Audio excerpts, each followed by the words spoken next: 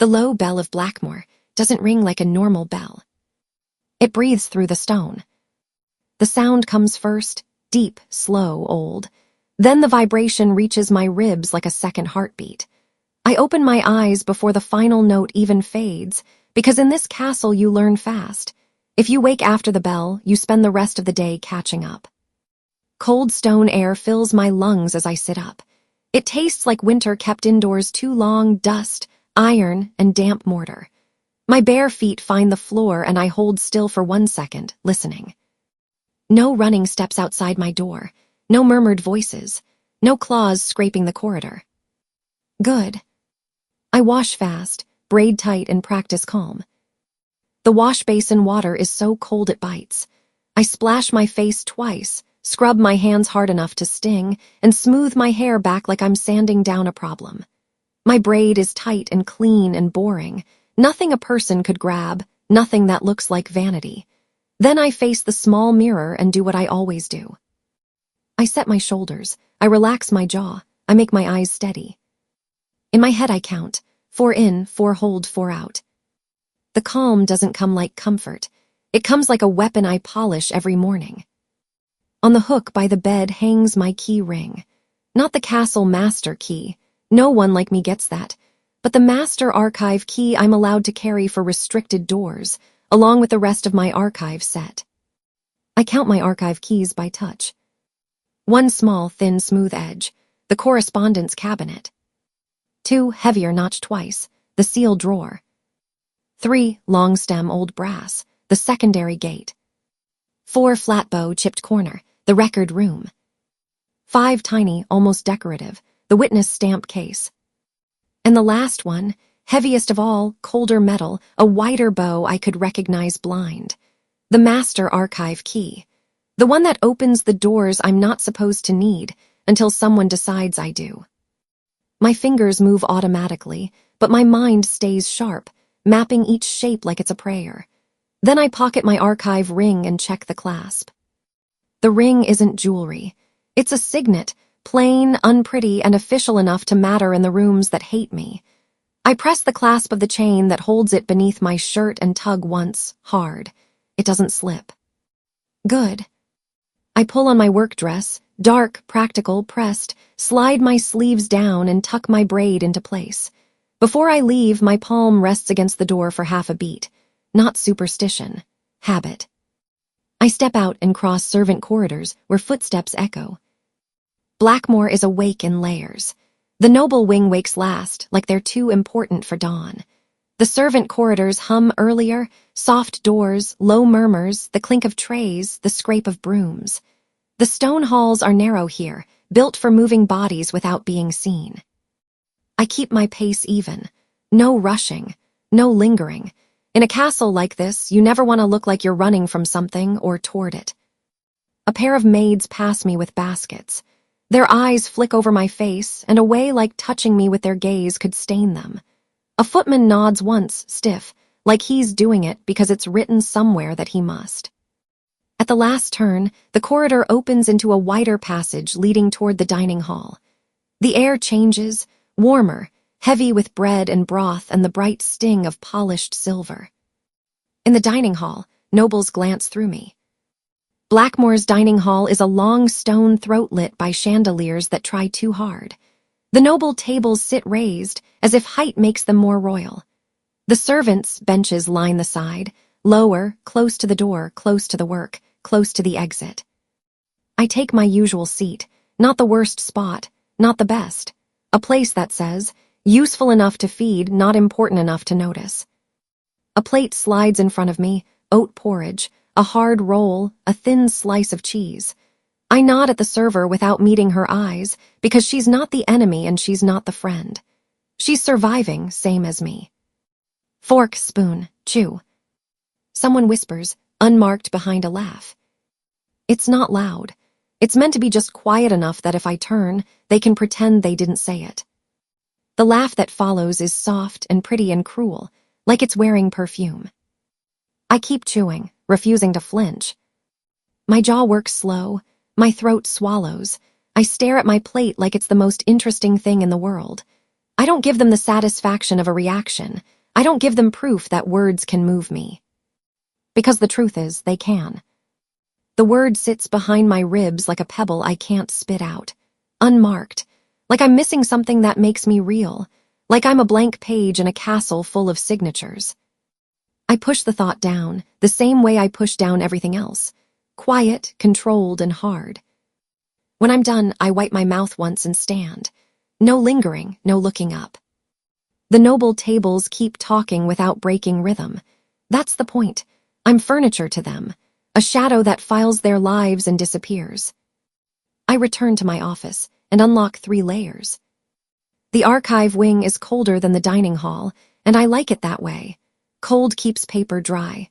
Cold keeps ink honest. Cold keeps people from wandering in unless they have a reason. My office sits at the edge of the record rooms. Small, cramped, and mine only in the way a cage can belong to the animal inside it. Layer 1, the corridor gate. I slide the key in, turn once, listen to the click. Layer 2, the office door. Another key, another click. Layer 3, the inner cabinet that holds today's seals and witness stamps. This one sticks. It always sticks. I press my shoulder into it and turn until it gives. Then I exhale because ritual matters. In my world, ritual is control. I log seals, dates, and witnesses precisely. The ledger opens in front of me with a familiar creak. I dip my pen in regular ink, safe ink, and write the date at the top in clean, sharp strokes. Then I begin. Seal number, document title, who requested it, who witnessed it, which stamp used, time of receipt, time of filing. It isn't glamorous, it isn't noble, but it's power in the only way I'm allowed to touch it. If I do this job perfectly, the castle needs me. If the castle needs me, it hesitates before it crushes me. I remind myself, usefulness keeps me alive. The thought isn't dramatic, it's practical, like a knife kept clean because dull blades get you killed. I'm halfway through the morning's intake when a soft knock comes at my door. Not the harsh knock of a guard, not the careless knock of a servant, a knock that assumes I will answer because of course I will. Chancellor Roland, Varick summons me with a soft smile. I stand, smooth my skirt once, and open the door. A messenger is waiting, young, stiff-backed, eyes trained not to show curiosity. He doesn't hand me a note. He just says, "The Chancellor requests you now." Requests, like it's optional. I lock my cabinet, slip my archive ring chain into a comfortable position beneath my collar, and follow. Roland's office sits in the administrative wing, warmer. Brighter and filled with furniture that looks expensive enough to bite. The door opens before I knock fully. That's not courtesy, that's control. Roland stands behind his desk, hands clasped, expression pleasant. He has the kind of face that could be handsome if it wasn't always calculating. His hair is combed back, his collar crisp, his scent clean, soap, ink, and something sharp underneath that reminds me of metal. He smiles at me like he's proud of his own idea. He praises me as dependable, like it's a leash. "Ilara," he says, voice smooth. Always early, always precise, always dependable. The word lands like a collar snapping shut. "Chancellor," I answer, polite and flat. He gestures to the chair. I don't sit until he sits. Another ritual, another rule. "I've been watching your work," he continues. "You keep the archive orderly. You keep the council's records clean." Clean, like my job is to scrub away inconvenient truths. I keep my face still. It is my duty. "And you do your duty well." His smile widens by half a degree, "which is why I need you for something important." My skin tightens at the word important. He slides a folder across the desk. Thick paper, official ribbon, wax dabbed at the corner like a warning. He assigns a peace oath for Stormvale's arrival. "Stormvale arrives within days," Roland says. "Their delegation, their guards, their Alpha's representatives." He says it like he's tasting the words, enjoying the weight of them. "The castle must present unity," he continues. "A peace oath, something formal, binding, something that calms the council and reassures our people." My hands don't move toward the folder yet. A peace oath requires exact language. That's why you're here. His eyes stay friendly while his tone sharpens. I want you to draft it, and I want it done today. Today, of course. He says, make it clean, make it binding. I meet his eyes, just long enough to show I heard the order, not long enough to turn it into intimacy. Yes, Chancellor. He leans back slightly, satisfied. Good, I knew I could count on you. Count on you. Like I'm a tool he keeps in a drawer. I take the folder and stand. If there are reference treaties, I'll need them. His smile doesn't change. Everything you need will be in the archive. Something about the way he says it makes my stomach tighten, but I nod anyway, because nodding keeps you alive. I leave his office with the folder against my ribs, like shielding myself with paper could stop a blade. Back in my office, I shut the door and set the folder on my desk. Before I even open it, my hand dips into my pocket. I slide a small, empty evidence vial into my pocket, an old archive habit, because proof matters more than guesses. The vial is glass, narrow, and clean. I keep it for small things, ash, fibers, dust, anything that can become proof later. It's habit the way breathing is habit. It doesn't mean I'm paranoid. It means I've lived here long enough to know how people disappear. I loosen the ribbon and open the folder. I open the draft and see ink too dark, too glossy. The page looks official at first glance, thick paper, clean margins, formal heading. But the ink, something about it is wrong. It catches the light too sharply, like oil on water. It looks wet even though it should be dry. I tilt the page left, then right, watching the shine crawl across the letters. My nostrils flare before I can stop them. The scent is metallic iron, like blood ink. My throat tightens. Blood ink isn't supposed to be used casually. It's not regular ink. It's a binding medium, old, strict, and dangerous in the wrong hands. Not everyone can even smell the difference. I keep my face steady anyway, because walls have ears and paper has enemies. Carefully, I set the draft down and look at the references listed at the bottom. Treaty file, Stormville Blackmore Accord, Addendum Clause Set B. I stand, go to the catalog cabinet, and pull the drawer for treaty files. I fetch the reference treaty file from its catalog slot. The slot is labeled correctly. The wood divider is worn where the file should sit. My fingers slide into empty air. The slot is empty. Dust shows recent removal. Not old dust. Not settled dust. Dust that's been disturbed in the last day, maybe hours, because the fine layer on the shelf edge is broken like a fingerprint. My pulse does spike. I don't let it. I breathe through my nose, slow. I pull the index ledger and flip to the treaty's log page. The index shows no sign-out. Someone stole it. No stamp, no witness, no time entry, no signature. That means the file didn't leave through the front door. It means someone with access took it quietly, or someone without access took it anyway. My hand presses flat on the ledger to steady the paper, and maybe to steady myself. For a long second I just stare at the empty slot, the broken dust line, the clean lie in the index. Then I close the drawer gently. No slammed drawers, no frantic movements. Panic is loud, and loud draws predators. I turn back to my desk with the oath draft, my mind already building possibilities I don't want. A soft sound reaches me, footsteps in the corridor. Not servants, heavier, slower, 2 sets, the rhythm of people who think the hall belongs to them. In the corridor, council voices approach. I don't have time to decide if I should pretend I'm not here. My body moves on instinct. I hide behind shelving, breath held. There's a narrow gap between the shelving unit and the wall, just enough for me to slip into if I turn sideways. Dust brushes my sleeve. The air behind the shelves is colder. It smells like old leather bindings and dry ink. I press my back to stone, hold the folder tight to my stomach, and keep my breathing silent. The voices pass my door, close enough that I can hear the rustle of fabric, the clink of a ring against wood. Then they stop. right outside the archive office. My spine goes rigid. My fingers curl around the folder's edge until the paper bends. I hear my name and silent mark. Ilara, one voice says, low and irritated. The other answers, softer, amused. She's still here, still tidy, still unmarked. A pause. Then the first voice again, sharper. Not unmarked, don't be stupid. Silent. Silent mark. The words slide under my skin like ice water. My palm grips wood until it hurts. The shelf edge bites into my hand, and I welcome the pain because it keeps me present. Because pain is simple. Pain is something you can measure.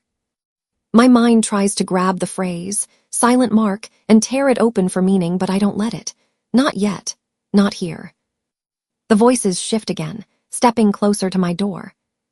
Blood ink, the softer voice murmurs. If she seals it wrong.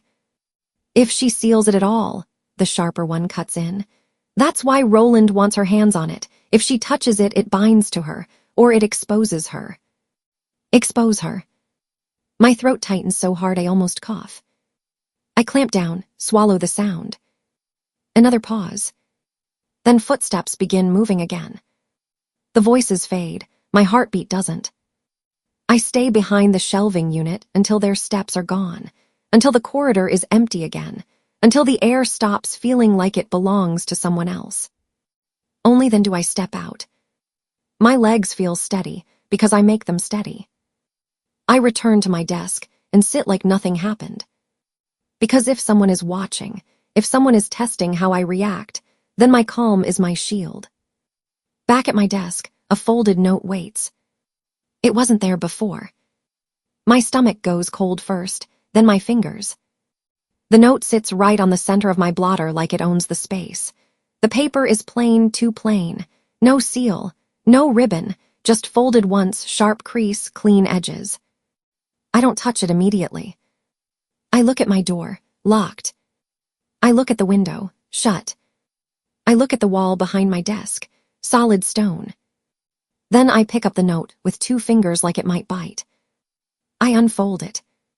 It reads, "Stop sealing oaths, switched at birth." My vision narrows. The ink on this note is normal, matte, dry, ordinary. But the words are not ordinary. They are a knife laid gently on a table. Stop sealing oaths. Switched at birth. My mouth goes dry. My tongue presses against the back of my teeth. I don't get to ask who wrote it. I don't get to ask how they got in. I tilt it under lamplight, faint emboss, EH. The lamp on my desk is small, covered in a metal shade to direct light down onto paper. I angle the note beneath it, slowly, watching the surface. At first I see nothing. Then the paper catches the light just right, and a faint emboss rises like a bruise. 2 letters. EA. Not ink, pressed into the fiber. My skin prickles. Not fear exactly, something sharper. Something that feels like a puzzle piece sliding into place, even though I don't know what picture it belongs to. I don't keep the note. I don't file the note. Because anything left on paper can be taken. I burn it anyway and collect ash in my vial. I strike a match, light the edge of the note, and watch the flame crawl. The paper curls, blackens, collapses into itself. Smoke rises thin and bitter. I keep my face blank, even though my hands want to shake.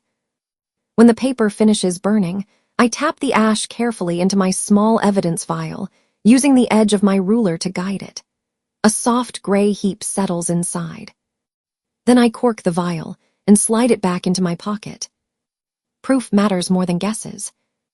The note is gone, but the message stays. Switched at birth. Silent mark. Blood ink. Missing treaty file. None of it belongs together, and yet it's all pressing in from different angles, like walls slowly moving closer. I decide to act normal until I find the watcher. Acting normal isn't pretending nothing is wrong. It's pretending you don't know they know. I straighten my desk. I smooth the oath draft page. I take a clean sheet of archive paper and begin drafting the oath language with regular ink, safe language, neutral language, while my mind keeps one sharp thread pulled tight on the missing file. I write slow enough to look thoughtful, not panicked. Outside my office, the archive wing stays quiet, too quiet. I can feel it anyway, the sense of being observed, like the air is leaning in. Eventually, the light through the small, high window shifts, and the archive wing becomes shadowed in that late-day way that makes every shelf look like a hiding place. I lock my office twice and check windows. First lock, office door. Second lock, cabinet door. Then I walk to the window, run my fingers along the frame and check the latch. Tight. No give. I pull the curtain closed anyway. I change into sleep clothes and hang my dress neatly. I wash my hands again, slower this time, like scrubbing can erase the day's words from my skin. Silent mark. Switched at birth. I sit on the edge of my bed and stare at the hook by the door where my key ring hangs. I sleep with keys on the hook and blade near. The blade is small, practical, and not official. A boot knife, thin enough to hide, sharp enough to matter. I set it within reach beside the bed. Then I hook my archive keys in their usual place. I touch each one once, confirming weight and shape. Everything is normal. I climb into bed and pull the blanket up, but sleep doesn't come quickly. The castle settles around me, pipes sighing, stone cooling, distant footsteps softening. When my eyes finally close, it's not peace. It's exhaustion. Sometime later, how long, I don't know, the castle shifts. A door closes somewhere. A footstep passes in the corridor, a whisper of fabric. My eyes snap open in the dark. I sit up fast, listening. Nothing. Just silence. My throat tightens. I reach toward the hook where my keys hang, because the touch of metal is grounding, because the weight is real. I reach for my master archive key, missing. My fingers close on empty air. For one frozen second, I don't breathe. The hook sways slightly, like something was taken from it recently. My hand drops slowly. My pulse starts to pound, loud enough that it feels like it could wake the whole castle. And in the dark, with my blade within reach and my keys suddenly lighter than they should be, one thought lands clean and certain. They didn't just take a file. They're taking control of where I can go next. My eyes stay on the hook. For one long second, I don't move at all, because moving is admitting it's real. Then I do what I always do when something is wrong in Blackmore. I make myself calm on purpose. I slide out of bed, bare feet silent on stone, and lean close to the hook. I don't just look, I inspect the hook itself, the wood around it, the tiny latch that keeps the ring from slipping off if someone bumps it. I search calmly. The hook latch is closed. Closed means my key ring didn't fall. Closed means it didn't slip. Closed means it did get misplaced. My stomach turns anyway. The key was taken, not lost. Someone came in here, quiet enough that I didn't wake, and chose the one key that matters most. The one that opens restricted doors in the archive wing. The one that keeps me useful. The one that keeps me alive. My throat tightens, and panic flashes hot behind my ribs like a match struck too close. I swallow it. Hard. I swallow panic and keep the archive normal. Because panic makes noise. Noise brings questions. Questions bring hands on your arm and soft voices saying for your safety while they lock you somewhere you can't defend yourself. I pull on my dress with fingers that want to shake. I braid my hair tighter than usual. I check my archive ring chain. I touch the small evidence vial in my pocket, ash inside, proof of yesterday's warning note. A reminder that someone is already playing games with what I can prove and what I can't. Before I leave my room, I scan the floor. No footprints, no displaced dust, no obvious sign of struggle. That's almost worse. It means whoever did this knew exactly how to move in this castle. I step into the servant corridor and walk like nothing happened. Like my key ring isn't lighter. Like I'm not suddenly trapped behind doors I used to be able to open. Blackmore wakes around me, layered and loud in the wrong places. Distant laughter from the noble wing. A tray clinking somewhere. The bell far off, lower this time, marking the start of work. I keep my face still. I keep my pace even. By the time I reach the archive corridor gate, my pulse has settled into something workable. The day does not stop because I'm scared. I unlock what I can unlock. Gate, office, inner cabinet. I pretend. I don't feel the missing weight on my ring. Inside my office, the air is colder and sharper. Paper, dust, ink, it should comfort me. Today it doesn't. I set my satchel down and open my daily log. My handwriting stays steady as I write the date. I start working like a machine. If someone wants me to unravel, they'll have to try harder. A shadow cuts across the glass panel of my office door. Then the door opens without knocking. Julian Blackmore stops me near the stairwell. Not in my office, he doesn't come all the way in. He stands at the threshold like my space is still too low for his boots. He's dressed for morning duties, dark coat, polished buttons, hair combed neat, jaw tense like he slept with anger clenched between his teeth.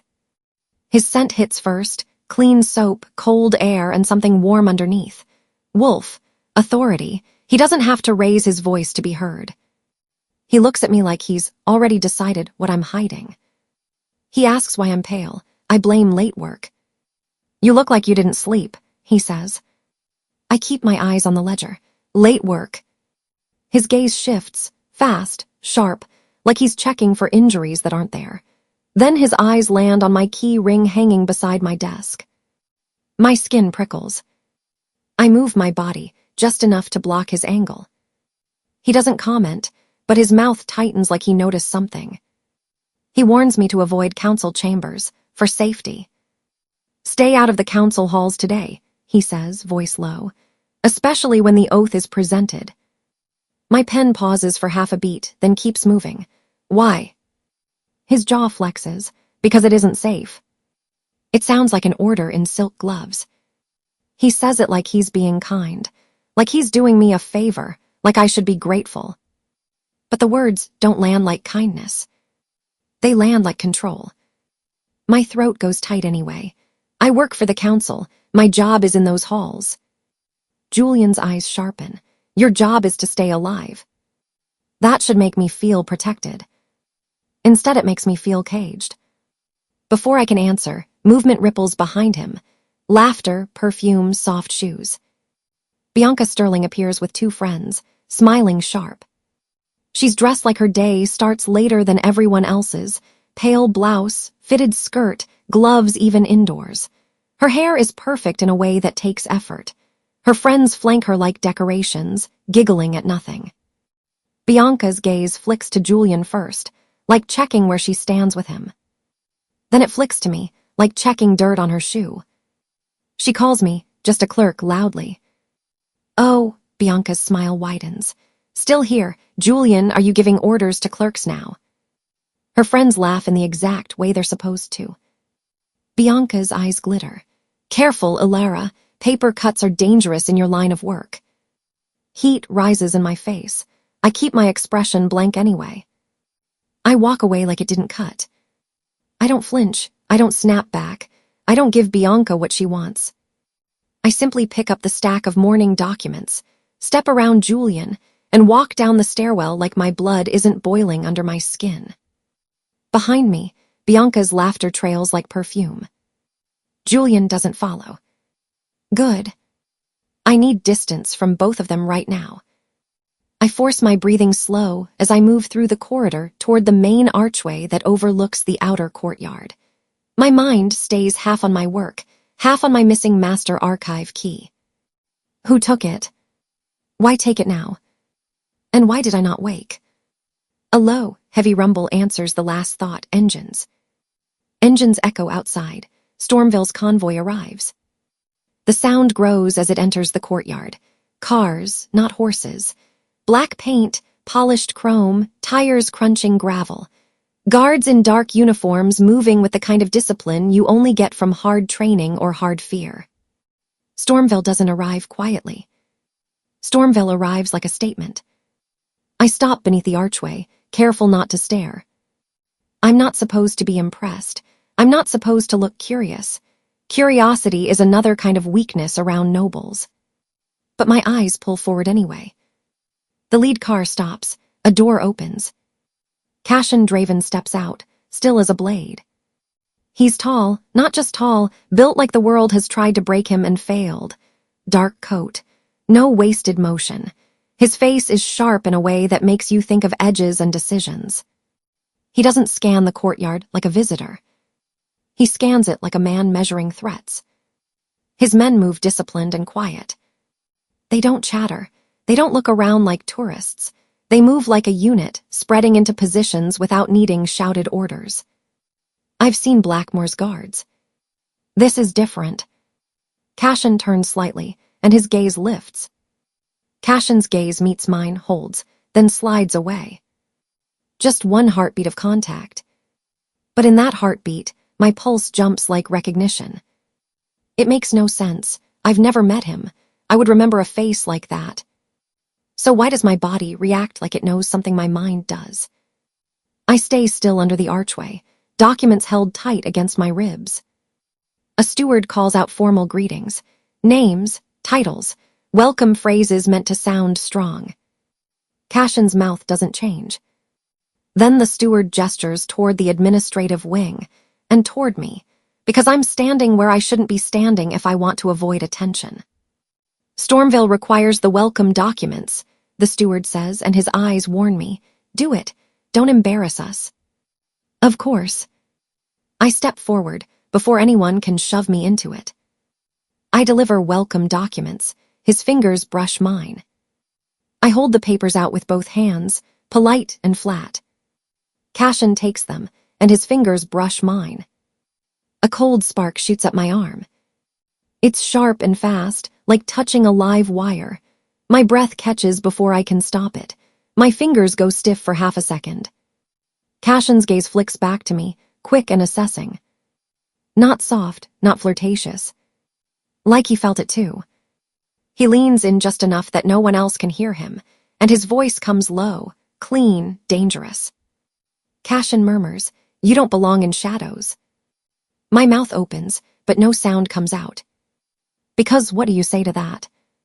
You don't know me. You don't know where I belong. Before I can regain my voice, movement cuts in from the side. Julian appears, placing himself between us. It's so smooth, it almost looks natural, like he just happened to step into the space at the perfect time. But I feel it. I feel the claim in it, the warning. Julian's jealousy is silent but heavy. Cassian's eyes shift to Julian. The air changes, not loud, not obvious, just tension tightening like rope. Julian's hand lands on my elbow, too firm, too familiar. "Thank you," Julian says to Cassian, his voice polite and cold at the same time. "We'll handle the rest." Cassian doesn't move. He looks past Julian's shoulder, at me, like Julian is a curtain he can see through. Then Cassian's gaze slides away again, and he turns with his men toward the administrative wing. I stand there for 1 second longer, my arm still buzzing with that cold spark. Julian's grip tightens slightly, like he noticed. "Back to work," he says, voice low. I pull my arm free carefully, because jerking away would make a scene. Then I walk. Not fast. Not slow. Controlled. The castle doesn't care how my skin feels. It cares that Stormville is inside its walls now. The rest of the morning moves like it's been greased. Servants rushing, guards repositioning, counselors in polished shoes moving in small packs like predators that hunt in groups. And then, because of course, my work pulls me exactly where Julian warned me not to go. In council, the oath draft lies on polished wood. I enter the chamber behind a clerk carrying ink and seals. I keep my head down, my face neutral. The room is high-ceilinged, warm with bodies and anger. The council table gleams with oil and pride. Roland is already there, standing at the head like he belongs to the castle's spine. The oath draft sits in front of him, my draft, cleaned up, recopied, made pretty. The ink on it is darker than normal. My eyes catch the middle section. I see a hidden clause about blood witness. It's tucked inside formal language, the kind of thing nobles skim without reading, because they assume they understand power better than paper does. But I read paper for a living. My pulse shifts. Blood witness doesn't belong in a peace oath, unless someone wants the oath to do more than promise peace. A council member gestures at the paper. Proceed. Roland's eyes flick to me for half a beat. Not a glance, not an acknowledgement. A check. My fingertip touches the page edge by accident. It's so small, just a brush, the kind of touch no one would notice. But my skin goes cold. Ink darkens subtly under my touch, angle only. I only see it because I'm looking down, because I'm too close, because the light hits it just right. The edge of the claws, just the edge, deepens, like the ink is reacting to my presence. Like it's alive. My breath locks. I hide my hand and keep my face blank. I pull my fingers back slowly, sliding them under my sleeve like I'm simply adjusting my cuff. No one reacts. No one gasps. Because no one saw it. Except Roland. Roland watches with a gentle smile that doesn't reach eyes. His mouth curves like he's pleased. I stepped exactly where he wanted me to. My stomach drops. The council begins to speak, to argue about wording and timing and stability. I stand at the side like a piece of furniture, recording nothing, offering nothing, making myself invisible. But inside, my mind is racing. Blood ink. Silent mark. Missing master archive key. And ink that darkens when it touches me. When the council finally breaks, chairs scraping, voices shifting into private murmurs, I exhale like I've been holding my breath for hours. I slip out of the chamber with the clerks and records, head down. And in the hallway outside. After council, Cashin blocks my hallway path. He doesn't step in front of me aggressively. He just appears in the corridor like he's been waiting in the exact place I can't avoid without looking like I'm running. His men are farther back. Julian is not in sight. Cashin's eyes lock on mine. No softness. But something in his stare feels like he sees too much. He says, "Your castle is lying to you." My throat goes dry. My first instinct is to deny, to pretend I don't know what he means. But yesterday's note burns in my memory. Switch at birth. Stop sealing oaths. And now this man, this Stormville Alpha, standing in my path like he's reading my fear off my face. "What are you talking about?" I manage, keeping my voice flat. Cashin's gaze flicks down, briefly, to the chain at my collarbone hidden under fabric. Then back to my eyes. "The oath," he says quietly. "The ink, the way they watch you like you're a tool." My heart thuds once, hard. "I'm a clerk," I lie automatically, safely. Cashin's mouth tightens. "No." Before he can say more, Julian grips my arm and pulls me away too hard. His hand clamps around my forearm like he's stopping me from falling, or stopping me from talking. Pain flares, not enough to bruise yet, enough to warn. "Move," Julian says under his breath, smiling at passing nobles like nothing is happening. My teeth clench. I let him pull me, because making a scene in this hallway would ruin me. But I don't let him think I didn't notice. Julian doesn't speak until we reach a quieter corridor near the archive wing. Then he releases my arm like he didn't just mark me with his grip. "What did he say?" Julian asks, voice tight. I keep my face blank. "Nothing important." Julian's eyes flash. He doesn't believe me. But he can't demand answers without revealing he's afraid. He steps closer anyway, lowering his voice. "Stay away from him." "Why?" I ask. Sharper than I mean to. Julian's jaw works, because Stormville doesn't come here to be polite. Neither does Blackmore, I think, but I don't say it. Julian stares at me like he wants to say something else, something true, but can't. Then he turns away, and the moment dies like a candle smothered under glass. I return to my office and shut the door behind me.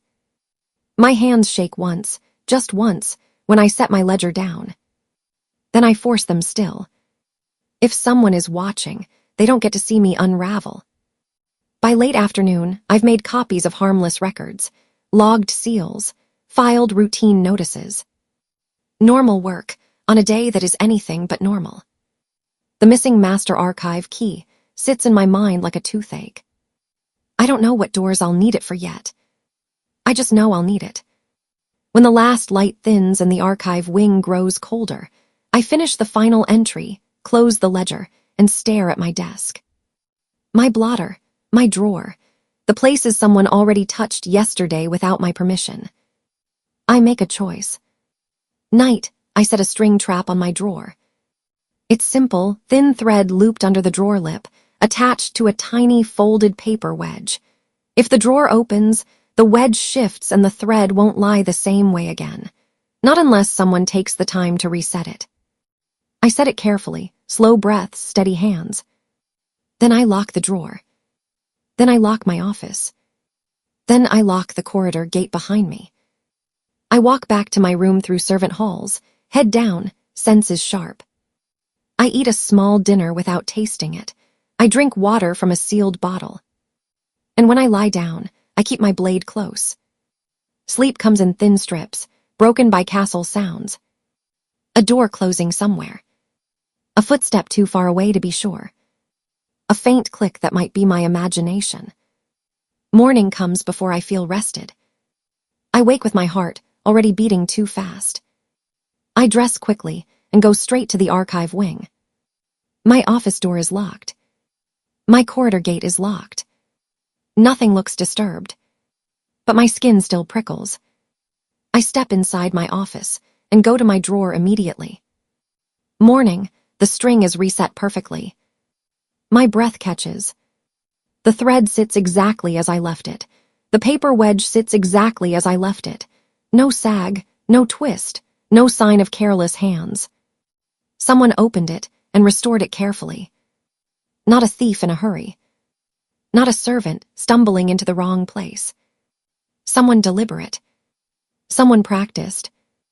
My mouth goes dry. I check the drawer anyway. Papers shifted slightly, just enough that I know they were touched. Nothing taken. Which means the point wasn't stealing. The point was showing me. I stand there for a second, frozen, listening to my own pulse. Then I force my body to move like a normal morning. I open my blotter. I straighten my pens. I pretend my world isn't cracking open.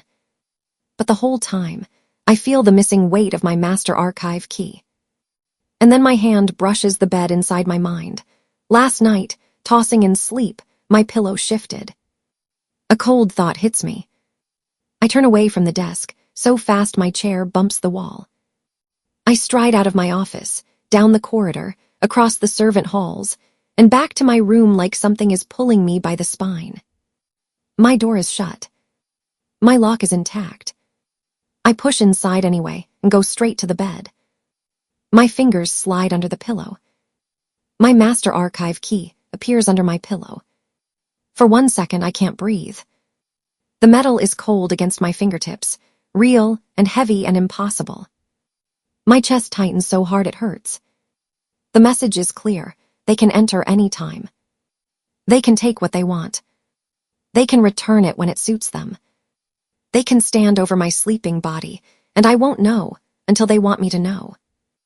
I hold the key in my palm until the cold seeps into my skin, grounding me. Then I force myself to move again, because if I stand here shaking, I lose. Back in my office, I sit at my desk and open my blotter like it's just another day. That's when I see it. A small slip of paper tucked beneath the edge of the blotter pad, like it's been waiting for my eyes. My fingers hesitate. Then I pull it free. A slip in my blotter reads, "Watch the nursery wing." 2 lines. Plain handwriting. No seal. No signature. Just a command. My stomach drops, slow and heavy. Because yesterday's warning said switched at birth. And the nursery wing is where birth stories begin, and where they get rewritten. I fold the slip once, and hold it so tightly the paper creases under my grip. Then I lift my eyes toward the archive shelves, toward the stone walls, toward the air that suddenly feels too aware. And I whisper to myself, so quietly no one else can steal the sound. Okay. Because if they want me to watch the nursery wing, I will. And this time, I won't go in blind. The master archive key sits in my palm like a threat wearing familiar metal. I don't hang it back on the hook. Not yet. I bring it to my desk and turn it under the lamplight the same way I turned the warning note. Slow, patient, suspicious. Metal doesn't lie if you know how to listen to it.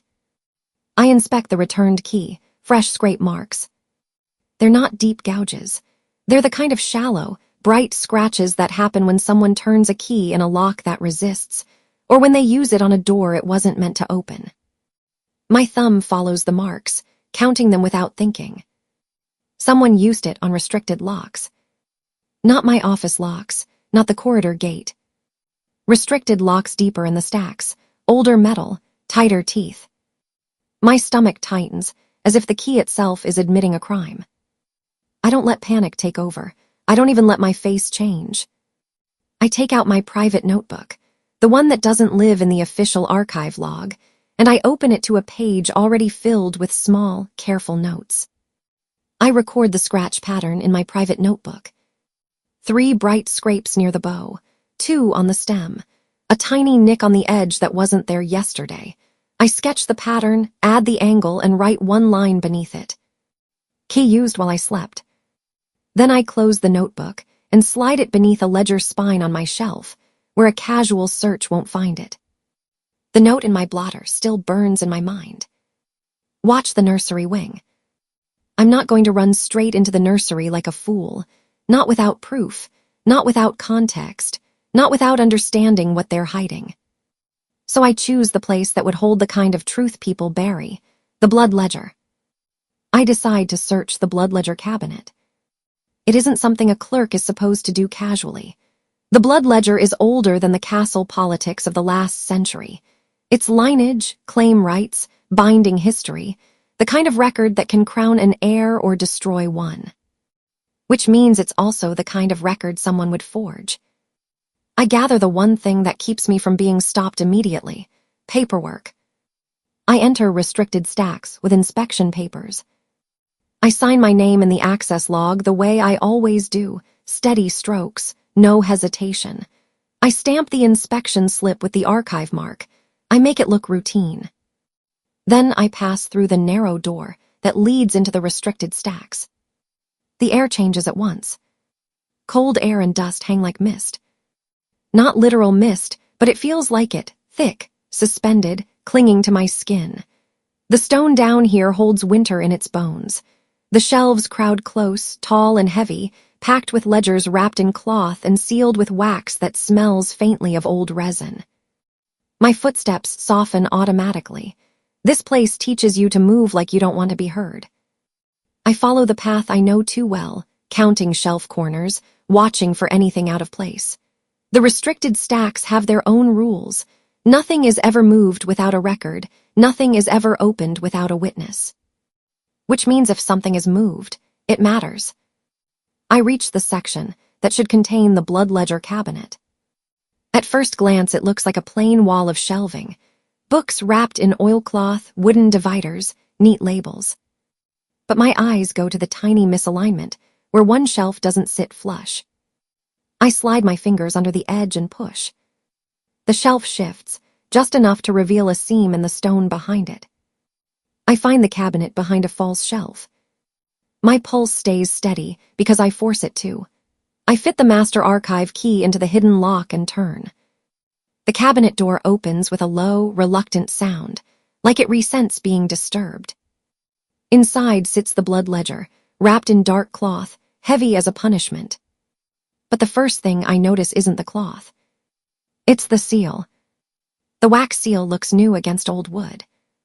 The cabinet wood is aged, scuffed from decades of careful access. But the wax on the seal has a fresh shine to it, the kind wax gets when it hasn't had time to dull. I lean closer, careful not to breathe too hard on it. I press it gently. It's still soft. Not wet, not liquid, but soft enough that my fingertip leaves the faintest dent. My stomach flips. Someone resealed it within days. Someone opened it, changed something, and tried to make it look untouched. Because the wax is still soft, I ease a thin paper knife under the edge and lift the seal as intact as I can. No loud crack, no obvious shards. I unwrap the cloth and lift. I open the cabinet and lift the heavy ledger. It's heavier than it should be, thick spine, reinforced corners, pages pressed tight by time and importance. It smells like old ink and dried leather, and something sharper underneath. Pages smell like iron and smoke. The iron is blood ink residue. The smoke is old candle soot from a time when records were read by flame and sealed by hand. I flip the first pages, scanning the headings. Lineage entries, witness marks, seal impressions. Then my eyes catch the wrongness. Several pages are cleanly cut out. Not torn, not damaged by age. Cut, straight lines, a blade used carefully, a hand that knew exactly which pages to remove and how to remove them without ruining the binding. My fingers hover over the gaps, and cold spreads through my chest. I flip forward again, and the ledger continues like nothing happened, but something about the paper changes. Replacement pages look aged but smell young. They're tinted like someone rubbed them with tea or smoke to mimic time, but the edges are too crisp, the fiber is too intact, and when I lean in, fresh paper smell hides beneath the fake age. My mouth goes dry. I turn the ledger slightly, angling it toward the light in the narrow gap between shelves. Then I study the seal impressions on the replacement pages. The rings that pressed these seals should leave a specific ridge, a certain pressure curve, a tiny flaw at the edge that comes from an old crest worn by use. But the impression here is too clean. Seal pressure doesn't match the correct ring ridge. Wrong ring, wrong press, wrong hand. Forgery. My pulse hits hard once, anger not fear. Then it stops because I hear it. Footsteps. Not mine. Not soft servant steps. Heavier, deliberate. Footsteps approach, I slide it back and hide. My hands move fast, precise. I lower the ledger into place, wrap the cloth, set the lifted seal back into position, and press it gently so it sits the way it did before. I shove the false shelf back into alignment. Then I slip into the narrow shadow between two tall stacks, and the wall, breathing shallow. The footsteps stop right where I am. A key turns. The false shelf shifts. Roland enters with Captain Garth. Roland's voice comes first, smooth and low. Garth's presence follows, thick, heavy, like a door being slammed softly. From my hiding place, I see the edge of Roland's coat, the gleam of a ring on his hand, the polished boot of Captain Garth planted like a threat. Roland doesn't waste time pretending. Roland says, "If she reaches lineage pages, we lose." My skin goes cold. So he knows I'm looking. Or he knows I will look. Garth asks, "Move her east wing." His voice is blunt, practical, like he's talking about moving furniture, not a living person. Roland replies, "Not yet. Keep her calm, like we did during the old assassin scare." Old assassin scare. The words slide into place like a missing piece of castle history, finally being named. The kind of old rumor servants whisper about when they think no noble can hear. So there was a scare. So there was a time when people were controlled for safety. And they did it before. They did it quietly. They did it successfully. My throat tightens so hard it hurts. Roland and Garth stand there a moment longer, the cabinet open, their bodies blocking my view of whatever Roland checks. Then the false shelf shifts back into place. A key turns again. Footsteps move away. They leave. Bitter smoke seeps from a vent. At first I think it's just dust disturbed. Then my lungs tighten. The smell isn't ordinary smoke. It's bitter, harsh, wrong. It crawls into my throat and coats my tongue like poison. Wolfsbane-adjacent sedation, microdose. My eyes water instantly. My nose burns. My chest constricts like invisible hands are squeezing. I clamp my hand over my mouth to stop a cough.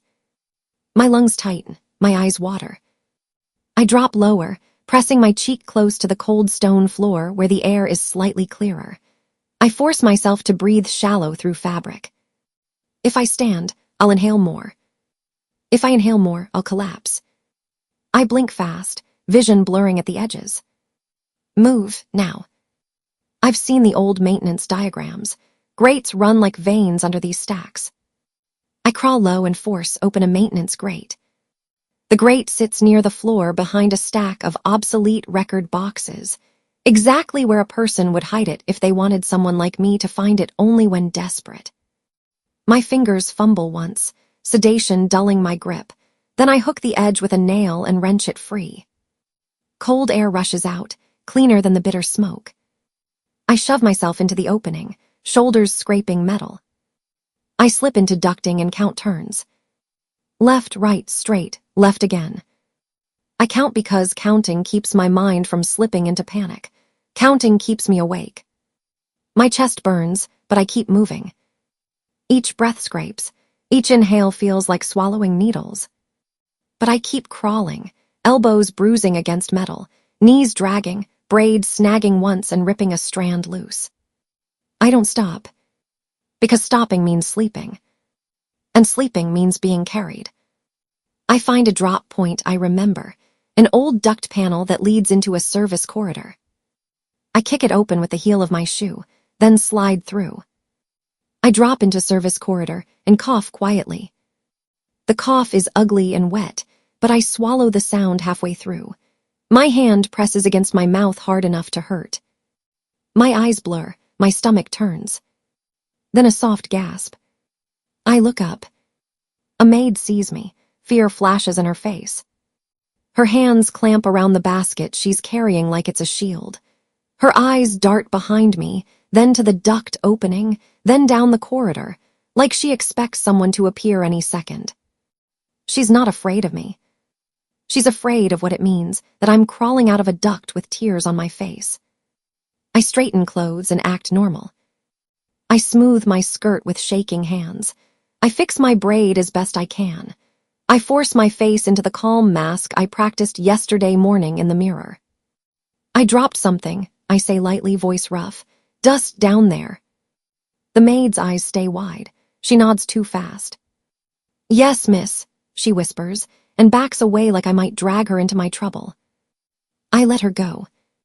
I push myself upright, leaning one shoulder against the wall for 1 second until the dizziness passes. Then I move, fast but not frantic, back toward the main corridors. By the time I reach the archive wing entrance, my eyes are less watery. My breathing is almost steady. Almost.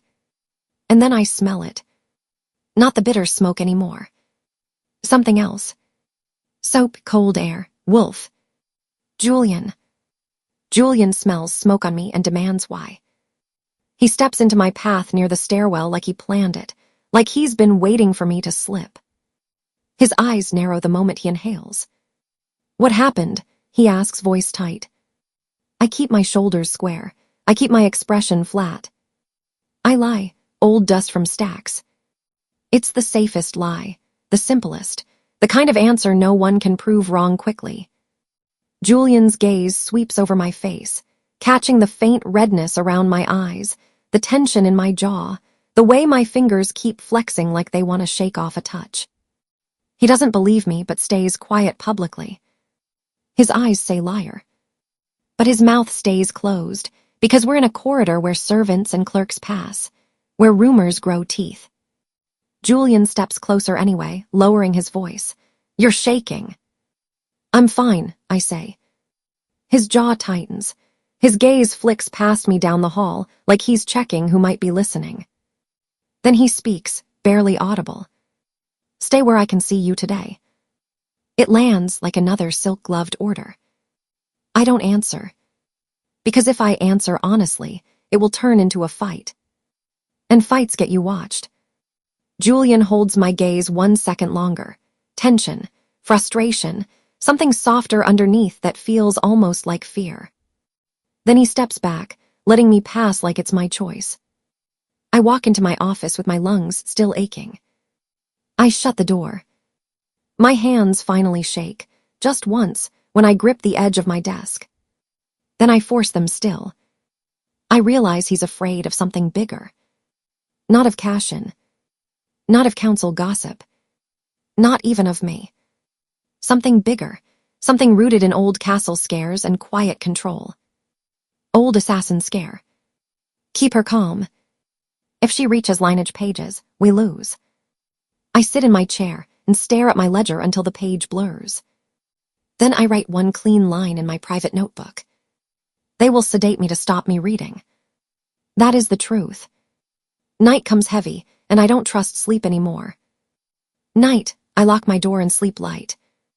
I check the lock twice. I wedge my chair under the handle even though I know it won't stop someone using hidden routes. I keep my blade close. I keep my evidence vial in my pocket like a talisman. I sleep in thin strips, waking at every creak, every distant step, every breath of moving air. In the dark, I repeat the only thing that keeps me steady. I tell myself fear is a tool, not master. Fear tells me what matters. Fear tells me where to look. Fear tells me I'm alive enough to fight. Morning comes. Gray light creeps through the window slit. The castle sighs awake. I sit up slowly, listening. No footsteps outside my door. No voices. No knock. Just stillness. I slide out of bed and go to the threshold. My hand reaches for the handle. And I freeze. Chalk dust. Fine, pale dust gathered in a crescent along the seam at the bottom of my door, like someone sprinkled it there with careful fingers. Morning shows chalk dust at my doorway. My stomach drops, slow and heavy. Because chalk isn't random. Chalk is a test. Chalk is a mark. Chalk is proof that someone stood right here in the night, measuring my door, measuring me, and left a silent message in powder. We were here. We can be here again. And next time, you might not crawl out. Chalk dust shouldn't make my stomach drop. But it does. Because it isn't random. It isn't careless. It's deliberate in the way only people with time and power can be deliberate. I crouch at the threshold of my room, studying the pale crescent against the stone like it's a message written in powder. I study chalk marks. Someone tested my door overnight. Not a prank, not a servant's mistake. The line sits too clean, too placed, right where the door meets the floor, right where a hand would sprinkle it to see if the door opens, if the seam shifts, if anyone comes and goes. I don't wipe it immediately. I stare until my eyes go dry, then I pull a scrap of paper from my pocket and lightly press it to the chalk, lifting a faint imprint. Old habit. Proof matters. Then I straighten, wash my face, and step into the corridor like I'm not carrying a silent war under my ribs. I make it 3 turns down the servant passage before a shadow peels away from the wall ahead. Julian. He doesn't greet me. He just falls into step at my side, like he's been assigned to my body. Julian escorts me for safety, grip too firm. His hand closes around my forearm, not enough to bruise, but enough to remind me he can. Enough to make any watching eyes believe I'm under control. I glance down at his fingers, then back up at his face. He's calm, too calm, that calm that feels like a door locking. I feel anger at the cage, inside kindness. Because I know how he thinks he's helping. I also know how much it looks like ownership. Let go, I say softly. His jaw tightens. He doesn't loosen his grip. Not here, he murmurs, voice pitched low. People are watching. That's the point, isn't it? I don't fight him in the corridor. Fighting makes spectacle. Spectacle makes stories. Stories make you easy to control. So I walk. And I swallow the heat in my throat like it's ash. We pass the dining hall archway, where perfume and laughter spill out into the cold air. Bianca Sterling stands with two girls in silk and sharp smiles, like a crown made of glass. Her gaze lands on Julian's hand on my arm, and something pleased flickers across her face. Bianca watches us, smiling like she owns the scene.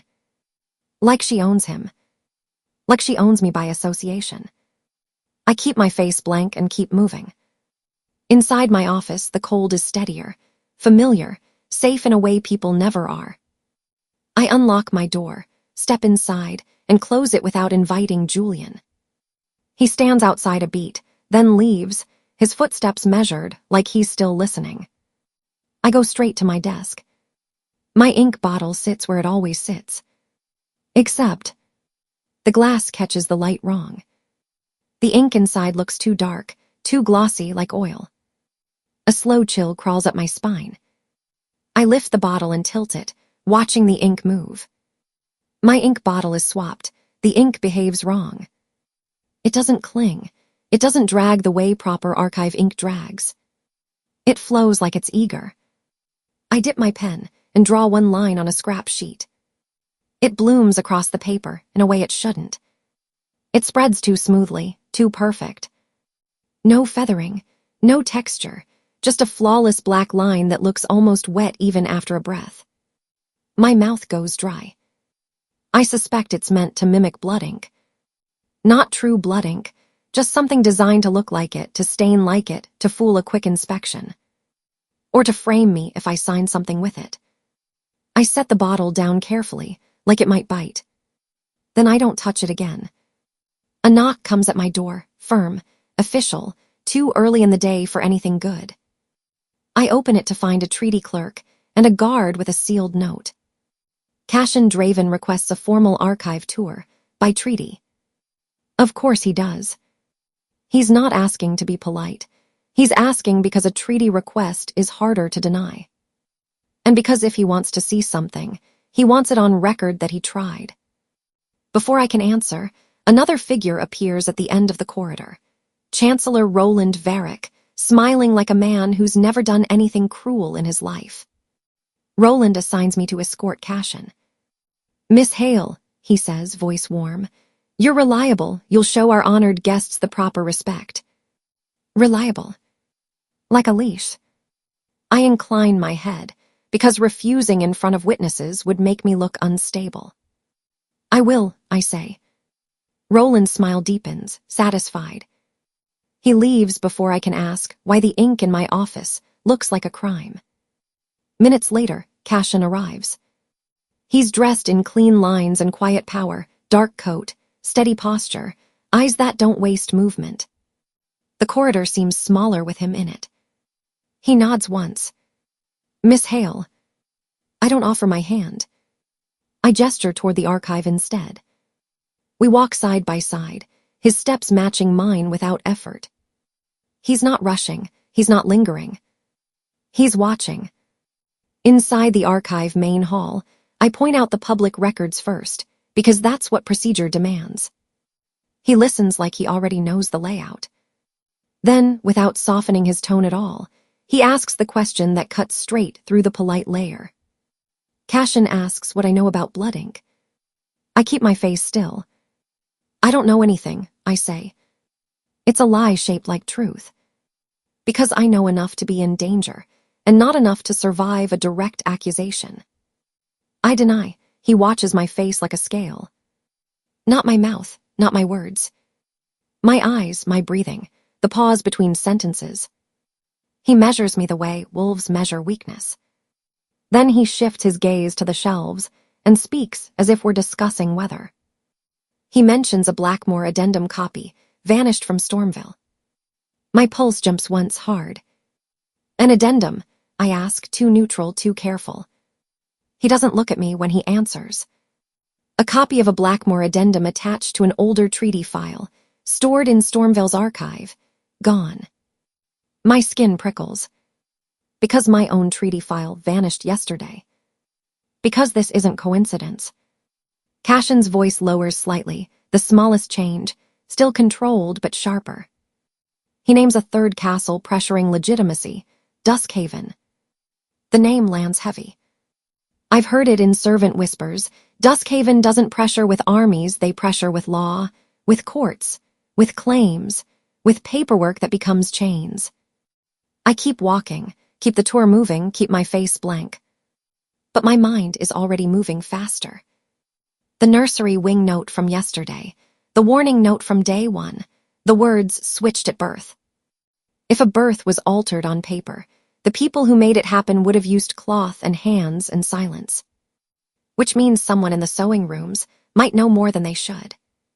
When the tour ends, I don't go back to my office immediately. I go to the seamstress corridor. The sewing rooms sit warm compared to the rest of the castle, all steam and fabric and needles flashing under lamplight. I keep my tone gentle, neutral, like I'm asking about repairs. I question seamstresses about nursery stitching patterns. Old cradle cloth, I say.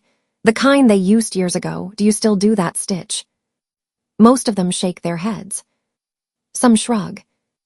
Then I pull out my sample cloth, just a small square I cut from an old scrap in storage, nothing that would be missed. One seamstress goes pale at my sample cloth.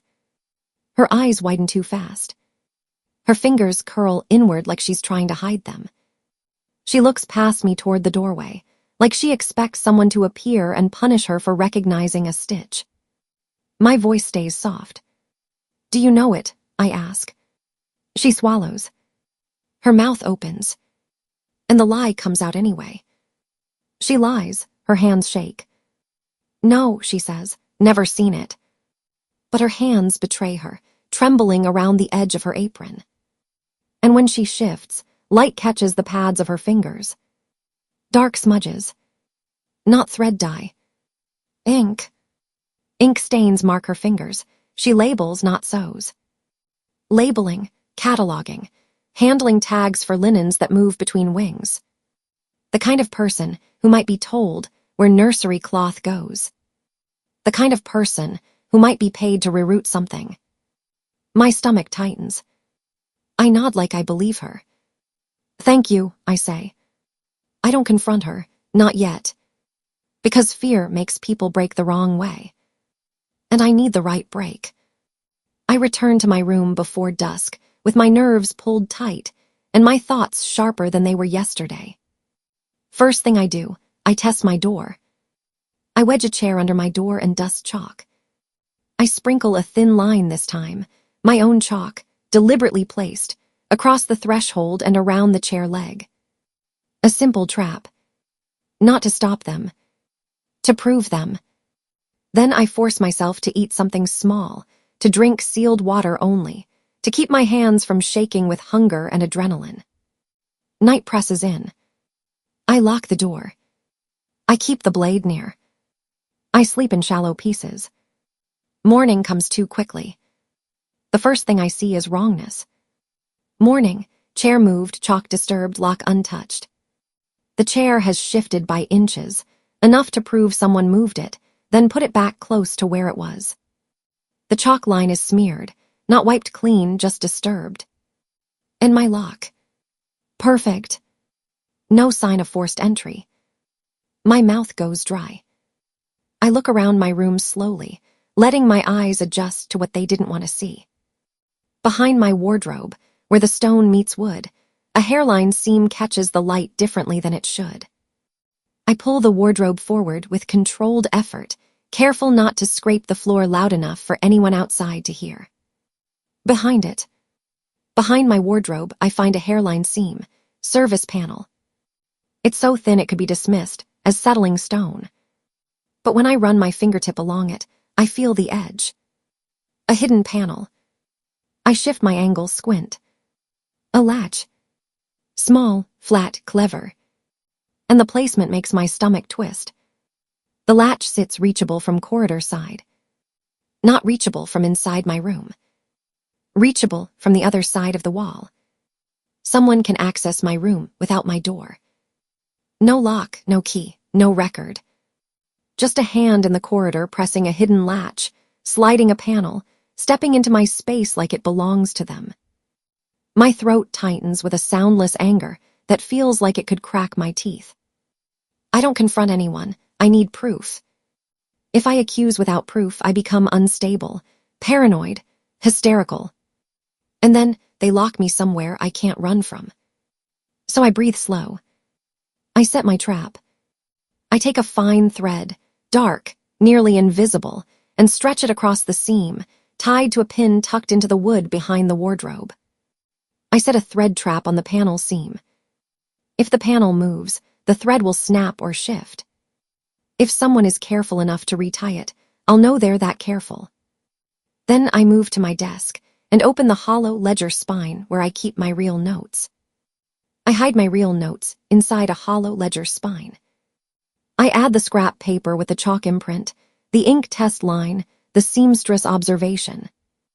Then I close it and slide it back among the real ledgers like it's always belonged there. After that, I do something that tastes like humiliation. I take my decoy journal, thin, plain, and write one line where anyone searching would see it. I leave a decoy journal line visible. Nursery wing rumors persist, might investigate. If they're reading me, let them think they're ahead. Night falls again. I do not undress fully. I keep my hairpin tucked close. I sit at my desk with a ledger open, not because I'm working, but because work gives me a reason to stay awake. Then I hear it. Night, faint metal clicks behind the wall. So soft, I almost convince myself it's the building settling. Click. Pause. Click. My breath stops. I hold breath until silence returns. I don't move. I don't blink too hard. I let my ears stretch into the quiet until the clicks stop, and the wall becomes nothing but stone again. Only then do I exhale slowly through my nose. I realize the watcher is practicing control. Not rushing, not grabbing. Testing, learning, measuring. They want to know how far they can go before I break. So I refuse to give them that satisfaction. I steady myself by writing inventory until dawn. Line after line, seal after seal, date after date. The rhythm keeps my mind from spiraling. The numbers keep my hands from shaking. When dawn finally grazes the window, my eyes burn, but my thoughts feel sharpened into something hard. A knock comes at my door. Julian. His voice is low through the wood. Open up. I don't. Julian knocks. I refuse to talk. Miss Hale, he says, softer now. Ilara just talked to me. Talk. Like words fix cages. Trust requires truth, not pressure. I lean close to the door and answer without opening it. Tell me the truth, I say, then we can talk. Silence. Then his footsteps retreat, slow. The corridor quiets. I think I've earned a moment of stillness. I haven't. When I turn back toward my desk, something sits on my blotter that wasn't there when I last looked. A folded scrap. No footsteps, no sound. Just paper. A note appears. Nursery, midnight. Servant shorthand again, quick strokes, familiar style. The handwriting is servant-run shorthand. My throat tightens. It's either a lure or a warning. Either way, it's a message delivered through a wall that should have protected me. I don't keep it.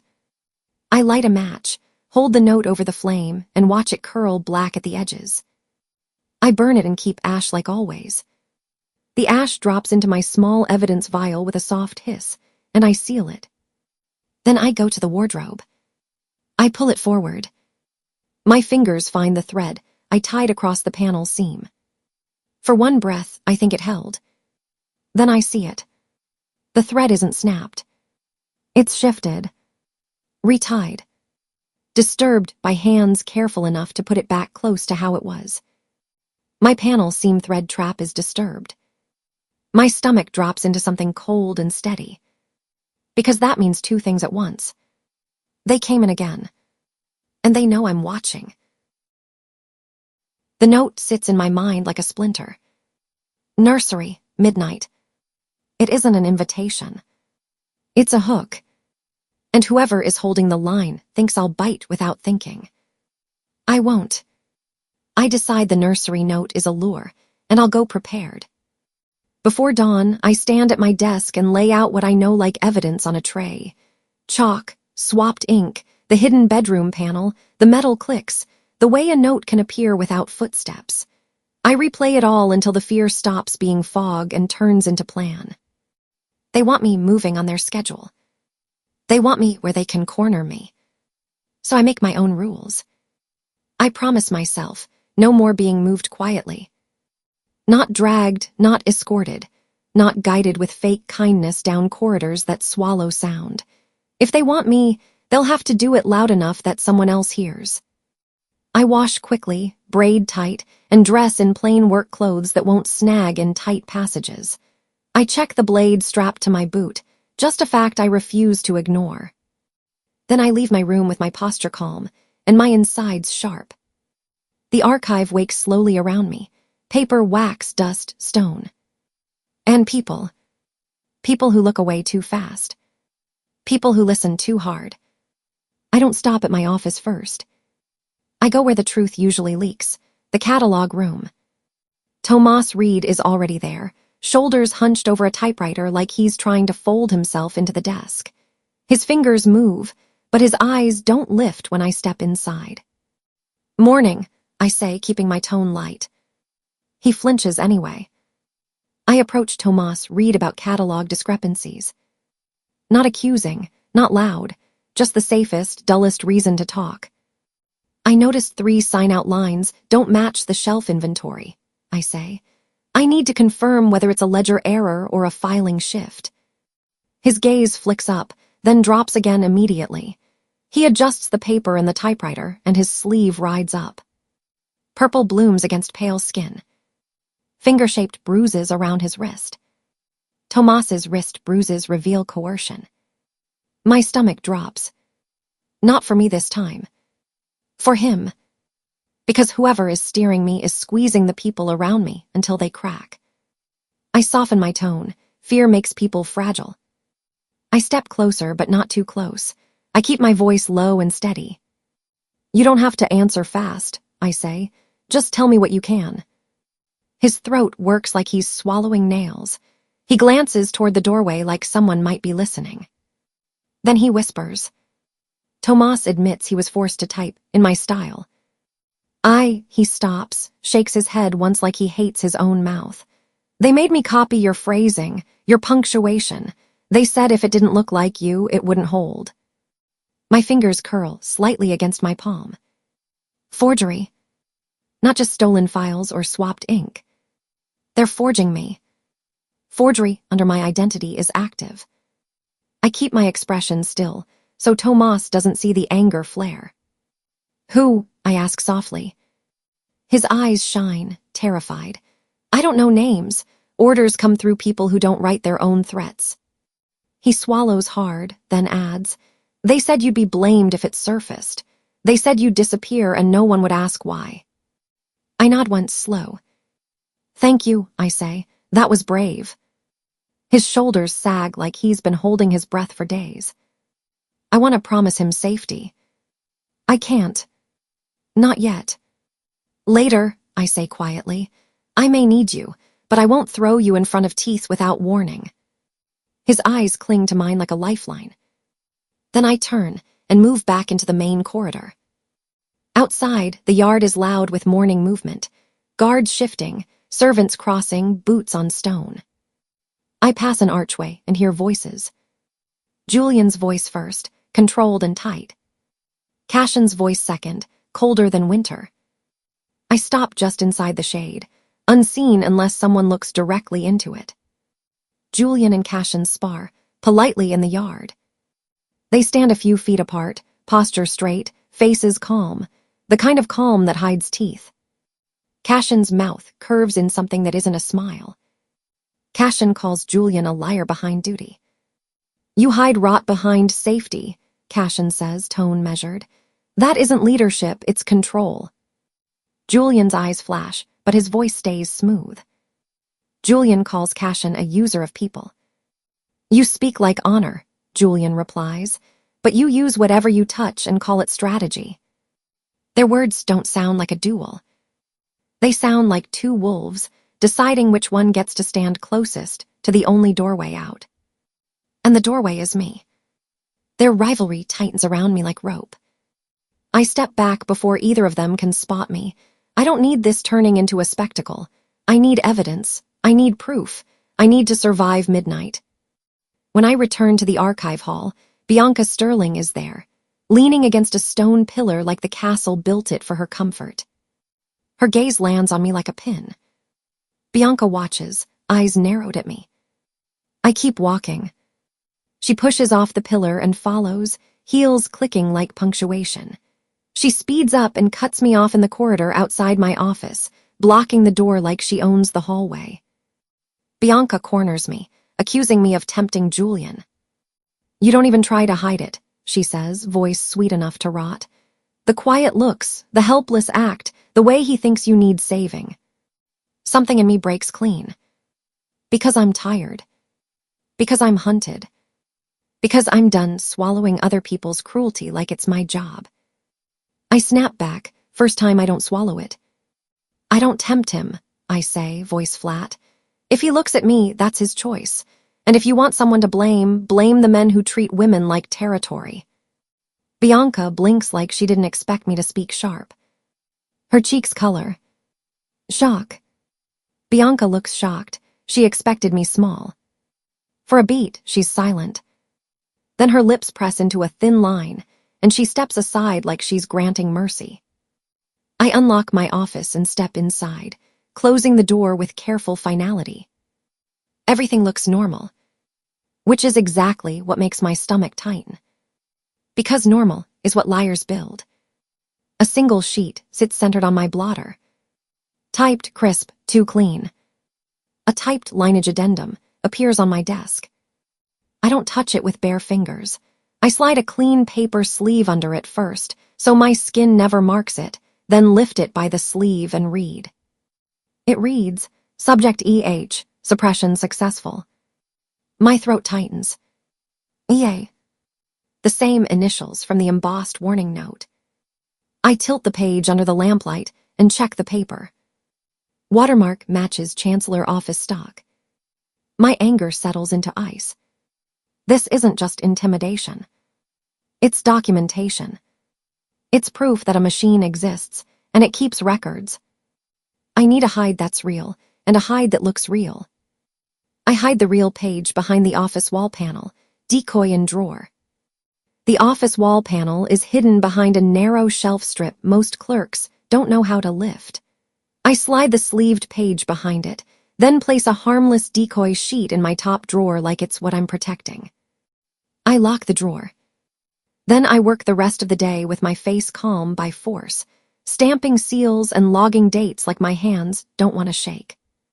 Evening comes. The archive empties. The hall's quiet. I stay late under the excuse of inventory, but when the bell marks the deep hour, I stop writing and listen. Night, my office lock clicks, a shadow searches. Soft, controlled, a key turned with confidence. I don't move. I don't breathe too loud. A shadow shifts under my door seam. Slow footsteps. The faint slide of a drawer. Paper whisper. Then the shadow pauses near the shelf strip that hides the wall panel. My pulse doesn't race. It goes cold. I keep my eyes lowered, and my posture slack like a clerk too tired to notice anything. Minutes stretch. Then the lock clicks again. Silence returns. I sit frozen for a long count, then force myself to stand. I cross to the drawer first. The decoy sheet is still there, untouched. They didn't waste time on the obvious place. I glance toward the shelf strip and stop myself. I don't check the panel tonight. If I react, if I rush to it, I confirm what matters. And if they're still nearby, they'll see it on my face. So I lock my office, leave by the servant corridor, and sleep in shallow pieces with my keys close and my thoughts tighter than my braid. At dawn, I return to my office like nothing happened. Only then do I lift the shelf strip and slide the wall panel open. Empty. Morning, the office wall panel is opened, The real page is gone. My breath leaves me slow. Not surprise. Rage. The thief knew my hiding place. Which means they've used that panel before. Which means I'm not just being watched. I'm being guided. I bag the idea. I'm being steered on purpose. Every clue lands at the exact moment it can push me in a direction. Nursery, suppression, addendums, missing pages. They want me to chase what they want me to chase. The question is why. My mind is still turning when I notice something on the center of my desk that wasn't there an hour ago. A ring. Heavy. Polished. A crest carved into the face. Blackmore. A Blackmore crest ring appears on my desk. It sits too perfectly, staged. Too royal, planted to frame me. I don't touch it with bare skin. I take a clean cloth, fold it twice, lift the ring, and seal it into an evidence envelope. I bag it as evidence without touching bare. I write the time and location. I seal it. I witness mark it in my own hand. But keeping evidence in my office is dangerous now. Panels open. Locks click. So I choose the one person whose hands are already in the fire. I find Tomas, eyes tired, wrists hidden under his cuffs. I slide the sealed envelope across the desk like it's ordinary. I ask Tomas to hide the sealed evidence envelope. His eyes widen. He looks at it, then at me, then toward the corridor. He swallows, then nods once. Tomas agrees, trembling but loyal. I have a place, he whispers, a shelf they don't check because they think I'm harmless. Hide it deep, I say. I will, he promises, voice thin but real. Before I step back into the main halls, I prepare the way I always prepare when fear tries to steer my body. I tuck boot blade in place. I adjust the strap until the weight sits right. I hide a hairpin pick in my sleeve. No one notices, because no one looks at a clerk's cuffs. I keep my face calm all day. Even when Bianca watches like she's measuring my throat. Even when Julian's gaze finds me too often in corridors. Even when Cashin passes and the air seems to sharpen around him. I avoid tea and drink sealed water only. My own flask, sealed cap, never out of sight. Late afternoon, I return to my room and pull the wardrobe away from the wall. I check the thread trap on the hidden service panel seam. It's there, but the knot is different. The angle shifted. Vixed. Mocked. I check my panel seam trap again, moved, retied. A slow cold spreads through me. Someone is confident enough to taunt me. They want me to know they can enter, exit, touch, and leave no obvious scar. I push the wardrobe back into place and keep my breathing steady. I write inventory lines I don't need, just to keep my hands busy. Then I wait. Midnight approaches like a closing fist. The castle sounds thin. Footsteps become rare. Voices fade. Even the stone feels like it's holding its breath. I slip my blade into reach. I keep the hairpin in my sleeve. I step into the corridor and start toward the nursery wing with controlled pace, as if I'm simply making a late round. Then I hear it. Not behind me. Beside me. Soft, careful steps matching mine from the shadows. Close enough that my skin registers a presence before my mind names it. Soft footsteps track me toward nursery wing. My heart doesn't race. It settles into something hard and steady. Because if they want me in the nursery, I'm going to make sure I'm not the only one who finally notices how they move. The footsteps stay close. Not rushing. Not clumsy. Measured, like whoever's behind me knows exactly how loud a heel sounds on stone and how far sound carries in these corridors. I don't look back. I adjust pace and listen. I let my stride loosen, then tighten, like I'm changing my mind for no reason. I count the echo beats between pillars. I drift closer to the wall so the sound bounces differently. I listen for the tiniest mistake, cloth brushing stone, a breath taken too deep, a boot catching on a rug edge. Nothing. Whoever it is, they're trained. Or they've had a lot of practice stalking people who aren't supposed to notice. The nursery wing is ahead, darker than the rest of the castle at this hour. The air colder like the stone itself remembers old secrets. My palm goes damp on the seam of my sleeve where the hairpin sits. Then, a figure steps into my path, as if he's been waiting there the whole time. Julian intercepts me and asks if I'm sick. Alara, his voice is low, too gentle to be harmless. His gaze flicks over my face like he's looking for cracks. You look off, are you sick? My pulse jumps, but I keep my expression flat. Sick is a word they use to shrink you. I deny. Illness becomes an excuse to confine me. I'm fine, I say, just tired. His jaw tightens like he doesn't believe me, but he doesn't push, at least not in words. He shifts his body slightly, blocking the corridor angle that leads straight to the nursery wing, making it look like concern instead of control. I don't argue, not here, not now. I pivot smoothly, like I chose a different route on my own. The footsteps behind me fade. Or maybe they just get better at hiding. I take the long route back, doubling through brighter public halls and looping past the guard post on purpose until I'm sure I'm not being herded. Only then do I return to my room, sleep in scraps, and wait for dawn like it owes me answers. Morning comes with bells, servants, and the sharp scent of wax warming in the archive hall. By mid-morning, the castle is dressed for diplomacy. Polished floors, controlled smiles, guards standing too straight. Council meets. Roland proposes joint archive custody with Stormville. I stand at the edge of the council chamber with my papers stacked perfectly, my spine stiff, my face calm. Roland Varick's voice carries like velvet over a blade. For stability, he says, we will establish joint custody of key archival materials during Stormville's stay. The words are smooth. The meaning is theft disguised as cooperation. I object legally. Roland overrules me publicly. With respect, I say, careful and clear, archive custody is protected under Blackmore Charter. Joint custody requires a signed council vote and proper witness seals. Roland turns his soft smile on me like a leash tightening. Noted, he says, voice warm enough to fool anyone who hasn't been in his office alone. And overruled. We can't allow personal anxieties to delay peace. A few nobles shift, murmuring.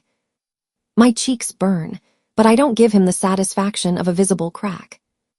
Humiliation feels deliberate. It isn't about policy. It's about showing me my place. Cassian Draven sits across the polished table, still as a blade in human skin. His gaze never leaves Roland. Cassian watches Roland with quiet disgust. It's subtle, just a tightening around his eyes, a slight stillness that looks like restraint. Julian stands closer to the heir's chair than usual, one hand loosely clasped behind his back, posture perfect. His eyes flick to me and away, as if guilt is a language he's trying not to speak out loud. Julian watches me with flickers of guilt. Council breaks for a brief recess. Chairs scrape. Voices rise and fall in polite clusters. Cassian moves first, straight toward me. Cassian asks to speak. Julian insists on joining. I need a word, Cassian says, voice low. Julian steps in smoothly at my side. With both of us, Julian replies, polite enough to sound like tradition, sharp enough to sound like warning. Cassian's gaze shifts to Julian, assessing. Then back to me. He doesn't argue the point. He just starts speaking as if the truth doesn't care who's listening. Cassian explains blood ink binds, only to named lineage clauses. Blood ink doesn't bind to anything, he says, unless the clause names what it's binding, line, duty, claim. Otherwise it's decorative threat, a performance. My stomach tightens at the word claim. Julian's jaw tightens. He knows more than he admits. It's a micro movement, a fraction of tension near his ear, a blink held too long. He knows about blood ink. He knows more than he's telling me. Bianca Sterling is nearby, pretending to speak with two ladies, but her attention is sharp as a needle. Her gaze lands on Julian the moment his tension shows. Bianca notices Julian's tension and grows suspicious. Good. Let her see it. Let her wonder why the heir flinches at a simple explanation. The day drags forward on paper and forced calm. I return to the archive wing and keep my hands busy, because idle hands make room for panic. Late afternoon, I move through a side corridor that cuts behind the formal sitting rooms, less watched, but never empty. That's where I see her. Lady Marable. Not in silk and smiles this time. She stands close to a young servant near a window slit, her body angled to block him from view. Her fingers press something into his palm. Silver. He closes his fist fast like it burns. I catch Lady Marable paying a servant with silver. My breath stays even, my steps stay quiet. I drift closer like I'm checking a wall plaque, like I'm just a clerk doing clerk things. The servant pulls a folded slip from his pocket, shows it to her quickly. Marable nods once, sharp. Then she turns away, as if she didn't just buy someone's obedience. I step into the space the servant just left, close enough to smell sweat and fear. He doesn't see me until I'm already there. His eyes widen. I lift my hand, not threatening, not pleading. Just requesting. Schedule, I say softly. He hesitates. His gaze flicks toward where Marable disappeared. Then, like his fear outweighs his loyalty, he loosens his fist. The slip slides into my palm. I steal the schedule slip and replace it with a fake. My fingers move without hesitation. I've done sleight of hand with catalog cards my whole life. Pull, replace, align. I give him a second slip, one I wrote earlier after I'd watched Marable's patterns in the halls. He doesn't even check it. He just shoves it into his pocket like he wants the interaction over. I walk away calmly, heart steady with purpose. Fake says I'll open Blood Ledger cabinet at noon tomorrow. Even if the opening is tomorrow, her runners move on the noon bell, confirming plans, clearing corridors, and reporting back fast when something shifts. The next day, noon bell. Noon, I hide near stacks and watch. I position myself in the restricted corridor where the air is colder and the shelves swallow sound. I tuck myself behind a row of bound treaty volumes and keep my eyes on the corridor mouth, listening through the paper dust silence. Minutes stretch. Then the servant appears. The same young servant. He walks fast, not casual, purposeful. He doesn't head for the ledgers themselves. He heads for the corridor that leads to Marable's route. The servant runs straight to Marable. I follow at a distance, careful, silent. Marable is waiting near a tapestry, face composed like she's discussing art. The servant leans in and whispers. Her eyes sharpen. Then she turns and moves, straight toward the stairwell that leads to Roland's wing. Marable goes to Roland's wing, proof of her buyer. My chest tightens with vindication and dread at the same time. Because now I know. And knowing is dangerous. Night settles again. I return to my room with my nerves tight under my skin. I wash, rebraid, lock my door, and face the mirror because I refuse to be afraid of my own reflection. The lamp is low. The glass is old. And in the soft light, something looks wrong. Night, mirror shows faint shadow at my collarbone. Not a bruise. Not a mark I can name. Just a faint shadow at the edge of visibility, like a shape trying to exist but being held back. My fingers hover near it. I don't touch. I don't call it anything. I don't give it a name it hasn't earned yet. I don't name it, I record conditions. I note the time, the lighting, the angle, the exact place the shadow sits. I write it down in my private notebook in coded shorthand like it's a weather report. A soft knock comes at my door. Selene. She steps in with a small tray and a cup that smells like herbs and sweetness, meant to make you trust it. Her smile is careful. Just something to settle your nerves, she says. You've been tense. Selene offers a tonic. I refuse. No, I say lightly. I'm fine. Her hand pauses midair. Her eyes flick away. Selene's eyes flick away, guilt. There it is again. That tiny, guilty glance like she knows exactly why I refuse. I let her leave without accusation. Accusations make people defensive. I need people honest. When she's gone, I kneel by my wardrobe and pull it out again. I reset my panel thread trap. Thin thread, dark in the seam, tied in a way I'll recognize even half asleep. Then I sleep light, blade close, thoughts sharper than the stone air. Morning arrives with bell tones, and a thin slice of winter light through the window. I go straight to the wardrobe.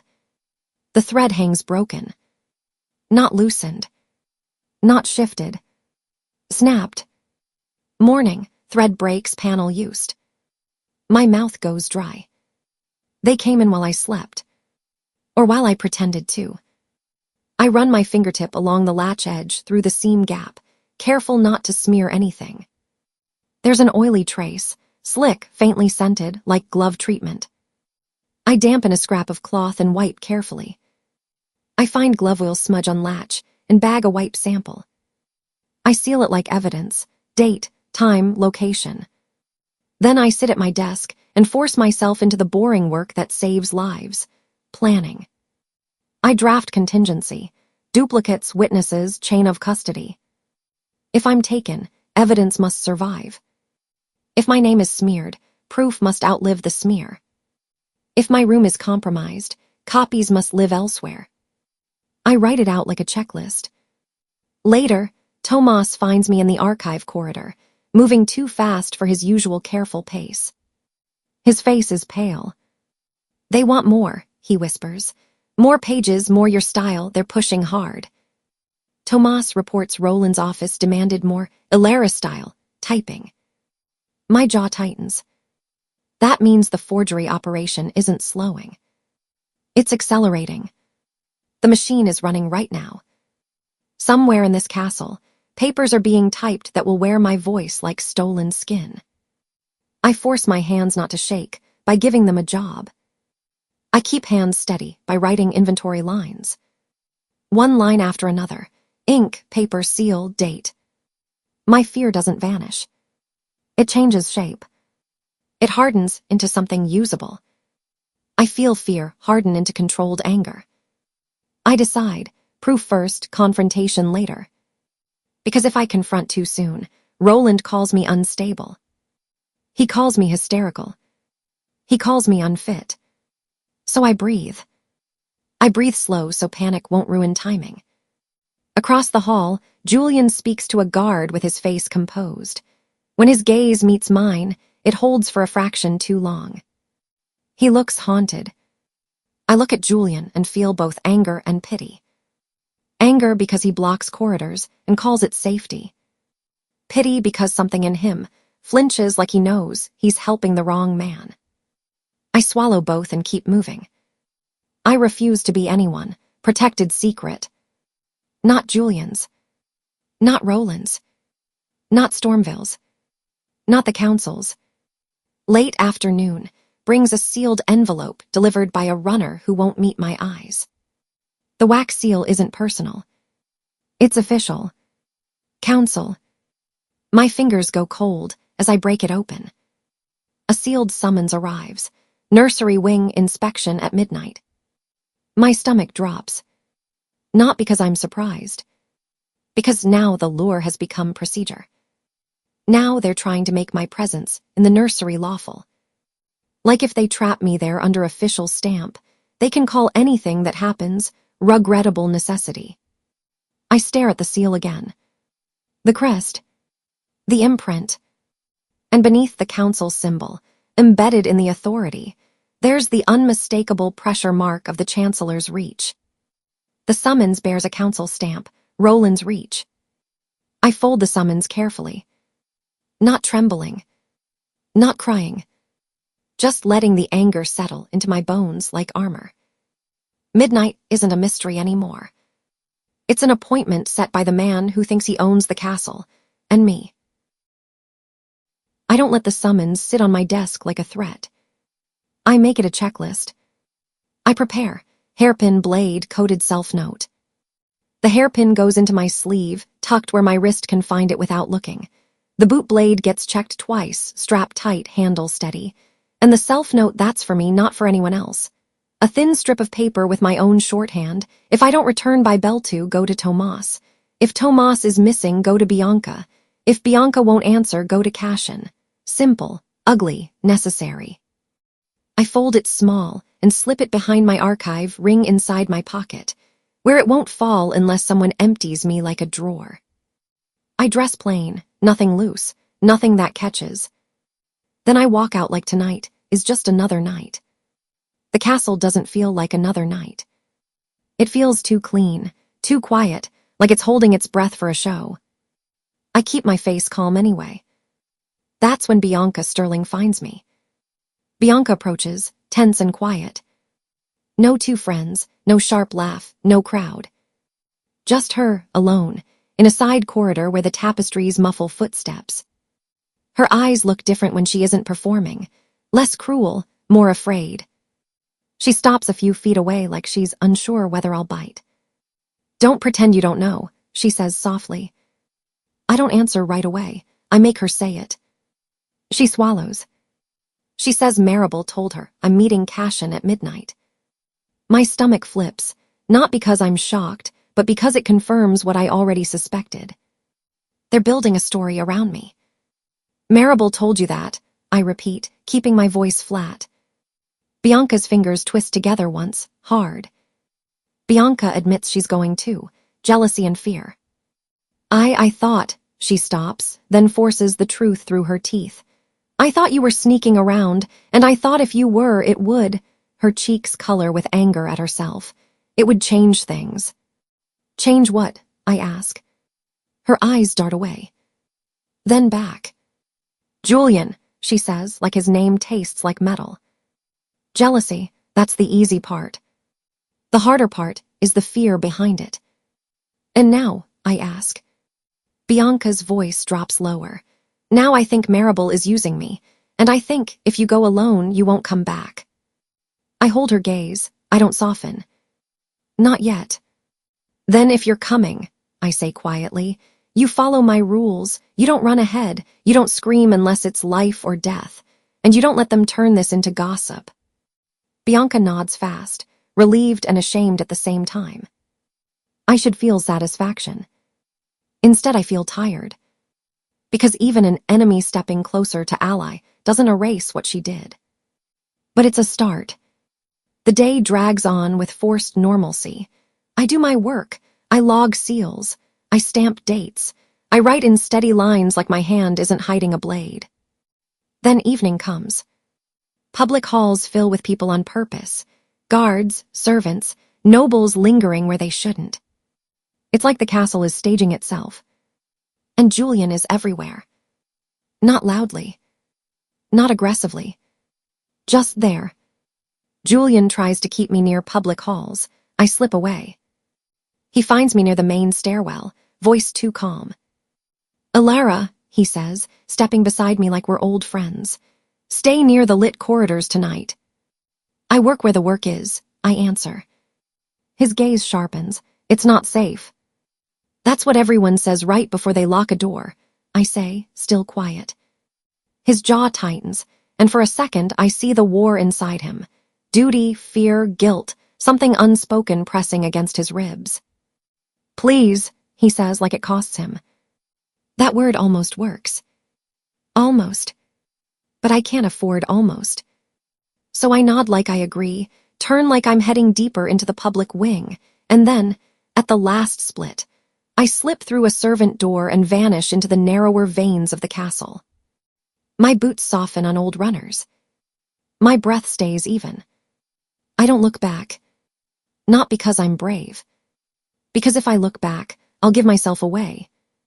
Midnight creeps in the way winter does, slow, unavoidable, silent. Bianca meets me where we planned, the shadowed alcove near the nursery stairs. She looks pale, jaw clenched, eyes darting. No snide comment. No performance. Just a girl who finally realizes her social games don't matter if the wrong people decide you're disposable. We move together without speaking. The closer we get, the stranger the air becomes. Nursery wing corridor is unnaturally clean and aired. It hits me first as scent. Not dust. Not old cloth. Not the sleepy warmth you'd expect from a place meant for infants. It smells scrubbed, ventilated, like someone aired it out to erase something. My skin prickles. Bianca's whisper brushes my ear. This isn't normal. I know, I whisper back. We step forward. The rugs are wrong. Rugs shifted. Someone prepared the scene. The runner that usually sits crooked is straight. The long rug that always bunches near the third door is flattened like someone pressed it down with hands and time. It's not cleaning. It's staging. I crouch and run my fingers near the edge without touching too long. No dust line, recent movement. We keep going. A cradle sits in a side room with the door half open, like it's inviting us to look. The nameplate on the cradle is scratched so hard the wood fibers lift. A cradle nameplate is scratched over. Not random damage. Deliberate. I lean closer, letting the lamplight catch the grooves. Under scratches, faint initials matching EH. My throat tightens. The same emboss. The same letters. The same pressure in my chest, like a memory I don't own, is trying to wake up. Bianca inhales sharply behind me. Then she appears at the edge of the doorway, close enough to see, far enough that I understand she'd been waiting just outside the side room, half hidden by the doorframe. Bianca steps from shadows, conflicted. I didn't do that, she whispers fast, like she thinks I'll accuse her. I swear, I didn't even know about the initials until tonight. I believe her. Which scares me more. Because if Bianca didn't stage this, someone else did. Someone who wanted us to see. A soft click cuts through the air. Not a floorboard. Not a door hinge. A hidden mechanism. A hidden door opens. Roland enters with 2 guards. The panel in the wall slides aside like the stone itself obeys him. Chancellor Roland Varick steps out first, smooth as always, dressed too neatly for midnight. 2 guards flank him, faces blank, hands near their belts. Roland's smile lands on me, like a hand on the back of my neck. He says, voice warm, right on time. My fingers tight inside my sleeve around the hairpin. His eyes sweep over me, not lustful, not tender. Assessing. Owning. Then he says a name I've never heard spoken aloud in my life. Roland calls me by an old royal nursery name. Eloan. The word hits my chest like a thrown stone. My mouth goes dry. I don't flinch, but inside me something shifts, like a locked drawer just slid open a fraction. Bianca stiffens beside me. Bianca stiffens. She recognizes it from rumor. What did you just call her? Bianca blurts. Unable to stop it. Roland glances at her like she's a fly that learned to speak. Bianca's eyes go wide, and I can see the shape of the rumor she's heard. Whispered names in noble corners, a story people tell to scare each other at parties. I force my voice steady. I demand why. Roland smiles and lies. That's not my name, I say, so why are you using it? Roland's smile widens as if I'm charming him. Old records, he says lightly. Old mistakes. People confuse things. A nursery legend becomes a servant's fantasy. He lifts one hand, casual. But we can avoid legends becoming problems. My stomach knots. Because this isn't about truth. It's about control. He steps closer, just one pace, enough that his guards don't move, but the threat does. He threatens, sign amended oath or disappear. You will sign the amended oath, he says softly, and this ends quietly. Or you won't, and you will vanish into a place with no paper trail. The words are gentle. The meaning is a knife. Bianca's breath stutters. She turns toward him, anger finally outrunning fear. Bianca protests. Roland reminds her of debt. You can't do that, Bianca snaps. You can't just, she's not, this isn't. Roland's gaze slides to Bianca, and his voice stays mild. "Lady Sterling," he says, "you have a debt, a very old one, a very expensive one, and debts don't get paid with shouting." Bianca's face drains. Bianca pales. She didn't know he'd say it. She looks at me like she's just realized she's been a puppet with strings she never saw. Roland doesn't even wait for her to recover. He steps back toward the hidden doorway. His smile never breaks. "You have until dawn," he says to me, like he's granting mercy. Dawn meant counsel, paper deadlines, witnesses. His until dawn wasn't mercy, it was timing. Then he turns, and the guards follow. Roland leaves, locking the hidden door. The panel slides shut with a final click, locking the panel behind him, not the corridor. For a beat, Bianca and I stand in the nursery air, both of us breathing too quietly. Bianca's voice shakes. Bianca whispers she didn't know it was this serious. "I thought," she swallows hard, eyes glossy, "I thought Marable was just playing. I didn't know he'd say disappear like it's nothing." I look at her. I don't comfort her. Not yet. Because comfort without accountability turns into permission. "We leave," I say. We move fast, footsteps controlled, not running. Running makes noise, noise brings guards. We take the servant corridor, the tighter passage that keeps us out of the main halls. We exit together, footsteps echoing. My heart doesn't slow until the nursery wing is behind us. Even then, my skin keeps buzzing like I walked through a web. Back in my room, the first thing I notice is the smell. Sweet. Herbal. Inviting. A cup sits on my nightstand like it belongs there. In my room, a fresh cup of tea waits. My jaw tightens. They're consistent, I'll give them that. I don't touch it with bare hands. I lift my evidence vial from my pocket, empty earlier, waiting for proof like it always does. I pour it into a vial without drinking. The tea streams in smooth, warm, innocent looking. I cork it, label the date and hour, and wrap it like a fragile truth. I tilt the cup afterward, checking the base. My breath catches. The cup bears a tiny Duskhaven crest. Small, easy to miss if you aren't looking. But I'm always looking now. I set the cup aside carefully, like it's a snake that might still bite. Selene isn't here, not yet, but I already know what she'll say when I show her. Selene later confirms suppressants. Now I only note reaction. For now I write, tea delivered, crest present, scent sweet, possible suppressant, no conclusions, just facts. Then I choose where the vial goes.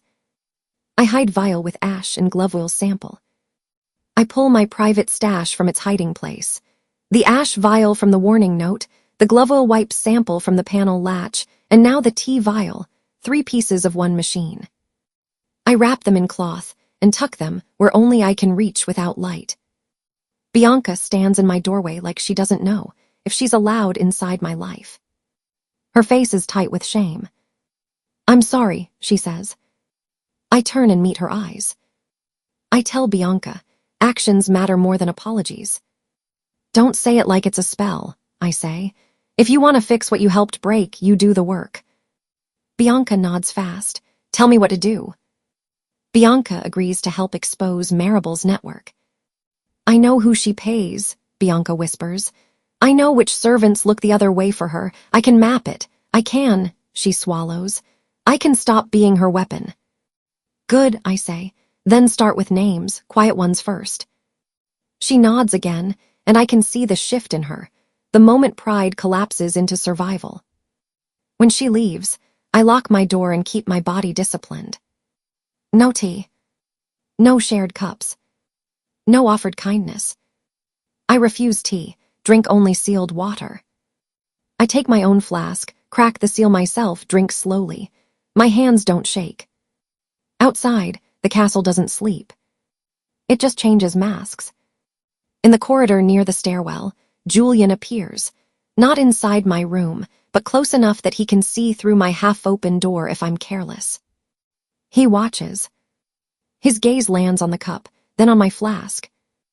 Julian watches me refusing tea and grows suspicious.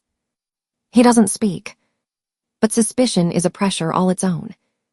Later, as I cross the archive hall to drop a sealed log into the night box, I catch movement at the far end of the corridor. Cashin. He isn't close enough for conversation, but he's close enough to be a presence. The Stormville pin at his collar catches lamplight, and his men keep disciplined, spacing behind him like shadows that know their orders. Cashin watches me from afar, unreadable. My chest tightens, not with romance, not with softness, but with the ugly reality of being watched from two directions. One wants to protect me by controlling me. One wants to uncover truth, but he's still a rival alpha, still a political blade. And Bianca is somewhere in between, finally realizing she's been used. The love triangle tightens. I hate feeling like the prize. I'm not a prize. I'm not a treaty. I'm not a pawn they get to trade for peace. I choose truth first, romance later. If I survive, maybe I'll have the luxury of feeling something else. But right now, feelings are a weapon people use on me. Bianca returns before dawn, moving like she's scared of her own shadow now. She slips into the corridor beside me and speaks fast. Bianca whispers Duskhaven equals crown politics. Duskhaven isn't just another castle, she murmurs. It's crown politics. They push laws and judges and stability until you can't breathe. My stomach turns cold. That word again. Stability. The excuse people use when they want you caged. Before I can respond, a runner appears at the far end of the hall, breathless, carrying official papers stamped in wax. He hands one to the guard at the archive door. The guard scans it. Then his eyes flick to me like I'm the reason the ink is wet. I take it before he can pretend it isn't mine. A notice appears. Stormville may invoke claim procedure.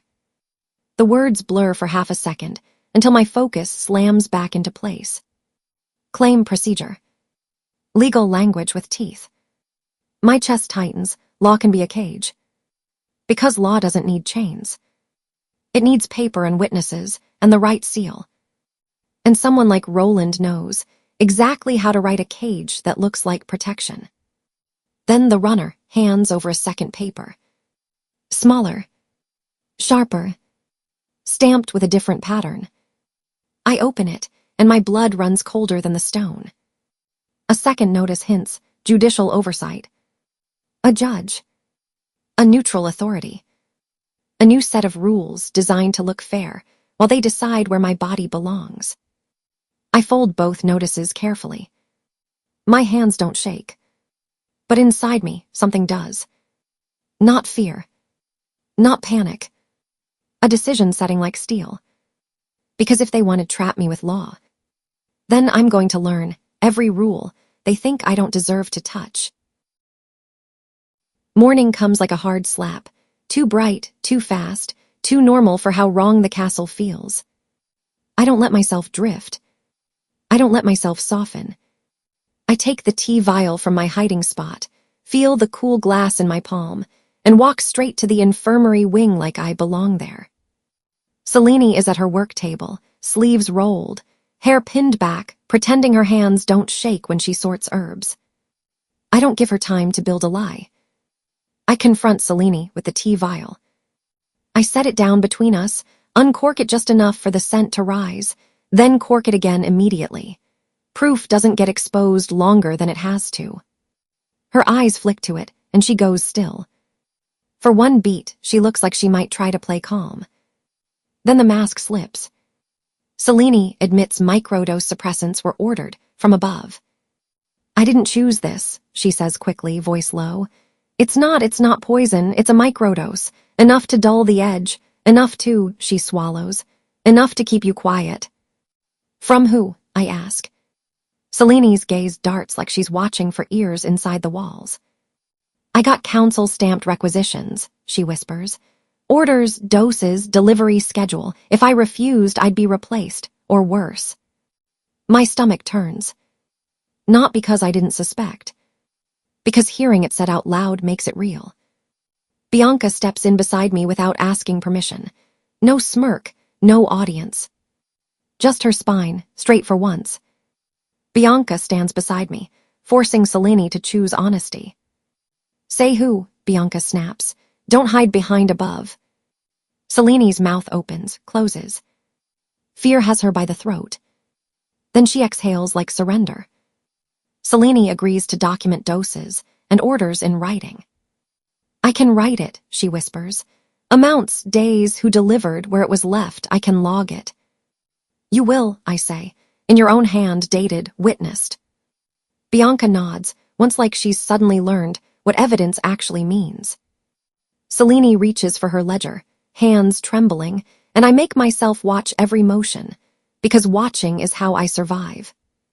The castle doesn't pause, just because I'm choking on anger. By late morning, an archive request arrives under diplomatic wording, sealed like a courtesy, but it isn't just courtesy. The request comes council-sanctioned, Roland's stamp tucked beneath the diplomatic seal. Cashin wants an official briefing on Blackmore's oath records and claim procedures. Before I can answer, Julian appears at my side like he's been summoned by the idea of me alone with a rival alpha. Julian insists on attending. Cashin requests an archive briefing. Julian insists on attending. We meet in the archive conference room. Stone walls, narrow windows, one long table that makes every conversation feel like a trial. Cashin sits like a man who never forgets where the exits are. Julian stands instead of sitting, arms folded like he's guarding the air. And me, I sit behind the table with my papers stacked, posture straight, face blank. Cashin doesn't waste time with small talk. Cashin produces a torn lineage page from Stormville stores. He slides it across the table like it's a knife, wrapped in paper. Half a page, ragged edge, old ink, faded seal imprint. My fingers hover above it before I touch, habit. Then I pick it up carefully, holding it to the light. Seal ridge matches Blackmore's older crest style. Not the new ceremonial ring used for show.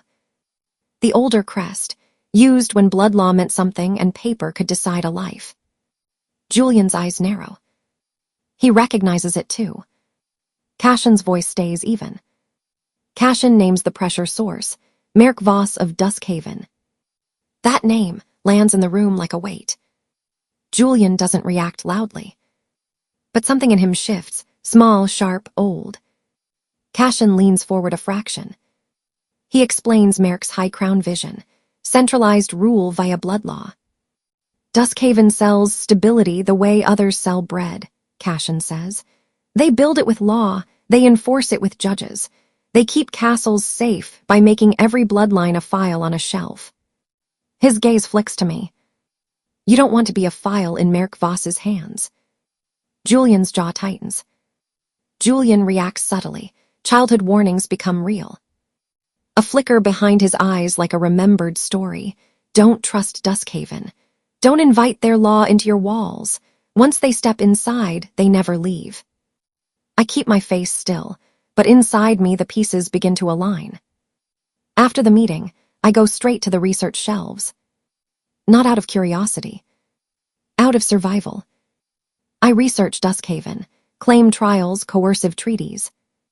Old transcripts, summaries, neutral oversight protocols that look fair until you see who writes the rules. I read until the words blur. I learn the pattern. Pressure right arrow, hearing right arrow, guardianship right arrow, custody disguised as protection. By afternoon, I decide I won't wait for another cup of tea to appear like a friendly threat. I make my own trap. I set a tea delivery trap, decoy cup plus residue paper. I place a decoy cup on my nightstand where it's easy to spot. I slide thin residue paper beneath it, so if anything drips, it stains. If powder falls, it catches. If someone touches the cup with drugged fingers, it holds the trace. Then I walk away like I don't care. Night comes. I sleep light. I wake once to silence that feels too deliberate. In the morning, I check the trap. Night, residue appears. Someone still tries doozing me. A faint ring on the paper, a smear at the edge, Proof of contact. Not paranoia. Not imagination. A hand was here. Days without their tonic has changed me. The detox sharpens my memory and temper. My thoughts feel cleaner now. Less fog, less softness. Less delay between instinct and decision. It isn't comfort. It's clarity. Bianca finds me later in a side corridor, face tight with an honesty she's still learning how to wear. Bianca confesses Roland, implied I'm dangerous to Julian's reign. He told me you'd ruin him, she admits, voice low. That you'd make him look weak, that you'd pull him off his path. I don't blink. Bianca's throat moves as she swallows the next part. Bianca admits she believed it because it benefited her. Because if you were a threat, she whispers, then I wasn't just cruel, I was loyal. The words make her flinch. Good. Because loyalty used as an excuse for harm is how monsters stay clean. I don't comfort her. I don't punish her either. I give her direction. I tell Bianca, help me expose the machine. If you want to fix what you helped break, I say softly, earn it with names, routes, and times. Bianca nods immediately. I will. By midday, Tomas slips into my office with ink-stained fingers and eyes that won't hold mine for long. He doesn't sit. He doesn't even fully step inside like he thinks the room might bite. Tomas reports more forced, Ilara-style typing demands. Roland's office again, he whispers. They're making me type your phrasing, your cadence, he swallows. It's like they want your voice to be a weapon against you. Roland's forgery operation is accelerating. I feel it in my bones. More pages, more pressure, more speed. Because someone is racing a clock. I refuse to wait. I need proof of the network's reflexes, not just its existence. So I plant a rumor like bait. I plant bait rumor near two maids. Chapel floor hides key page. I let it slip like a careless complaint while I search for misplaced inventory notes. I make sure the right ears hear. Then I watch. Maribel's runner moves toward Chapel within an hour. Fast, direct, no hesitation. Network confirmed. Fast response, clear chain. Julian finds me later. Of course he does. He stands in the doorway like he's trying not to look like a guard, and failing anyway. His voice is softer than his posture. Julian asks why I avoid tea. I lie and hate it. My stomach been off, I say. I'm cutting it for a while. It's a clean lie. It still tastes like ash. Cashin crosses paths with me near the junction outside the guest wing, close enough to speak without an audience crowding us. His eyes scan the corridor corners first. Cashin warns, Merc funds informants everywhere. Not just nobles, he says quietly. Servants, scribes, guards, anyone hungry enough to be bought. I nod once. Because that matches what I've been seeing. Bianca and I begin moving like we're counting the castle's veins. I begin mapping Maribel's routes with Bianca. Which corridor she favors, which servant door sticks, which guards look away, which stairwells always have random traffic when they shouldn't. I plan to confront Roland only with witnesses. Not one witness. Several. Because one witness can be discredited. Several become a pattern. My next step has to be precise. But I'm not ready to expose everything yet. Not until I know where Julian stands when the castle turns its teeth toward me. So I write something for him. I write a coded note only Julian can read. It's not romantic. It's not pleading. It's instruction, wrapped in trust I haven't fully given. I hold it until the right moment. Because too early can be stolen. Too late won't matter. I steady myself. Fear becomes strategy. I can't afford panic. Panic makes noise. Noise gets you locked away, for your own good. I refuse to be labeled unstable again. They want a story where I'm hysterical, unreliable, too emotional. I won't give them that. By late afternoon, an official envelope arrives. Stamped, sealed, polite in tone. Council seal, Roland's hand behind it. A monitoring order is issued, confinement dressed as care. I read it once. Then again. The words are velvet. The meaning is iron. Movement restrictions, escort requirements, stress supervision. I feel the cage closing. Not in my imagination. On paper. I keep my face calm and my plan sharp. I fold the order neatly and place it in my evidence file like it's just another document. Then I do what I always do when a trap is closing. I build my own countertrap. I distribute small tasks. Bianca watches, Tomas copies. Bianca will watch routes and people. Tomas will duplicate everything we can without raising alarms. And Selene becomes a weak link I turn into a ledger line. Selene signs one more dose log. I watch her write, date it, and sign it with shaking hands. I don't let her hide behind fear this time. Evening falls, and a new paper arrives. This one doesn't pretend to be gentle. Roland's seal is clean and confident on the wax. I crack it open. My eyes skim the words, and my stomach drops. Roland's order includes escort authority. Not a suggestion. Not a recommendation. Authority. A legal leash placed in someone else's hand. I fold the paper slowly. My pulse stays steady, but my thoughts move fast. Because once they can escort you, they can move you. And I'm done being moved. The morning starts with voices. Not whispers this time, announcements. Roland stands in the public hall where servants pass with trays and nobles pass with their heads high, and he speaks like he's blessing the castle. Roland announces stability measures publicly. He doesn't say my name first. He says safety. He says concern. He says care. Then he smiles and finally looks at me. He says I'll be monitored for stress and security. The words land soft, like a blanket, but I feel the weight underneath them. Soft language for controlled movement. A leash wrapped in velvet.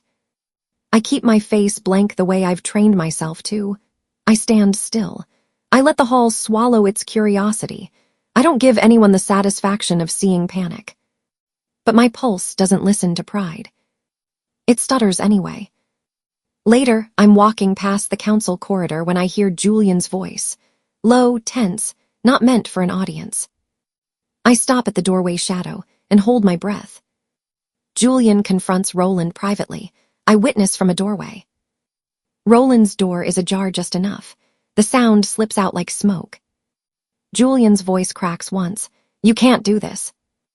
Roland answers like a father soothing a child. Roland uses fatherly tone.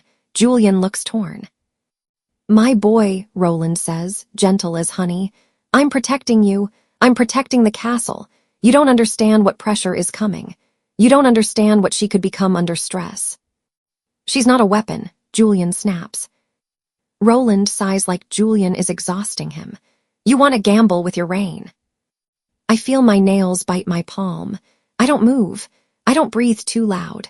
I just listen and let every word settle into memory. When Julian storms out, his face is pale. His jaw clenched so hard I can hear his teeth grind.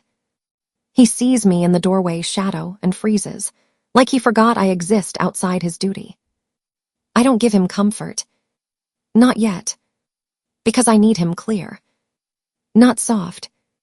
Cashin catches me in a corridor later near the archive wing, close enough to speak without a crowd, far enough that Roland's eyes aren't right on us. Cashin warns, Merc flips councils without armies. He doesn't need swords, Cashin murmurs. He needs signatures. He needs fear. He needs people like Roland who confuse control with peace. His gaze flicks down the hall, checking corners. If you wait, law will swallow you. I don't answer with emotion. I answer with action. That afternoon, Bianca and I meet in the laundry corridor where the stone walls sweat heat and the air always smells like soap and old smoke. No nobles come here unless they're hunting someone. Bianca's eyes are sharp now, different from her old cruelty. Less performance, more focus. Bianca and I finalize a marable confession trap. We map where Bianca will sit, what she'll say, what she'll pretend to offer. We decide which room has the thickest door, which place has the cleanest line to the hall, where Tomas can hide without the floorboards betraying him. Bianca practices her voice, soft, coaxing, like she's still the queen of every room she enters. I correct her when she overplays it. Don't threaten, I tell her. Make her feel safe enough to brag. Bianca nods once. I can do that. Tomas slips in later, eyes darting like he expects the stone to start talking. His hands smell like ink. His collar is damp with sweat. Tomas warns forgery pressure is rising. They're not asking anymore, he whispers. They're ordering, hourly. They want more pages, more copies, more of your phrasing. They want it fast. My stomach hardens. A machine speeds up when it's near the finish line. By evening, I stop running from confrontation. Not because it's safe. Because I'm done being managed like a problem. I make sure Julian is close. Close enough to see, close enough to hear, close enough to be forced into the truth. Then I step into Roland's path. I confront Roland with Julian as witness. Roland is in the council antechamber with 2 scribes, and Captain Garth hovering like a shadow with a badge. Roland's smile appears the moment he sees me, soft, practiced, insulting in its calm. I don't bow. I don't apologize for existing. I accuse, papers forged under my identity. The room stills. One of the scribes lifts his head too fast, like he's scared of being noticed. Roland's eyes don't change. That's what scares me. Roland denies, then threatens my reputation subtly. My dear, he says gently, loud enough for the scribes to hear, stress can make people imagine patterns. Your work has been strained lately. Perhaps rest will help you see clearly again. Translation, you're unstable, you're unreliable, you'll look hysterical if you keep talking. Julian's anger flashes, hot and sharp, but his hesitation still sits behind it like a chain. Julian's anger flashes, hesitation remains. Because he still wants to believe Roland is the man who raised him. Roland doesn't wait for Julian to choose. He reaches into his portfolio and pulls out a paper sealed in clean wax. Roland produces a confinement order with official seal. The seal glints under the torchlight like a threat with jewelry. My lungs tighten. This isn't monitoring. This is containment. Cashin steps forward before I can speak. Cashin demands suspension until diplomacy concludes. As a visiting Alpha, Cashin says, voice controlled, I formally object to confinement without due hearing while diplomatic procedures are active. Roland's smile turns patient. Then we will resolve it cleanly. He taps the paper with one finger. Roland agrees, only if I sign amended oath. There it is. The trap inside the velvet. He wants my hand on a binding he controls. He wants my consent like a stamp. My fingers itch toward my sleeve where my hairpin pick rests, toward my boot where my little knife waits. But I don't move. Not yet. I only breathe. And while Roland holds court, I do the one thing he can't predict. I slip my coded note into Julian's palm. It's small, folded tight, hidden by the angle of our bodies. Julian reads it. My shorthand for escort authority equals removal sitting right on the first line. Julian reads. His face changes. He understands extraction. His eyes sharpen instantly, like fog clears. His throat works once. And his voice drops so low, only I can hear it. Julian whispers, "Run." The word hits my spine like a spark. I don't argue. I don't ask why now. I move. I run service passages. Bianca causes corridor chaos.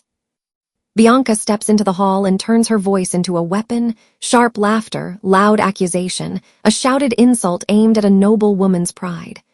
People turn. People crowd. Shoes scrape. Voices rise. Attention shifts. It's messy.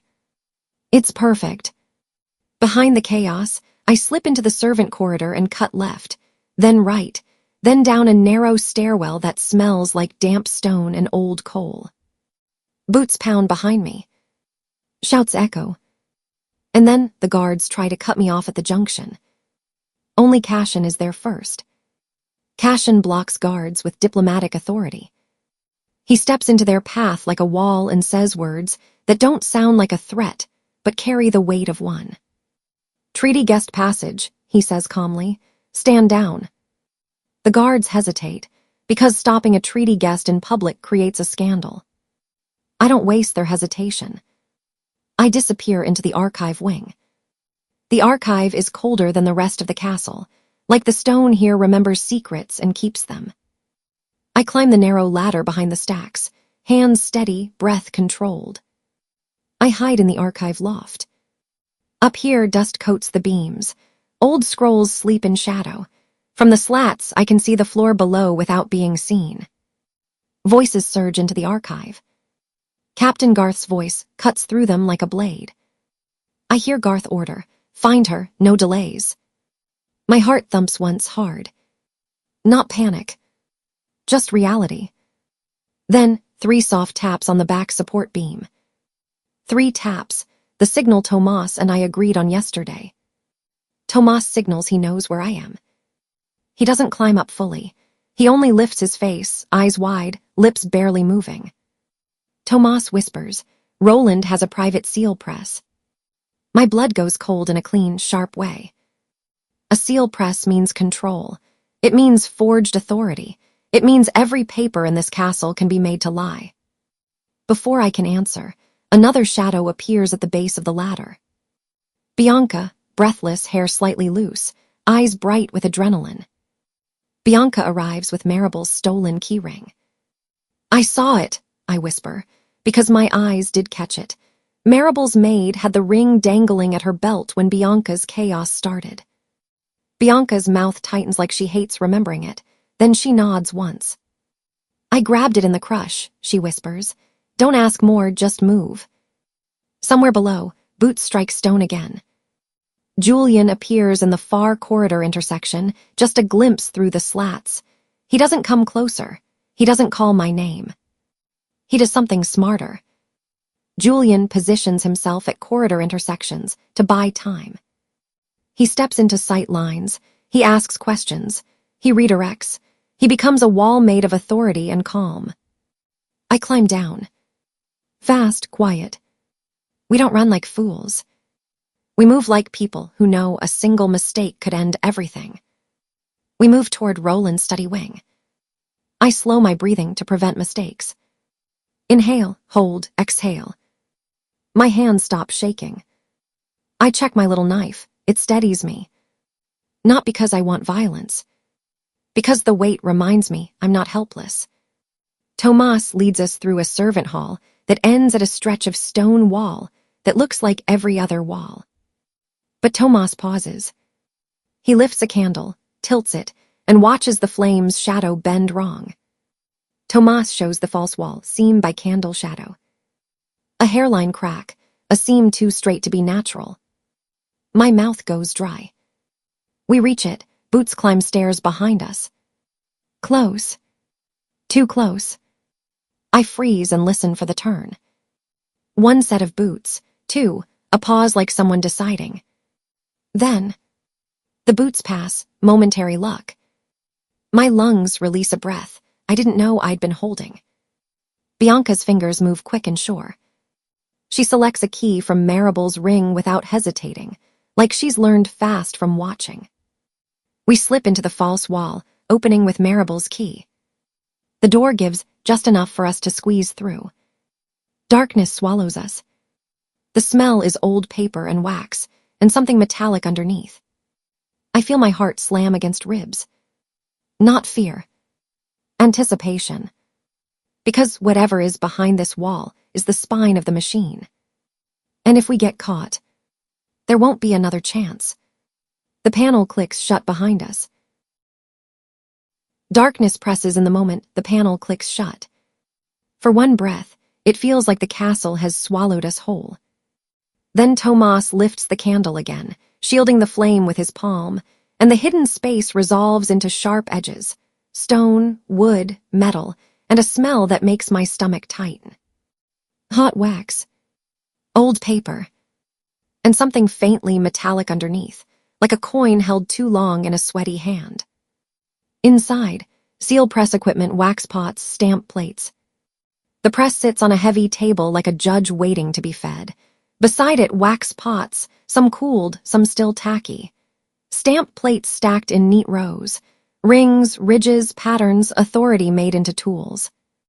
I step closer, careful where I put my feet. The floorboards here feel different. Less lived in, more used. Paper stock stacks match my office watermark. That's what hits me hardest. Not the press, not the wax. The paper. My paper. The same faint watermark I know by heart because I've stamped it 1,000 times, because I've held it up to lamplight, because it's supposed to live only in my office. I swallow the taste of anger and keep moving. Tomas slides his pocket camera into my hand like he's passing me a weapon. A tiny flashbulb pops, one sharp blink, and I shoot fast before the light dies. I photograph everything with Tomas's pocket camera. I take the shots the way I log seals, methodical, corner wide, mid-range, close, watermark, stamp plates, wax pots, the press handle, the table scratches, the ink stains, proof from every angle so no one can say we imagined it. The shutter clicks soft, the candle flame wobbles. Behind us, Bianca stands at the seam we came through, listening, her shoulders tight, the key ring still clenched like she's afraid it'll vanish. I force myself to keep my breathing slow. Then I see it, half hidden under a ledger cover. A small book with columns, numbers, and coded marks. I pull it closer with the edge of my sleeve instead of my bare fingers. I find a coded bribe log with coin counts. It isn't titled bribes, of course. It's dressed up as disbursements and service payments, the way liars love clean names. But the numbers are too round, too frequent, too patterned.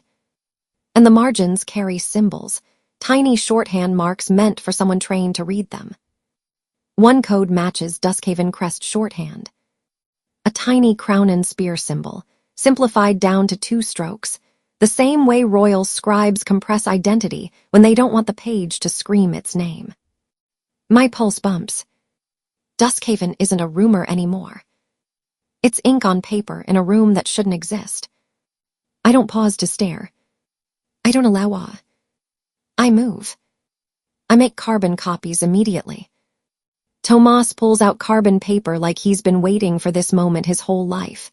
We work fast, paper, carbon, pressure, clean edges. I copy the pages that matter most, the coin count columns, the coded marks, the dates. I mark them the way I mark everything. Tiny dots in the corner that only I would place, my private habit that proves this came through my hands. Behind us, the seam creaks. A whisper of movement outside. Then the panel shifts again, this time from the other side. Julian's face appears first, pale in the candlelight. Julian arrives and sees the press. Shame cracks him open. He steps in like he expects the room to strike him. His eyes flick over the press, the plates, the watermark paper. His throat works once. He looks at me, then away, like he can't bear being seen in the same breath as the truth. He whispers Roland lied to him for years. "It's real," he says, voice raw. He told me it was all for the castle, that he was keeping things stable." His hands curl at his sides, like he wants to break something, but doesn't know what he's allowed to touch. The panel shifts again. Cashin appears next, moving like he tracked us by instinct, not by hallway logic. Cashin arrives, tracking movement. Julian bristles. Julian's posture tightens instantly, shoulders lifting like a shield. This is not the time for territorial pride. This is not the time for alpha posturing. I feel something sharp in me rise, hot and clean. I snap, help or leave, both still. The words cut through them like cold water. Julian flinches. Cashin's gaze narrows, not offended, just recalibrating. Good. Because the room doesn't care who wants to claim what. The room only cares who survives it. Outside, boots scrape stone. Too close. A heavy step pattern I recognize, even when I don't want to. Footsteps approach, Captain Garth. Bianca's eyes flash to mine, and for once her fear doesn't look like weakness. It looks like readiness. She moves first. Bianca steps into hall loudly, accusing Marable of theft. She slips out through the panel, then lets it fall nearly flush behind her, stone to stone, seems swallowed by shadow. Her voice turns bright and sharp as she faces the corridor.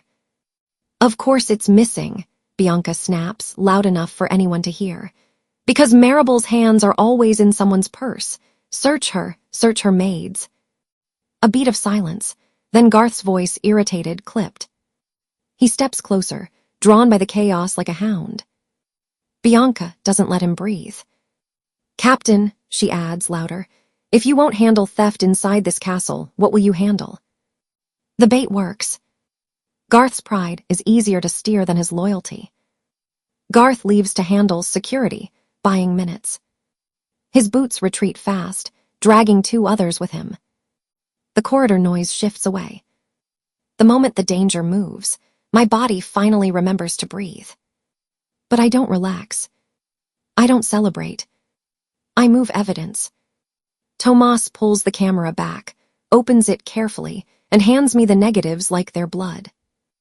I hide negatives in shoe lining. I slip them into the inner seam where my foot can press them flat. I adjust my sock, tug the leather snug, and stand straight like nothing changed. Then Tomas presses the carbon copies into my hand. Bodies get searched. Rooms get emptied. But I planned for that. I'd kept my hollow ledger tucked under my coat since the archive loft, my innocent book that isn't innocent at all. I hide carbon copies in hollow ledger spine. I slide them in, close the spine, tap it once to make sure it's seated. Then I look at all of them. Bianca, tense and bright-eyed. Tomas, trembling but steady. Julian, cracked open by shame. Cashin, controlled and watchful. No one speaks. Because everyone understands what we are now. Not victims. Not pawns. A moving network. We exit through servant route, fast and quiet. Bianca leads, Tomas follows. I move in the middle, forcing my breath to stay calm. Julian takes the rear, watching corners like he finally remembers he's an heir, not a boy. Cashin shadows the edge of our group, not crowding me, not touching, only making himself present in a way guards can't ignore. We slip out before the corridor resets. Before the castle decides where we're allowed to exist. By late day, Selene meets me where the air smells like herbs and boiled cloth. Her hands shake when she sees the tea vial in my evidence pouch. Selene begins detox plan and signs dose logs. She lays out bitter herbs, dry leaves, measured drops. She writes each dose she gave, each time she delivered it, each command she followed. Ink trembles on her page. But she signs. I watch her pen like it's a blade. Then I make my voice steady. I demand she write who ordered suppressants. Selene swallows hard. Her eyes flick once toward the door like she expects Roland to step through walls. Then she writes. Selene writes, Roland V. with shaking hand. The letters look like they cost her something real. Tomas takes the page immediately, folds it, and seals it while my eyes stay on Selene's face. Tomas seals Selene's confession envelope with witness mark. He presses the wax clean. He marks it with the agreed witness imprint. He holds it up for me to see before he pockets it, chain of custody intact. That night, I don't sleep like a normal girl. I sleep like someone being hunted. Night, I reset trap on wardrobe panel seam. My room is still, too still. The stone holds cold like it's storing secrets in its bones. I dust chalk again. I set the thread just right. I wedge the chair like before, even though I know the door isn't the real entrance. Then I lie down with my hands folded over my ribs and my ears wide open. Minutes stretch. Then, a soft scrape behind the wall. The panel opens slightly. I hear a breath. So close I can almost feel it on my skin.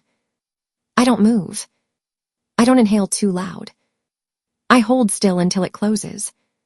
The click is small, but it lands in my chest like a stamp. We can reach you whenever we want. Morning comes gray and sharp. I check the seam first thing. Morning. Glove oil smear confirms corridor entry use. The latch has a fresh smudge, slick and faintly scented, the same glove oil signature as before. I don't wipe it away. I collect it. I bag another wipe sample. Evidence doesn't care about my fear. Evidence only cares about my discipline. After breakfast, I move like a commander even though my body still feels like a target. I don't ask. I assign. I instruct Bianca to watch marable roots. She nods once, jaw set, no jokes, no cruelty, only purpose. I instruct Tomas to duplicate evidence again. He doesn't question it. He's already reaching for carbon paper like it's a prayer. I instruct Selene to prepare to testify. Selene's face goes pale, but she nods. Because she's already crossed the line. Now she can only choose which side she dies on. And in the middle of it, between traps, proofs, and moving parts, I feel something shift inside me. I realize I'm directing a network now. Not because I wanted power. Because no one else will protect the truth the way I will. A servant brings a sealed letter just before midday. The wax is dark, the paper crisp, the crest stamped clean. A sealed letter arrives with Duskhaven crest. I don't open it in my room. I open it with Tomas and Bianca present, and Julian close enough to witness. The words inside are polite, elegant, and poisonous. It announces Merrick Voss as neutral judge. My stomach drops, bigger predator arrives. Neutral is the mask wolves wear when they want to bite without consequence. Julian reads over my shoulder, and for a second he looks young again. Julian whispers in hall, "We're not ready." His voice cracks on the last word. Cashin doesn't soften. He doesn't comfort. He gives truth the way a blade gives a clean cut. Cashin says, "We get ready now." Bianca's eyes burn. She steps closer to me, close enough that her shoulder nearly touches mine, but she doesn't grab me, doesn't cage me. She just stands. Bianca vows. No one cages her again. The vow isn't dramatic. It's simple. It's a promise made by someone who finally understands the cost of being used. My throat tightens. I force my breath steady. Because the letter doesn't just bring a judge. It brings a deadline. Merrick's arrival time is tomorrow dawn. Morning comes sharp and clean, the kind of cold that makes the stone feel alive under your feet. I'm already dressed when the first engine sound rolls up the courtyard like thunder held under restraint. Morning, Merrick arrives in a polished car, calm smile. The vehicle glides to a stop as if it owns the ground. No rush, no fuss, just certainty. The door opens. Merrick Voss steps out with a neat coat, smooth gloves, and a smile that looks practiced in front of mirrors. Not friendly. Not cruel. Just inevitable. He doesn't scan the crowd the way most outsiders do. He already knows who matters. He greets Julian like a mentor. "Julian," Merrick says, warm as a hand on a shoulder. "You've grown into the role. Your father would be proud." Julian stiffens at the name, at the implied history. He forces a nod anyway. The courtyard is full of eyes. Pride can't show. Doubt can't either. Merrick's gaze slides past the nobles like they're furniture. Then he turns to Cashin. He greets Cashin like an equal, measuring. "Lord Draven," Merrick says, voice smooth. Stormvale remains disciplined. Cashin's chin lifts a fraction. "Lord Voss." They don't shake hands like friends. They acknowledge each other like two blades laid on the same table, testing weight, balance, edge.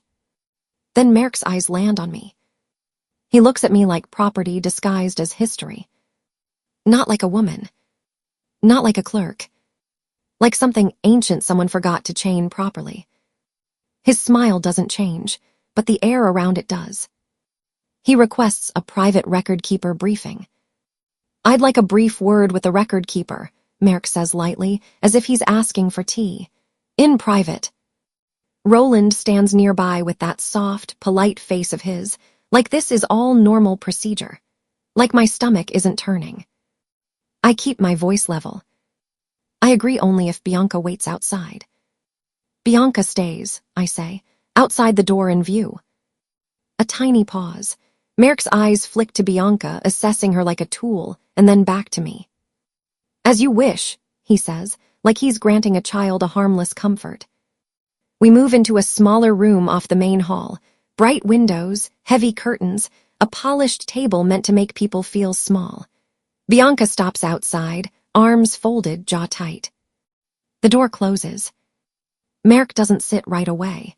He strolls as if he's inspecting a gallery. Merrick praises my skill, then needles my status. I've read your logs, he says casually. Impressive, your handwriting is precise, your memory seems exceptional. The praise lands like a hook. He lets it sink in before he tugs. Such discipline, he adds, eyes on my collarbone like he's looking through fabric. And yet you remain unplaced, unclaimed. My throat tightens, but my face stays calm. He circles the table and finally sits, folding his gloves neatly, as if arranging a ritual. He says rarity deserves control, calls it stability. Rare things create unrest, Merrick says. People fight over them. People break rules for them. Stability requires management. The word management tastes like iron. He doesn't say you. He doesn't have to. He hints Roland owes Duskhaven money and protection. Blackmore has been protected, he continues, voice gentle. In ways your chancellor understands, debts get heavy, castles crack under their own pride. He smiles like he's sharing a wise lesson. Duskhaven has kept certain threats away. The room feels colder. He offers guardianship, submit and avoid war. You could make this easy, Merrick says. A guardianship agreement.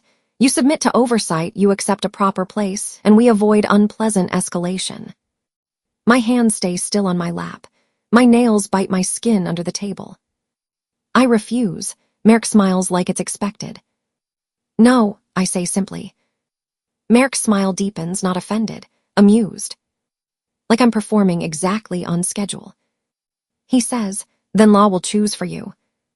Very well, he murmurs. Then law will choose for you.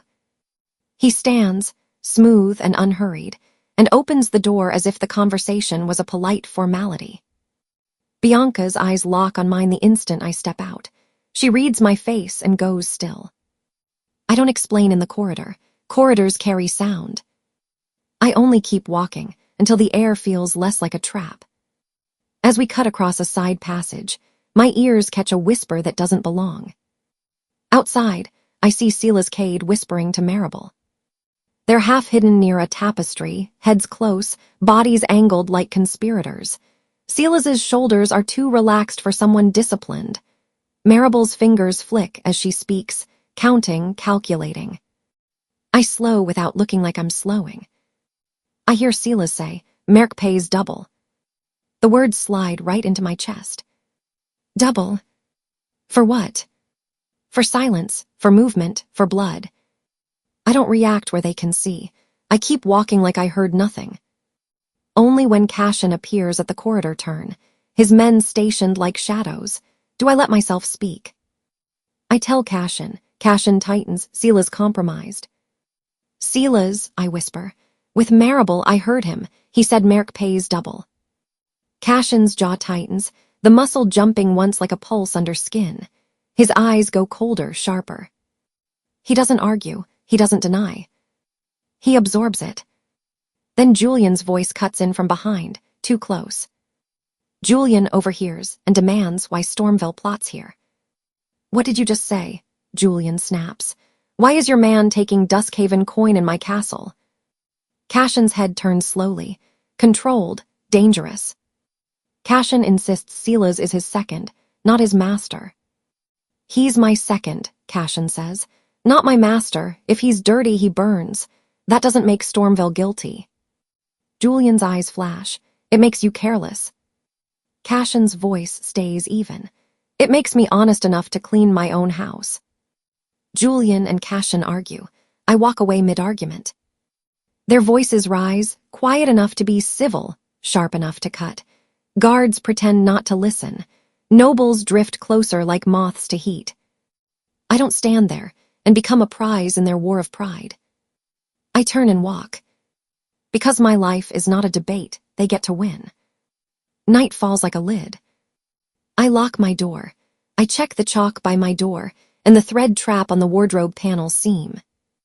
And still, night, tea appears again on my nightstand. A cup sits there like it's always belonged. Steam barely curls. The smell tries to be comforting. It is. I don't drink. I don't touch it with bare skin. I use a folded cloth to lift the cup and pour it into the vial. I pour it into a vial and label evidence. The liquid glugs soft. I cap it tight. I write the time, the scent, the placement, the cup shape, the faint crest marking. I set it beside my other samples, like a growing list of sins. Selene comes later, eyes darting, hands tense. Selene confirms suppressants delivered via Garth routes. They don't bring it through kitchens, she whispers. It comes through guard channels. Garth's corridor clears, always. That's why it keeps appearing. My stomach knots. It makes the pattern clean. Not random. Not opportunistic. Organized. I decide to trap Marable on record. No more hints. No more maybe. If she's going to boast, I'm going to keep her words. Tomas meets me in the archive corridor, like he's been waiting to be summoned. His eyes are tired. His hands have ink stains that never fully wash off. When I tell him what I need, he doesn't hesitate. Tomas lends a dictaphone and spare cylinder. He pulls it from a wrapped cloth like it's contraband. He gives me an extra cylinder, too, because Tomas learns fast. Bianca agrees to bait Marable with a fake deal. She doesn't smile when she says it. She looks sick, determined. I can get her to talk, Bianca says quietly, if she thinks I'm buying safety. We don't do this in public halls. We do it in a parlor, where sound sits heavy in the curtains. Before Bianca goes in, I make her repeat the plan back to me, so nerves don't scramble it. I rehearse Bianca's questions to extract mechanics. Not just did you do it, but how, who, when, which route, which payment, which guard. Because mechanisms are what courts believe. And I won't let her wriggle out by calling it rumor. I keep Julian and Cashin out to avoid intimidation bias. If they're present, Marable will perform, or freeze, or accuse.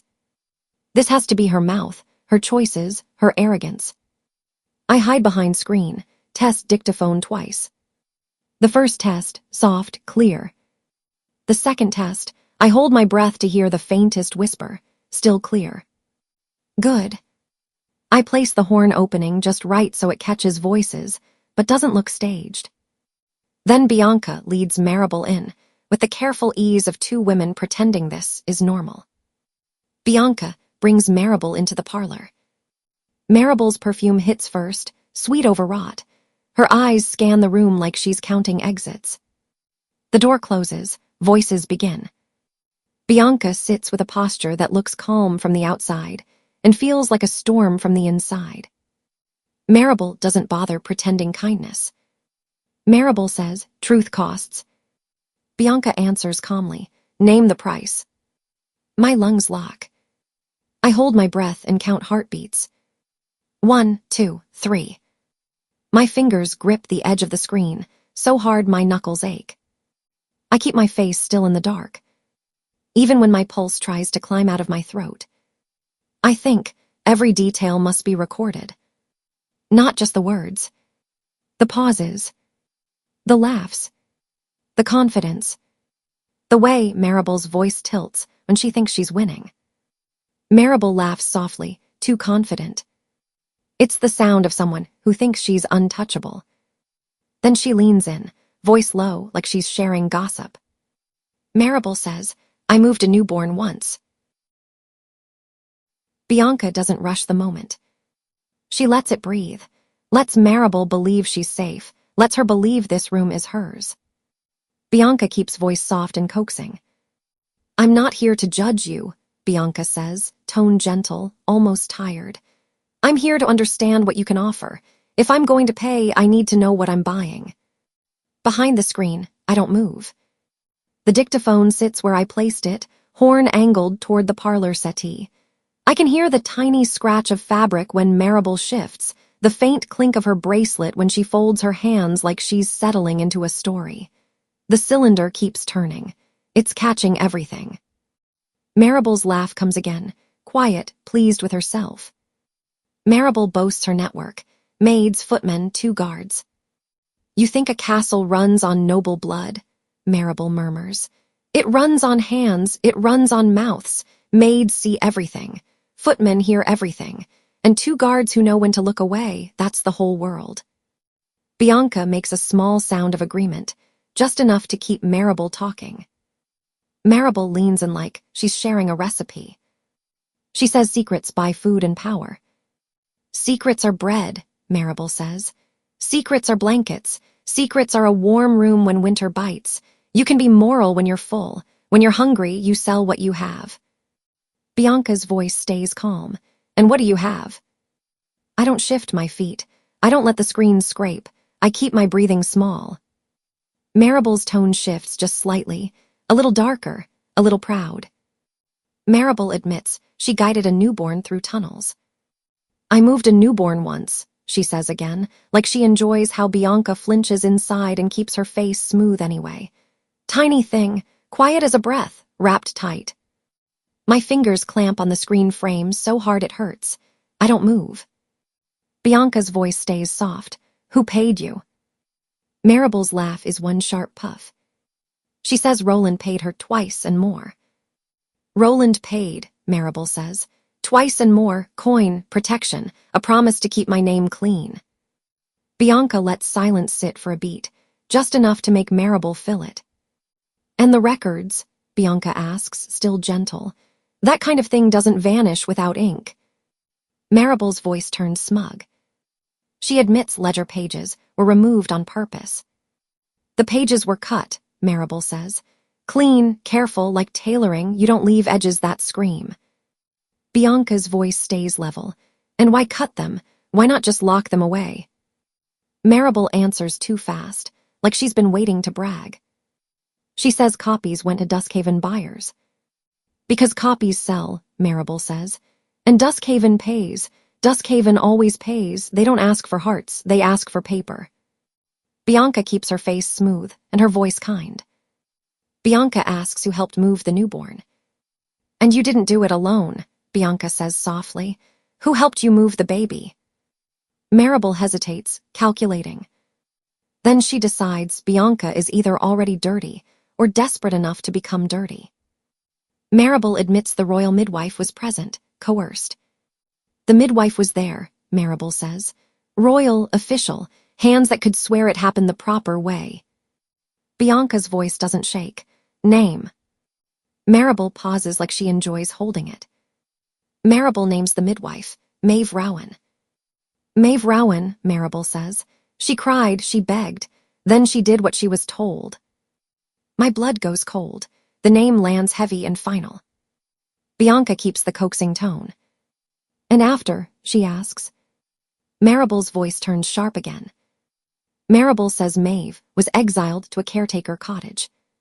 She got sent out to a cottage, Maribel says. Caretaker work, quiet, away from eyes. That's what happens when you know too much and don't have the rank to survive it. Bianca nods slowly, like she's taking notes. Then she pivots exactly where we planned. Bianca asks who wrote nursery, midnight. And that note, Bianca says lightly, like it's gossip. The one that pulled her into the nursery, who wrote it? Maribel snorts. Maribel admits she delivered it under Roland's order. I did, she says. Not my handwriting, not my words. Roland's order. I deliver what I'm told. That's how you stay alive. I force myself to be still. I keep recording, heart pounding. This is the spine of it, the mechanism, the names, the buyer, the delivery, the order. I can't stay behind the screen forever, not if I want her to repeat it with my face in front of her. I step out and demand she repeat key lines. The screen brushes my shoulder as I move. Bianca stiffens for a fraction of a second, then steadies. Marable turns, eyes narrowing. I keep my voice flat, professional. Say it again, I tell her. The midwife's name, the tunnels, who paid you. Marable's chair scrapes. She angles toward the door. Marable tries to retreat. Bianca blocks door. Bianca steps into the doorway, shoulders squared. No, Bianca says quietly. Marable's eyes flash. You don't get to block me. Bianca's smile doesn't reach her eyes. Apparently I do. Boots hit the corridor outside. Heavy, official, fast. Captain Garth arrives and demands the dictaphone. The door swings open hard enough to slam. Garth stands there with 2 guards, eyes scanning. Hand it over, he snaps. Now the recording device. My stomach flips. He was sent, or he's sending himself. Another figure appears behind him, tall and tense. Julian arrives and demands explanation. What is going on? Julian demands. Why are you in here? Why is she trapped in a room with you? His gaze flicks to me, then Bianca, then Marable. He's building the truth from fragments. Before I can speak, Bianca moves. Bianca plays a short segment. Julian hardens. She snatches the dictaphone, winds it back fast, and drops the needle. Marable's voice fills the parlor, soft, proud, unmistakable. I moved a newborn once. Julian freezes. His face changes in one heartbeat, from confusion to shock to something cold and hard. Bianca sets the dictaphone back on the table like it's nothing, like she's bored, too smooth, too casual. Then the air shifts again. Merc arrives and suggests Marable remain free, for diplomacy. Merc steps in with a calm smile, clean gloves, eyes that never miss anything. This is unfortunate, he says smoothly. But diplomacy matters. Lady Marable is a noble. Detaining her would create instability. His gaze slides to me like a warning wrapped in reason. Cashin appears behind Merc, like a shadow that refuses to bow. Cashin demands detention. Merc refuses procedurally. We detain her, Cashin says, flat, final. Merc's smile barely shifts. Procedure matters, Lord Draven. You have no authority here. Blackmore law does not permit immediate detention without formal motion and council notice. Cashin's eyes flash, and while you stall, evidence disappears. Merc's tone stays mild. Then secure evidence properly. Garth reaches toward the table. I see it, his hand closing on the dictaphone, the cylinder lost, the truth erased. No. Not today. I toss dictaphone cylinder to Tomas in the hall. I don't think I act. I twist the cylinder free and fling it out the open door into the corridor where Tomas is waiting like we planned, close enough to catch, far enough to vanish. It arcs through torchlight. Tomas catches it against his chest, eyes wide. Tomas hides it and slips away unnoticed. He turns and melts into servant corridors with his head down and steps quiet, gone before anyone can lock on him. Bianca shifts in the doorway, just enough to break sightline for a heartbeat. Julian's voice rises, pulling eyes back into the room. Garth curses under his breath. Marable's mask cracks. She turns her panic into performance. Marable screams, I'll bring war. I say, truth isn't treason. You're insane, Marable shrieks. You'll bring war down on all of us, you'll get people killed. My voice stays calm, even as my pulse races. Truth isn't treason, I say. If war follows truth, blame the ones who lied, not the one who uncovered it. Merc's eyes narrow slightly, like he's filing it away. Garth looks furious because he missed the cylinder. Julian looks like he wants to tear the castle apart stone by stone. Cashin looks at me like he's measuring my spine and finding it stronger than he expected. Voices overlap, orders, procedure, outrage. Nobles gather at the doorway to watch. Guards shift their stance. I don't cry. I don't break. I hold my face steady until I'm out of the parlor without being grabbed. Night comes heavy. The corridor outside my room feels too quiet, like it's holding its breath. Then it shatters. Night, a sharp crash and hurried footsteps erupt in the corridor. Bianca's guards shout that someone tried Tomas's door. Wood splinters, boots pound. A guard shout loud and furious. Hands off. More running fast. I throw my door open enough to see torchlight and bodies moving. Bianca's voice cuts through the corridor. Tomas. I run, barefoot in thin slippers, down the hall. Tomas's doorframe is jagged. The latch is smashed. Fresh splinters litter the floor. Moments later, Tomas shows me the splintered latch and whispers he'd already moved the dictaphone cylinder to our secondary hiding spot, because he expected this. Tomas stands inside, pale but upright. He holds up the broken latch. Then he leans close to my ear. They came for the cylinder, he whispers. But it wasn't here. I moved it right after secondary spot, like we planned. Relief hits, thin and sharp. Because it means we were smart. And it means they're getting desperate. Tomas warns escalation from forgery to abduction. They're done playing paper games, Tomas says, voice low. Next they take people. My skin goes cold. Bianca doesn't hesitate. Bianca assigns her family guards to my corridor. 2 outside her door, Bianca orders. 2 at the stairwell. No one walks her halls without being seen. Selene appears at the edge of the crowd, eyes wet, hands trembling.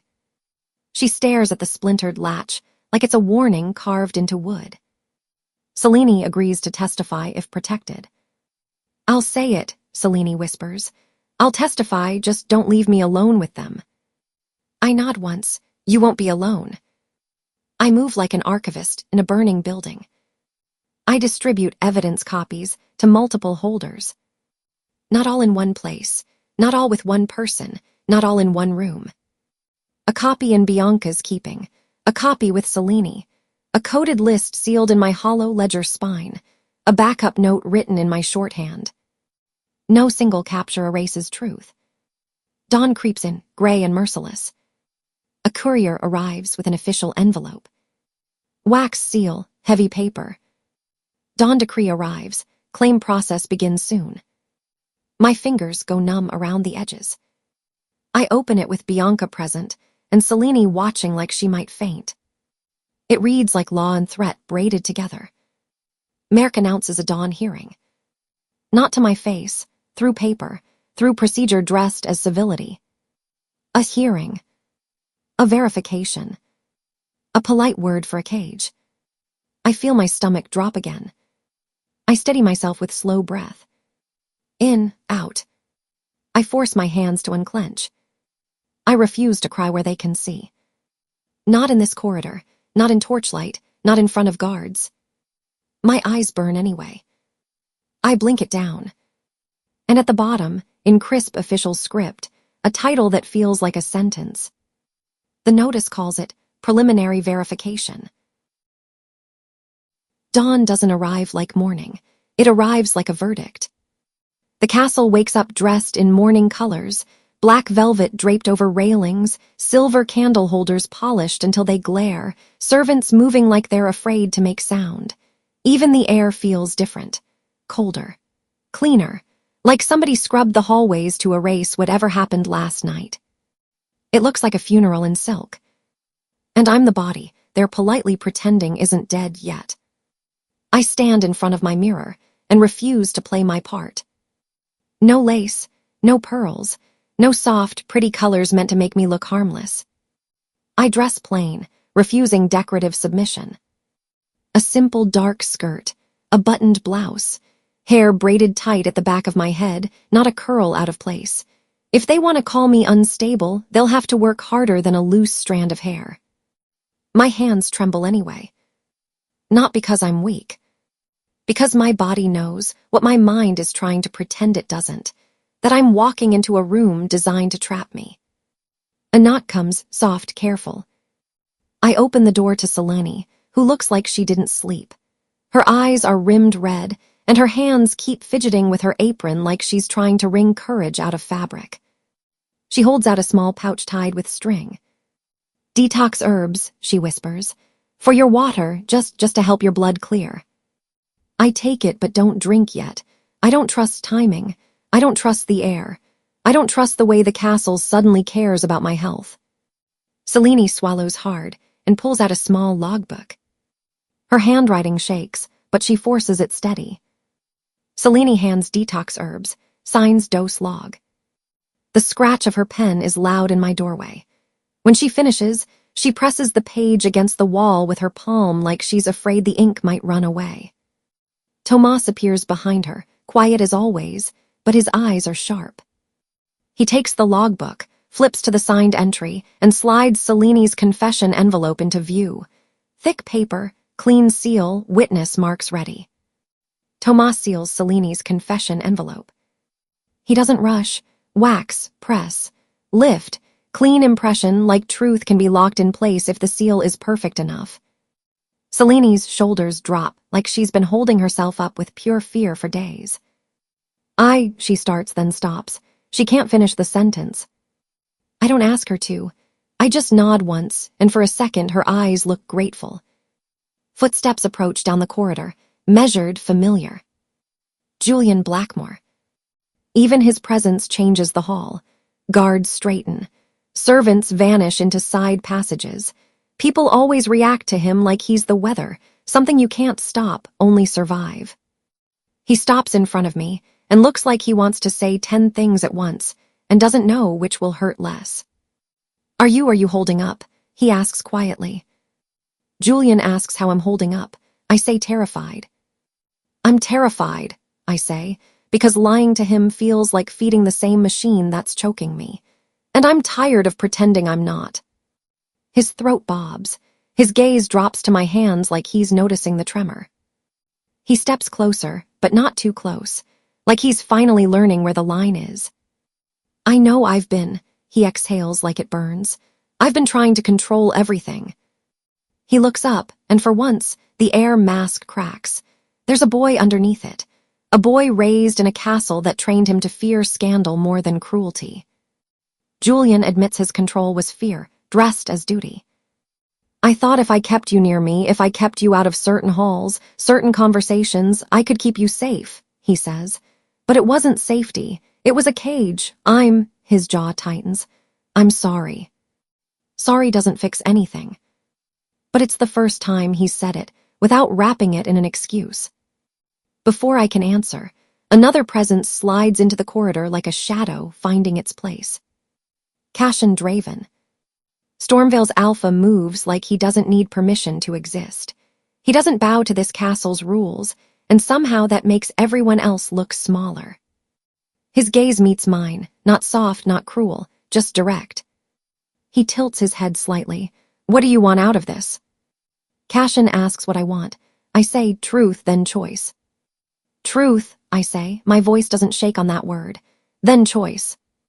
Cassian's mouth tightens, like he respects the order of it. Julian's shoulders tense, because even now he hears claim and possession where I'm speaking agency. Tomas clears his throat softly, a reminder that time is moving whether we're ready or not. The hearing waits. And so do the wolves who want me pinned to a page. The council chamber is already full when we arrive. Nobles in dark coats, ladies in heavy fabrics, rings flashing, eyes hungry. There are banners hanging from the high stone walls, Blackmore's crest staring down like it's watching to see whether I'll embarrass it. At the front sits Merrick Voss. Duskhaven, neutral judge. He's dressed like he's attending a celebration. Clean collar, crisp gloves, a calm smile that doesn't move his eyes. Merrick opens the preliminary verification hearing. "Lady Alara Hale," he says, voice smooth and warm, like he's welcoming me into a home instead of a trap. "We begin." My name hits the room like a thrown stone. "Preliminary verification," Merrick continues, turning the words into something grand. "A simple confirmation of procedure, Nothing more. I can hear the lie inside the softness. He gestures as if he's generous. He claims final ruling comes after security review. Any final ruling will, of course, follow a thorough security review, Merrick says. We are all concerned with stability. Stability, his favorite word. The word men use when they want a woman to stop moving. Roland Varick stands beside him. Roland stands beside him, smiling like a saint. Hands folded, face mild, eyes bright with false kindness. If you didn't know him, you'd think he was here to protect me. If you did know him, you'd see the leash behind the smile. The oath page is placed on the table, thick parchment, neat ink, formal seal. Oath page presented, ink bottle beside it. An ink bottle sits next to it like an innocent thing. I stare at the bottle longer than anyone expects, because I've learned the castle's favorite trick is pretending details don't matter. My voice cuts through the chamber. I insist the ink be sealed and inspected publicly. Every head turns. Merrick's smile widens like he's amused. Merrick agrees, generous on purpose. Of course, he says easily, like he hadn't already planned to allow it, like he's the one granting me dignity. Transparency reassures the room. Roland's fingers twitch just once, a tiny tell. Servants move in. A clerk prepares a small seal kit, wax, stamp, record book. I step closer. I lean over the table slightly, not to challenge, but to control my own space. Roland's hand slides toward the ink bottle. So subtle most people wouldn't catch it, like he's just adjusting placement. But Bianca does. Bianca Sterling sits a few rows back, looking like she's bored. Like none of this matters. Her eyes flick up. Bianca signals me. A tiny movement, one finger tapping the edge of her glove twice. Warning. My spine turns to ice. Roland attempts a subtle swap. Bianca signals me. Stop, I say sharply. The room freezes. I want the bottle inspected before it moves again, I add, voice steady. Right now. Merrick's smile tightens at the corners. Roland's saint mask doesn't crack, but his eyes go colder. A servant hesitates. Cashin steps forward, calm and lethal. He doesn't touch the bottle. He leans close enough to scent. His nostrils flare once. That's not archive ink, Cashin says flatly. It's been cut with iron blood ink base. Whispers ripple through the chamber, nobles shifting, fear turning into interest. Julian's jaw clenches. Julian orders, verified archive ink under witness. Bring verified ink from the archive vault stock, Julian commands, voice sharp enough to cut. Under witness, sealed, logged. Roland looks like he wants to argue, then doesn't. Because arguing would show his hand. A clerk rushes out. When the ink returns, it comes sealed, carried by 2 guards, logged, stamped, witnessed by Tomas's careful eyes. Merrick watches it all like he's enjoying the performance. Then he leans forward, voice smooth again. Procedure requires a blood witness, he says. The room goes quieter, not because they're shocked. Because they're excited. Procedure requires blood witness for preliminary verification. I feel my stomach drop, but I keep my face blank. Merrick's eyes land on my hand. Are you willing? His tone makes it sound like a choice. I know better. Still, if my blood is going to be used, it's going to be on my terms. I cut fingers shallowly, my choice. I say. The clerk offers the ceremonial lancet. It's clean, sharp, official, impossible to argue with later. I take it from the clerk's hand, slowly, deliberately, so the room sees I wasn't forced and I wasn't reckless. I press the lancet to my fingertip and draw a shallow line. Pain bites quick and bright. A single bead of blood swells.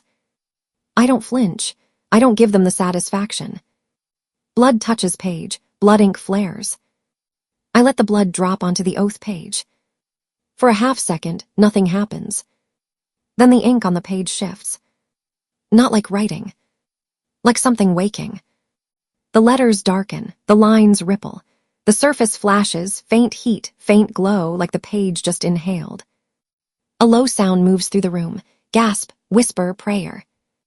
Hidden language reveals lineage clause. Words bloom where there were none before. Thin script, hidden in the fibers, rising up as if my blood pulled it out of the paper. My vision narrows. My pulse pounds in my ears. And the line that appears is so clean, and so cruel it feels like being named by a stranger. It reads, "Hail line of Blackmore Royal Nursery." For a second, the room tilts. Hail line of Blackmore Royal Nursery. I swallow hard. Hail is Queen Mother's, birth line used in blood law. I hear Tomas inhale sharply behind me. I hear Bianca's breath catch. I feel Julian's presence tighten like he's been punched. The nobles start murmuring, fast, hungry. Murmurs ripple. My knees wobble, but I stand. My knees go soft. My body tries to betray me. I force my legs to lock. I stand anyway. Because if I fall now, they'll call it proof I'm unstable. Proof I can't handle truth. Proof I need to be controlled. Merrick's gaze flicks across the room, measuring the reaction like a man counting coins. Then he lifts his hand. Merrick declares an immediate security recess until final session. For the safety of all involved, Merrick says smoothly, I declare an immediate security recess. The final session will occur after review. Review. Translation. We exposed her, now we move her. I realize the hearing was meant to expose me, then move me. Cold clarity hits. Use the law to force my blood. Use my blood to force a reveal. Use the reveal to justify removing me from the room for safety. Garth's men shift at the doors. I see them, Blackmore guards with Captain Garth's posture in their bones. Not neutral, not there to protect me. They're to take me. Garth's men offer escort to private chamber. Lady Hale, one of them says, stepping forward, voice too polite. You'll come with us to a private chamber until the session resumes. Private chamber. The same kind of place people disappear behind. Julian steps forward so fast his chair scrapes. Julian steps between me and guards. No, he says, voice hard. She stays where I can see her. The guard hesitates, then looks past Julian to Garth, who stands near the side wall like a shadow with rank. Garth doesn't speak. He doesn't have to. Cashin steps forward, eyes burning. Under Stormvale's diplomatic presence, she will not be removed without witness escort, Cashin says, each word clipped. You don't get to isolate her. Merrick tilts his head like he's listening to a child argue. I appreciate your concern, Merrick says mildly, but procedure. Procedure is what you're hiding behind, Cashin snaps. The room starts to rise into noise. Nobles talking over each other, guards shifting, whispers getting sharper. Merrick lifts one hand, calm as a surgeon. We will do this properly, he says, voice firm. Escort will be arranged. Arranged by him. By Roland. By Garth. No. Bianca's hand appears at my elbow. Warm, strong. Bianca grips my hand and pulls me into a side passage. Now, Bianca breathes, barely moving her lips. She doesn't wait for my agreement. She yanks me sideways, toward a narrow servant door hidden behind a tapestry seam. The cloth gives under Bianca's fingers like it's been handled 1,000 times. We slip through. The air changes immediately, colder, dustier, thinner. We run servant stairs, using Bianca's map. Bianca pulls a folded map from inside her sleeve, creased, worn, marked with tiny ink dots. No time, she snaps before I can speak. Footsteps thunder behind us. Shouts, guards spilling into corridors, trying to figure out which way we went. Bianca turns left, then right, then down again, moving like she knows the castle's veins better than its nobles. My lungs burn. My skirt catches on a stair edge. I yank it free and keep going. My braid slaps against my back like a countdown. We spill into a service corridor, lined with pipes and stone arches. Tomas is there, waiting. Like he predicted exactly where panic would push us. Tomas meets us with carbon copies and negatives ready. He holds a leather satchel tight to his chest. His eyes are wide but steady. Here, he says, thrusting it at me. Carbon copies, negatives, seal press photos, everything duplicated. I grab the satchel like it's a lifeline. Julian catches up a breath later, face pale with fury and fear. Cashin is behind him, scanning corners like he's already planning how to tear through any guard who tries to touch me again. I don't let anyone speak first. Because if I don't decide now, someone else will decide for me. I decide we must go public with evidence before final session. We go public, I say, voice shaking but clear. We don't wait for their review. We don't let Merrick control what the council hears. Julian stares at me like he's seeing me for the first time. Cashin nods once. Bianca's breathing steadies. Tomas shifts closer. We'll need witnesses, more than the ones in that room. I know, I whisper. My collarbone burns. Not painful, hot, steady warmth, like something under my skin is pressing against the surface. Collarbone warmth holds longer. I keep it hidden. I tug my collar higher and angle my body away, careful, casual, like it's nothing. Not yet. Not until it's supposed to show. I swallow hard. No more traps without witnesses, I whisper. The words come out rough, like they're tearing through something inside me. My breath shakes, but my feet keep moving. We move fast, not stopping, down one corridor, then another, Bianca checking her map at each turn while Tomas counts the turns under his breath like a prayer. Cashin stays close enough that I feel his heat behind me, and Julian keeps pace at my side without grabbing, without ordering, like he's learning the shape of respect in real time. The castle narrows into quieter halls as we push deeper into servant roots. Then Bianca holds up her hand. Halt. We slow. We edge back toward my corridor, careful, listening. When we round the last corner, we stop dead. Garth's guards block the corridor to my room. 3 men, broad shoulders, neutral faces that aren't neutral at all. Their stance says they've been waiting. Their eyes lock on me. My skin goes cold.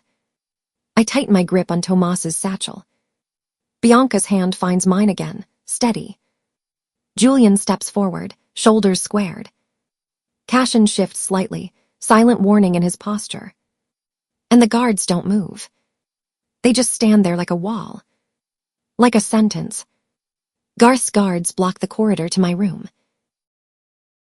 Garth's guards don't move aside. They stand shoulder to shoulder in my corridor like the hallway belongs to them now. Not the castle, not the air. Certainly not me. Captain Garth steps forward, his face set in that calm soldier mask that always means he's already chosen violence and is waiting for permission to pretend it's duty. Lady Hale, he says, voice smooth enough to sound kind. Come peacefully, it's for your safety. My stomach tightens, but I keep my chin level. The satchel strap bites into my palm where I'm gripping it too hard. Julian moves before I can speak.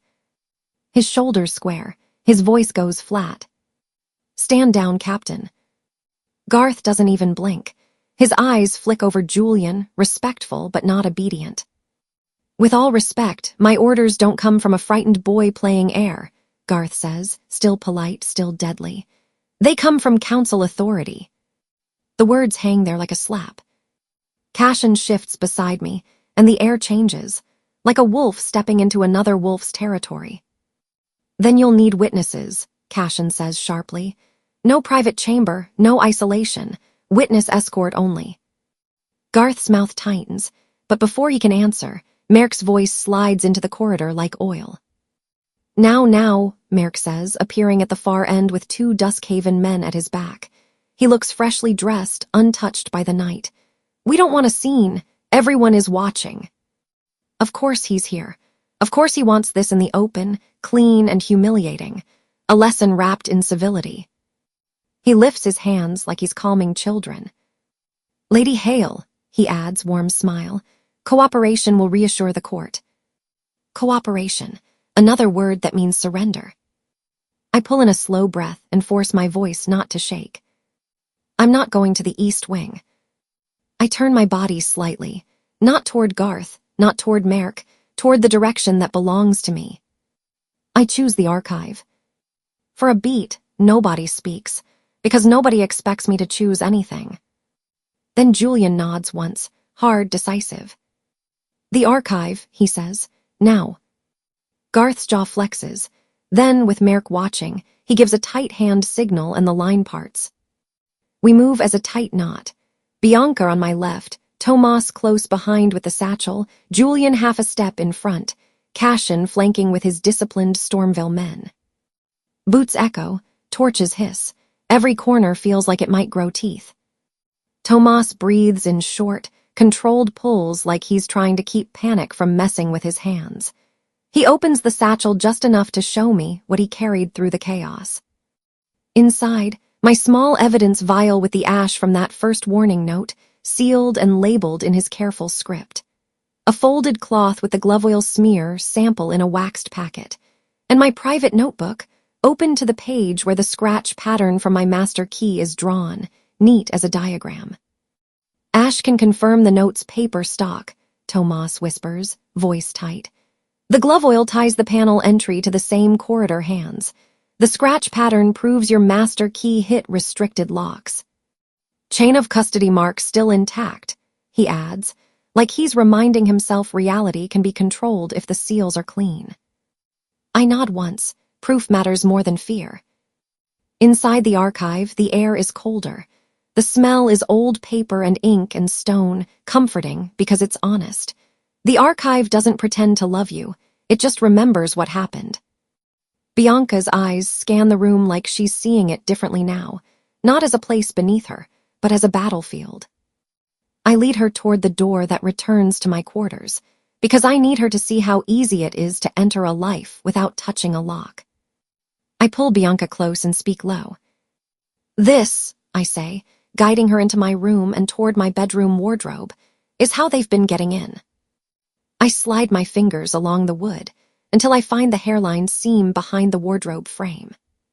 Bianca leans in, eyes narrowing. She presses her fingertips to the seam the way a rich girl shouldn't know how to, like she learned survival somewhere, too, and just kept it hidden. Her gaze flicks to the latch position, reachable from corridor side. She exhales sharply. Servant-root panels, she murmurs. Networks love these. You don't need keys. You don't need signatures. You just need access. The words land heavy because now she isn't guessing. She's nomming the machine from experience. I step back. My throat burns with anger, not loud anger, the kind that turns into focus. Good, I say, then help me map it. Bianca nods once. No sarcasm, no cruelty, just action. Back at my main archive desk, I pull out the schedule ledger, public records, nothing suspicious on the surface. The kind of thing people ignore. I write a small entry in neat official hand. A fabricated note about a noon review of a restricted cabinet, placed where 2 gossiping clerks will see it and spread it. Then I place a second bait, an altered courier route note, where Marable's runners usually scan. Bianca watches the placement, eyes sharp. You're turning their hunger into a leash, she says quietly. That's the plan, I answer. They run, we watch, they act, we document. Julian stands near the archway, watching me like he doesn't know where to put his hands anymore, like he's afraid to touch anything and make it worse. Finally, he steps closer, stopping at a respectful distance. I'm sorry, he says, no flourish, no defense, no blaming duty or fear. It hits harder than any speech. I stare at him for a second, then look back down at my desk, because I won't let emotion derail the day. Trust is earned, I say, voice even. By truth, not by guarding me like a secret. Julian's jaw tightens. He nods once like he's swallowing a lesson he should have learned years ago. Cashin shifts, like he's about to speak and doesn't enjoy it. I should tell you something, he says. His eyes hold mine direct. I invoked claim procedure early, he admits. Not because I wanted you as a prize, because I needed time. If Duskhaven pushed war, Stormvale would bleed first. Claim law slows everyone down. My spine goes rigid. So you did use me, I say, blunt as a knife. Cashin doesn't flinch. He doesn't deny. Yes, he says, I did. A beat passes. Then he steps back, literally 1 full pace away from me, palms open at his sides. It's small, but it's real. He isn't grabbing my arm. He isn't blocking my path. He's showing me space. Bianca's throat clears, and I turn to see her looking down at her own gloved hands. Her voice comes out quieter than I've ever heard it. I wasn't cruel because I hated you, she admits. I was cruel because I was scared. Roland had debt papers on my family. He made me think you were a threat to Julian, and he made me think I'd lose everything if I didn't keep you small. For a second, something sharp and hot rises behind my eyes. Not pity. Not forgiveness. Just the brutal truth that fear makes monsters out of people who like to pretend they're polished. I'm not forgiving you instantly, I say, because lying would poison everything we're building. But I see what you're doing now.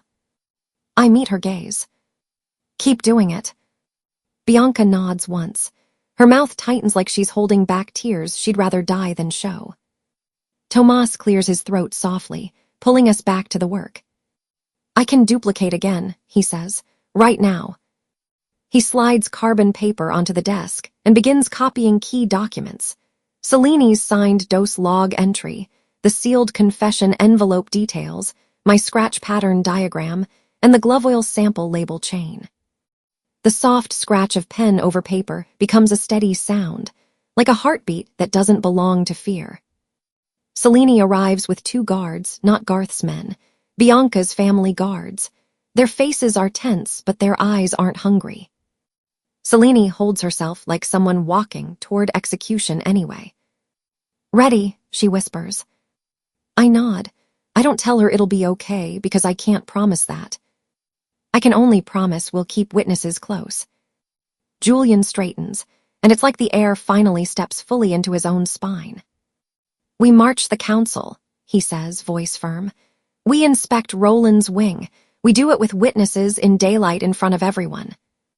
Bianca lifts her chin. If Marable tries to move a runner or slip a message, I'll distract, she says.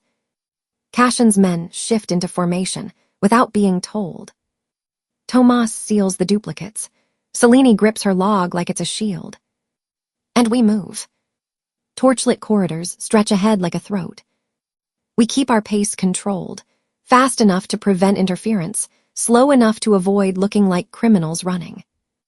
Ahead, a runner appears, one of Marable's quiet men. He's trying to slide past a side passage, eyes darting. Bianca steps directly into his path, like she owns the hallway. Oh, Bianca says loudly, bright and sharp. There you are. I was just telling Lady. She turns her head to address a noble behind her, voice rising. How interesting it is when servants forget which corridors they're allowed to use. People turn. Nobles stop. Guards look. The runner freezes, trapped in attention. Julian doesn't hesitate. Guards, he says coldly, stand down and keep your distance. No hands on her, no private removals. Everyone stays visible. Some of the guards look to Garth's distant shadow at the back of the hall. But Julian's authority, public, witnessed, forces their stillness. Cashin's soldiers flank us, disciplined. They don't touch anyone. They don't threaten. They simply stand where they need to stand so no one can drag me into a side corridor again. We reach the council doors. The heavy stone and wood makes the air feel even colder. The doors open and sound spills out. Voices, argument, the rustle of silk. Merrick's voice is already raised, the words shaped to carry.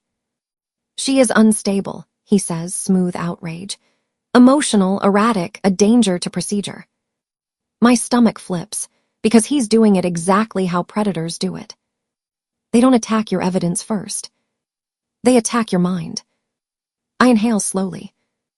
I step forward into the chamber before anyone can announce me, before Merrick can frame my presence as disruption. Record this, I say, voice sharp and clear. And I hold up Selene's signed confession, wax sealed, witness marked, Tomas's chain of custody notation visible. The room shifts. Roland turns his head toward me slowly, like he's disappointed I'm still breathing. His voice is gentle when it comes, too gentle. "Lady Hale," he says softly, "you're frightened, you're confused, you've been manipulated." I don't raise my voice. I don't plead. I look straight at him. "Then inspect your seal press." Tomas steps forward, hands steady despite everything. He holds up carbon copies, duplicates of the bribe logs, stock watermark matches, the seal ridge mismatch diagrams, the scratch pattern access notes, and chain of custody stamps. Bianca steps forward too, chin high, voice loud enough for every noble to hear. "My family debt was used as a leash," she says. "Roland's people threatened us. Lady Marable was part of it. I helped because I was cornered." Merrick's smile returns, slow, pleased. Not because he's winning. Because conflict entertains him. Julian's face goes cold in a way I've never seen before. He turns to the council.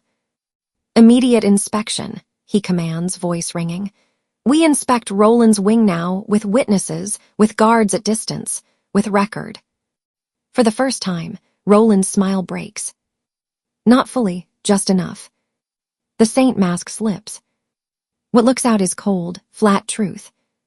He leans slightly toward me, like he's about to share a private secret. His voice is soft, almost affectionate. "You don't know what you are." Roland says softly, "You don't know what you are." We march as one hard knot through the corridor, Julian in front, Bianca and Tomas tight behind me, Cashin's men flanking with that quiet Stormville discipline that makes nobles step back without being touched. The castle feels like it's holding its breath. Roland's wing is brighter than the rest of Blackmore, more lamps, more polished wood, more silk pretending there's nothing rotten inside. The closer we get, the more my skin crawls, like the walls remember every forged page they swallowed. Roland meets us in his doorway like a host greeting guests. "This is a violation," he says smoothly, voice warm enough to be believable. "The Chancellor's office is protected under council privilege." Julian doesn't slow. "As heir, I override privilege when the archive is compromised," he says, flat and public. "Witnesses are present. Open the passage." Roland's smile twitches, barely. His gaze flicks over the council members we brought, wolves who like order more than truth, but like scandal most of all. He realizes he can't stop this, without admitting he fears it. "Julian," he tries, soft and fatherly again, "you don't understand what you're setting loose." "I understand enough," Julian cuts in. "Open it." Tomas steps forward with the key ring Bianca stole from Marable, hands steady but pale. I point to the section of wall I saw by candle shadow before, the panel seam that looks like decoration until you know how to stare. Tomas slides the key in. The hidden latch gives with a muffled click. The false wall swings inward. And the room behind it is not a rumor. It's a workshop. Stamp plates stacked like weapons, wax pots still stained with fresh drips, a press with a heavy arm and ring ridges carved into metal, paper stock bundled and tied in neat stacks. The council's murmurs rise at once, outrage wrapped in curiosity.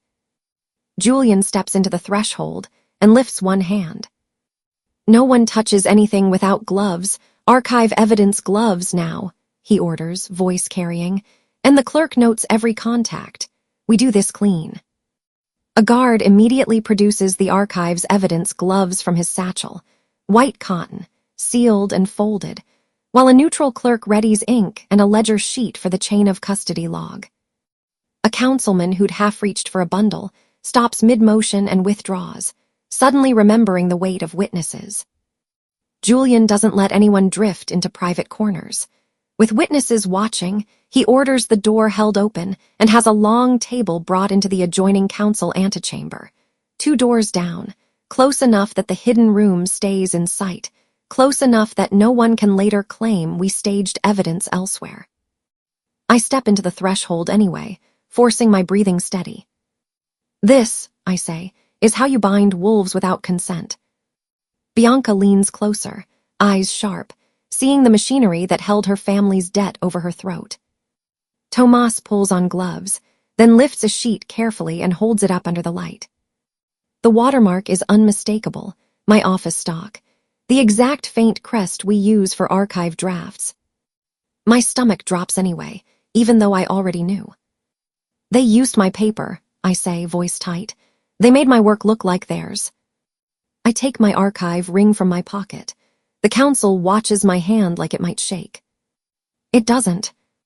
I press the ring's ridge into warm wax on a scrap test seal, separate from every evidence packet, then hold it beside one of the forged seals already on record. The pressure pattern is wrong, I say. My ring leaves a double ridge at the lower curve. See it? His plate leaves a smooth edge. That mismatch proves these seals weren't made through lawful archive process. I turn slightly so everyone sees. I make them look. I make them witness. Then I reach into Tomas's satchel and lift the planted crest ring, still sealed inside its evidence wrap. Someone tried to frame me, I say. This ring appeared on my desk, too royal, too perfect. I hold up the glove oil packet and the dust sample envelope beside it. The glove oil smudge and the dust match Chancellor wing access. Same corridor grit, same oil blend used on their latches. It ties the planted ring to this network. Roland's breath comes out slow. He looks almost amused. Photos can be faked, he says lightly, as if we're discussing a bad painting. Tomas doesn't let me answer alone. He steps forward, voice firm for once. Then you challenge the chain of custody, he says. You challenge witnesses. You challenge the carbon copies made in real time, made before anyone could claim tampering. He holds up the duplicated pages, each marked, dated, and signed by witnesses. Every copy matches the original materials in ink stroke, spacing, and watermark, Tomas adds, and each step was witnessed. Roland's smile thins. Selene stands next. She looks like she might vomit, but she lifts her chin anyway. I was ordered to microdose suppressants, she says, voice shaking, and I complied. A ripple moves through the antechamber. Shock, disgust, the kind of gossip that tastes like blood. Selene swallows hard.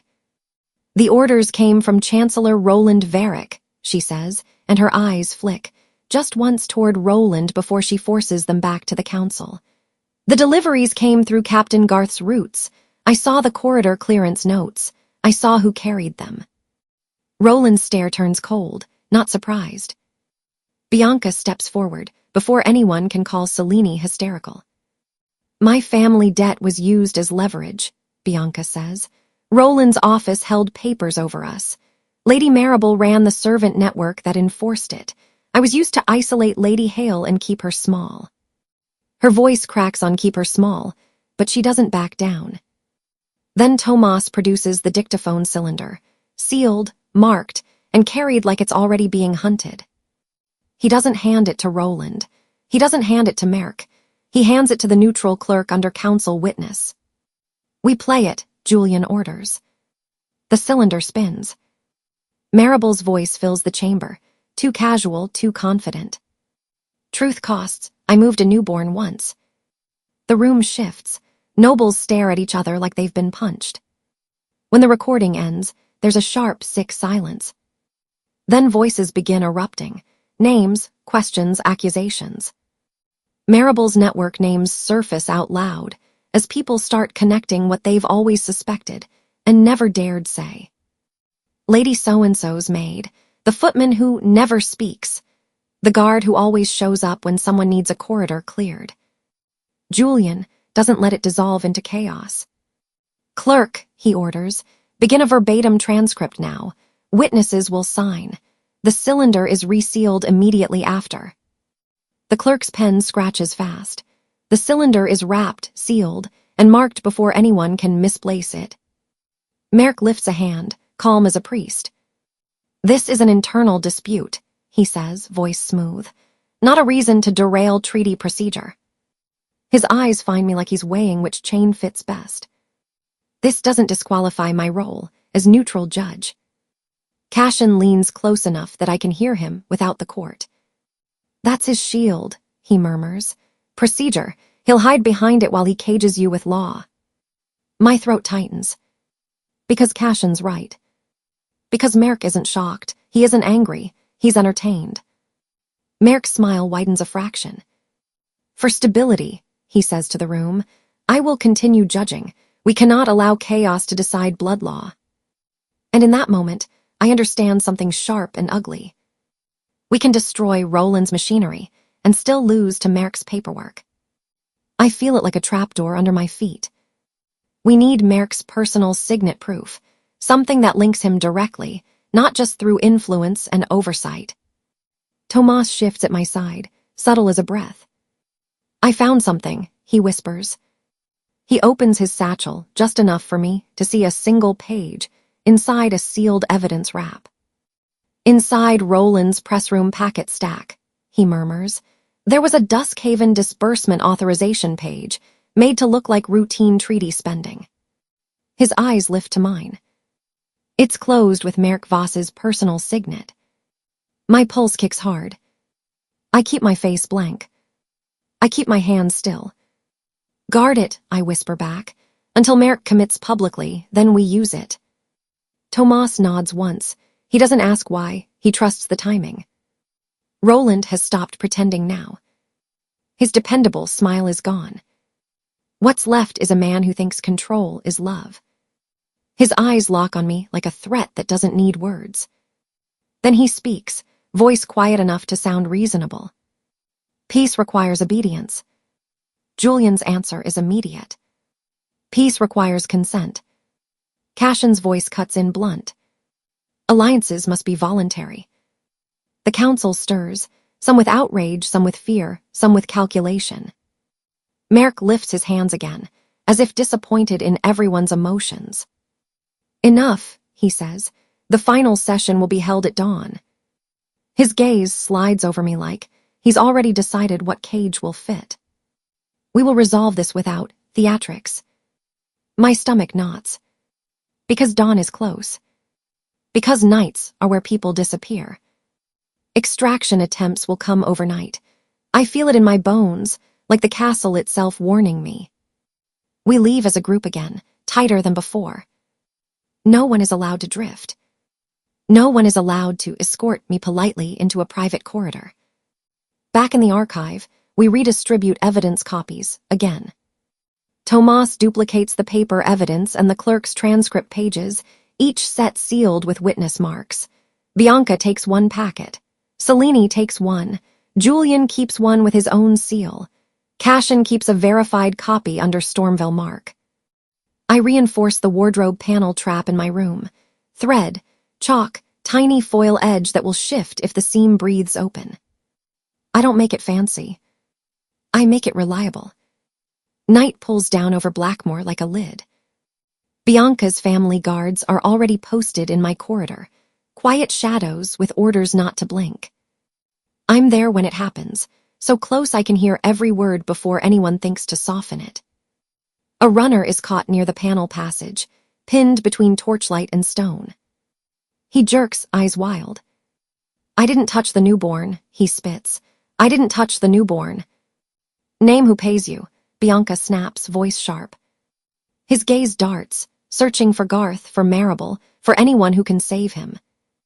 Nobody moves. He swallows. Marable, he blurts. Lady Marable pays. She pays to watch corridors. She pays to clear rooms. And who clears corridors for her? I ask, stepping forward so he can't pretend I'm a rumor. He freezes when he sees me, like he didn't expect the unmarked clerk to have a voice that can cut. His mouth works. Garth, he says finally, and it comes out like a confession that burns. Captain Garth clears them. He tells guards to look away. I lift my hand. Stop, I say. You'll repeat it properly, in record, with witnesses. Julian steps in, cold and controlled. Clerk, he orders. Write it down, date, time, names. Tomas appears with paper and seal strips. Bianca's guards keep the runner steady but don't strike him, because bruises can be called coerced. and we're done giving them excuses. With me present, we document his confession. He repeats it line by line. The witnesses sign. The packet is sealed. The wax cools. The proof hardens. I breathe out slowly. No panic. Only planning. Only timing. Tomas moves close enough to whisper without being heard. Selene knows where Maeve is. The word hits my ribs like a fist. My chest tightens. Midwife. The mechanism, the missing piece, the part that turns rumor into fact. If Maeve speaks, the swap becomes proof, not suspicion. I grip the ledger's spine in my hands like it's a lifeline, because it is. Because the archive is the only thing in this castle that doesn't lie to protect itself. Selene steps into the corridor, eyes haunted, voice urgent. Come now, she says, before Roland moves her. Selene steps into the corridor, eyes haunted, voice urgent. Come now, she says, before Roland moves her. My stomach drops, because move is what they do before someone vanishes. The castle woke like it always did, stones sighing, pipes ticking, distant bells pretending everything was normal. Nothing was normal. I barely slept. Every time my eyes shut, I heard Selene's voice again. Before Roland moves her. Move wasn't a word in this place. It was a method. I sat up in the dark and pressed my palm flat on the hollow ledger spine beside my pillow. The edges were worn smooth from years of hands that believed paper could outlive lies. Mine were shaking again, small tremors I refused to let anyone see. I forced my breath slow. In the dim, my collarbone felt warm, like someone had set a coin under my skin and it was heating by degrees. I didn't look. I didn't touch. I didn't give it attention. Attention was a leak. I dressed fast, plain, practical, hair braided tight enough to hurt, boots, my archive ring, the small evidence vial I'd started carrying without thinking empty ready because I'd learned the hard way that proof matters more than guesses. When I stepped into the corridor, Bianca was already there, wrapped in a heavy coat like she'd been waiting for hours. Her face was pale, her jaw set hard. Tomas hovered 2 steps behind her, clutching a satchel like it was his own ribcage. Selene stood closest to my door, hands clenched at her sides. She looked exhausted in a way that went past sleep, like guilt had been chewing her bones. "You're sure?" I asked. Selene's eyes flicked toward the end of the hall where torchlight died into shadow.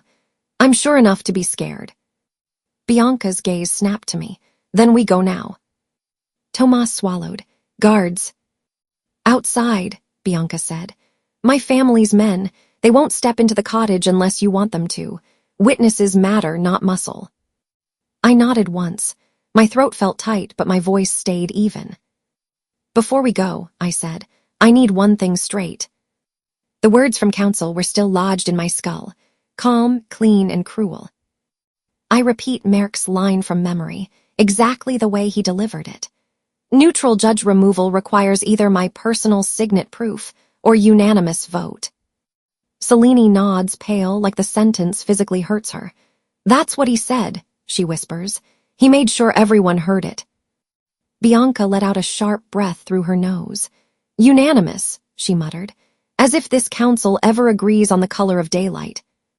I felt something cold settle behind my ribs. Procedure is his cage. Merck didn't need chains if he had rules that only he could unlock.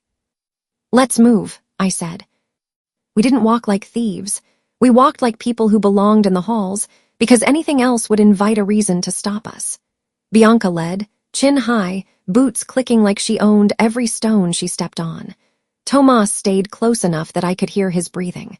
Selene kept glancing back like she expected Captain Garth to melt out of the walls. Outside, the morning air was brutal, cold enough to bite the inside of my nose. Blackmore's grounds stretched in pale gray, trees stiff and bare, the castle rising behind us like a judge that never sleeps. Bianca's guards waited at the edge of the path, 2 men, broad-shouldered, quiet, eyes scanning the tree line and the cottage roofs. They didn't speak. They simply fell in behind us at a distance that said protected without saying owned. The caretaker cottage sat near the far wall, where the castle's shadow made the light look sick. The roof sagged at one corner. The windows were small. Smoke didn't rise from the chimney. Selene stopped at the door and lifted her hand, but she didn't knock right away. Her fingers hovered, trembling. "She won't slam it in your face," Bianca said, voice low. "She's old, not stupid." Selene's mouth tightened. Then she knocked, soft, careful, like she was afraid of waking ghosts. For a moment, nothing happened. Then I heard the scrape of a bolt. The door opened a crack, and a face appeared in the gap, lined deep, eyes too sharp for the body they lived in. Maeve Rowan. Old, haunted, and watching us like she'd been waiting her whole life for this moment and praying it would never come. Her gaze slid past Selene, landed on Bianca, then Tomas, and then it hit me. She went very still. Her lips parted like she'd forgotten how. And then, so softly it felt like the wind itself said it, Maeve spoke a name I'd never heard out loud in my life. Not Alara. Not Clerk. Not Unmarked. My nursery name. The one Roland used in the nursery wing. The one Bianca stiffened at. Maeve whispered it like a prayer. My stomach dropped so hard my vision sparked. Bianca's breath caught. Tomas made a small, broken sound. Selene's eyes filled instantly. I stepped forward until the crack of the door was wider, until Maeve couldn't pretend she didn't see me. "Say it again," I told her. My voice didn't shake. My hands did. I hid them in my coat pockets. Maeve's eyes glistened. I shouldn't." "You already did," I said. "Now you finish." Maeve swallowed. Her throat moved like it hurt. I didn't soften, not yet. "I want the full truth," I said. "How the swap happened, every step, every person, every reason." Maeve's eyes flicked toward the guards in the distance. "They're outside," Bianca said. "They won't step in, you talk to us, you sign with witnesses, that's it." Tomas lifted his satchel a little. "I have paper, seals, a witness log." Maeve's shoulders sagged, like she'd been holding them up for decades. She opened the door. The cottage smelled like dried herbs and old wool. A small stove sat cold. A table was covered in folded cloth that looked like it had been handled too much, like a nervous habit. Maeve didn't offer tea. She didn't offer chairs. She just walked to the table and braced her hands on it like she needed it to stay standing. "There were 2 births," she said, voice raw. "Same night." I froze. Maeve's eyes stayed on the table, not on me. "The Queen Mother's living royal pup," she said, her voice thick on the word, female, "and a stillborn pup born to a laundress in the servant quarter." My blood went cold. I felt Bianca shift beside me, like the floor had tilted. Tomas's fingers tightened around his pen. Selene covered her mouth with her hand. Maeve kept going, because stopping would kill her. "Roland used the old assassin rumor," she said. "The scare, the whispers that someone wanted the bloodline ended. He told me if I didn't comply, my family would be blamed as accomplices. He said they'd be removed." The way she said it, flat, careful, made it worse. "He ordered me," Maeve continued, "to place the stillborn in the royal cradle and record it as the royal pup's death." My ears rang. Bianca's voice came out low, sharp, "and the living royal pup." Maeve's jaw trembled. "She lived," Maeve said, and the words sounded like grief. "She cried. She reached for my finger." My throat tightened so hard it hurt. Maeve's eyes flicked up at me for a split second, pure misery there, then dropped again. Maeve swallowed and forced the next part out. "Roland threatened my family." Lady Marable guided the tunnel route. Her mouth twisted on Marable's name like bile. "Captain Garth cleared corridors so no guards crossed our path." I pictured it, Marable's soft shoes on stone, her hand signals, the way a corridor could suddenly become empty if the right man wanted it that way. "Then what?" I demanded. "Say it." Maeve inhaled like she was about to drown. "I carried the living royal pup," she said, and her voice broke on the next word. "You threw servant tunnels to a discreet Hale Branch nurse." My skin prickled all over. Tomas's pen scratched like a frantic insect. Maeve kept speaking, because she had to. The laundress family was paid, she said. Relocated. Enough money to vanish quietly, enough fear to keep them silent. The death story was sealed in ink before dawn. I stared at her, trying to find the crack where a lie would show. There wasn't one. Only shame. Only fear. Only the kind of truth people bury, because it's too heavy to carry. Maeve's hands clenched on the table. I was told, she whispered, you were safer hidden inside a minor Hale branch, so your surname stayed stable, so no one would look too hard at a sudden rename or a royal child, adopted from nowhere. Bianca's face was pale now, all her earlier sharpness stripped away. Tomas looked like he might vomit, but he didn't stop writing. Seleni's eyes were wet, and she didn't bother wiping them. I stood very still. The castle suddenly made sense in a way that made me sick. All the whispers, all the glances, all the unmarked laughs. They weren't just mocking. They were erasing. Tomas cleared his throat, voice tight. Maeve Rowan, we need you to sign this. Maeve nodded once, like she'd already lost everything and signing was just the last step of it. Tomas laid the page flat. He read it back to her, slow, precise, making sure every word matched what she said. Maeve listened, then took the pen with shaking fingers and signed. Tomas signed beneath as witness. Bianca pressed the seal wax, then stamped it with a neutral witness mark she'd brought, because Bianca had learned fast that pretty words don't survive courts without wax. Maeve's shoulders slumped the moment the seal set. Then she lifted her eyes again, and her voice got steadier, like the worst part was done, and now she could speak like a professional again. Hale, Maeve said, is the Queen Mother's birth line in blood law. That's why the clause matters. That's why Merrick wants it. Blood law is built on the Hale line, it's the spine. My collarbone warmed again, slow, insistent. I ignored it. Maeve's mouth tightened, and she looked toward the window like she could see the past through it. Lady Eveline opposed Roland, Maeve said. She tried to stop it, she argued, she threatened to go public, and Roland threatened her silent. Bianca blinked hard. Eveline knew. Maeve nodded. She knew enough. Seleni's voice cracked. Why didn't she? Maeve's eyes flashed. Because speaking gets people buried in different ways. The words settled like ash. We didn't stay long. Not because I didn't want to press Maeve for more. God, I wanted to tear every detail from her until I could lay it on the council table and watch their faces change. But because Selene had been right. If Roland knew Maeve was a weakness, he would move her. And then she'd vanish. So we left with the sealed statement, with witness marks intact, with Tomas holding it like it was the crown itself. On the walk back, the castle looked different. Not bigger. Not smaller. Just exposed. Like I could see the seams where it had been stitched around a lie. Bianca walked beside me quieter now, not sharp, not cruel, just human. At one point, her sleeve brushed mine. She flinched like she expected me to snap. I didn't. We were past snapping. We were in the part where survival demanded teamwork. Why help me now? I asked her, not looking at her.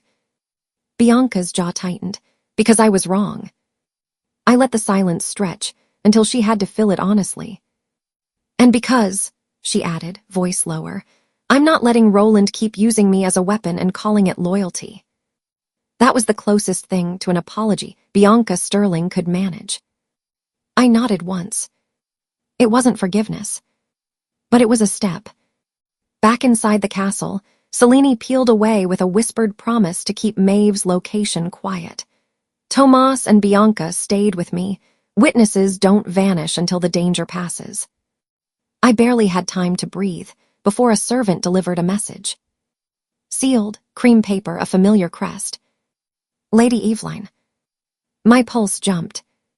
We went anyway, because at this point, everyone who mattered was either a threat or a key. Eveline's rooms smelled like lavender and old books. She sat near the window like she'd chosen the spot where she could see the grounds, and pretend she was free. She didn't waste time pretending we were friends. Her gaze locked on me like she'd been waiting years to finally see my face up close. "You're grown," she said softly. I didn't answer that. "You wrote the first warning note," I said. Eveline's mouth tightened. "Yes." My stomach clenched. "Why?" "Because I couldn't say it in open air," she snapped, then caught herself, breath shaking. "Because Roland doesn't silence people with orders. He silences them with consequences. People disappear. Families collapse. Reputations rot. I had no proof that would survive a hearing, only knowledge, and knowledge without proof gets you called insane." Bianca's eyes narrowed. Tomas stayed silent, pen ready. Eveline rubbed her fingers together, like she was trying to scrub off a memory. "I couldn't speak publicly without retaliation," she said again, slower. "And I couldn't let you walk blind into a trap." I swallowed. Why the initials? Why EH on the emboss? Eveline's eyes flicked to Tomas, then back to me. "Because it was the only way I could mark it without speaking out loud," she said tightly. "I used an old Hale stationery embosser I kept from the nursery accounts, small, quiet, and invisible unless you knew to look. And because the name you wear, Hale, was the only shield we could give you." I stiffened. Eveline leaned forward a fraction. "Keeping Hale prevented attention from a rename," she said. "If your name changed suddenly, wolves would ask why. Wolves love blood stories. They'd sniff until they found the truth. The stable surname kept you quiet." Quiet. Hidden. Caged. A sound came from the doorway behind us. A sharp inhale. I turned. Julian stood there. He hadn't knocked. He hadn't announced himself. He was just there, like grief had pulled him by the throat. His face was pale, eyes bright with fury and something worse, shame. He looked at Eveline like she'd slapped him. Then he looked at me, and his throat bobbed like he was trying not to make a sound. "Julian," Eveline said softly, and her voice changed, gentler, almost maternal. "You needed to hear it." Julian's hands clenched at his sides. "You knew," he said, voice rough. "You knew, and you didn't tell me." Eveline's eyes glistened. "I tried to stop it. I failed. And then I tried to keep you alive without putting a knife in Roland's hand." Julian's jaw clenched so hard I heard his teeth grind. Eveline stood, slow and careful, like she knew she was walking toward a storm. "Julian," she said, "choose truth over Roland. Choose it publicly, not in whispers, not in private guilt." Julian's breath hitched. He looked at me again, like he didn't know where to put his eyes. Then he nodded once. Not a soft nod. A decision. "I will," he said, and his voice was steady enough to scare me. "I promise." The room went quiet. Then Cashin's voice came from the hall, sharp, controlled. "I need a word." He didn't enter fully. He stayed at the threshold like he respected doors, even when he wanted to kick them down. Julian's eyes flicked toward him, tension sparking. I stepped into the hall instead, because this wasn't going to happen without me, and I refused to be discussed like a treaty term. Cashin's gaze met mine. "Merrick pressured Stormville too," Cashin said bluntly. "He offered protection if we played along, threatened trade sanctions if we didn't." Bianca's eyes widened slightly. Cashin's mouth tightened. "And Silas took Duskhaven money for ambition. He thinks Merrick will hand him a throne if he helps stabilize this mess."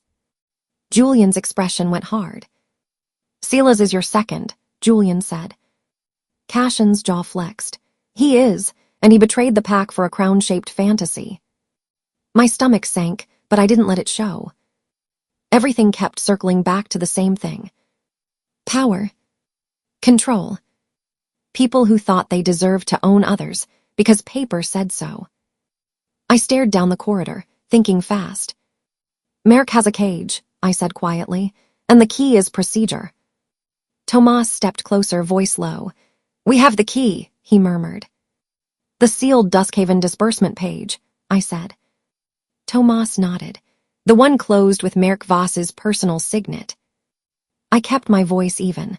"It's not just disbursement." Tomas's eyes sharpened. No.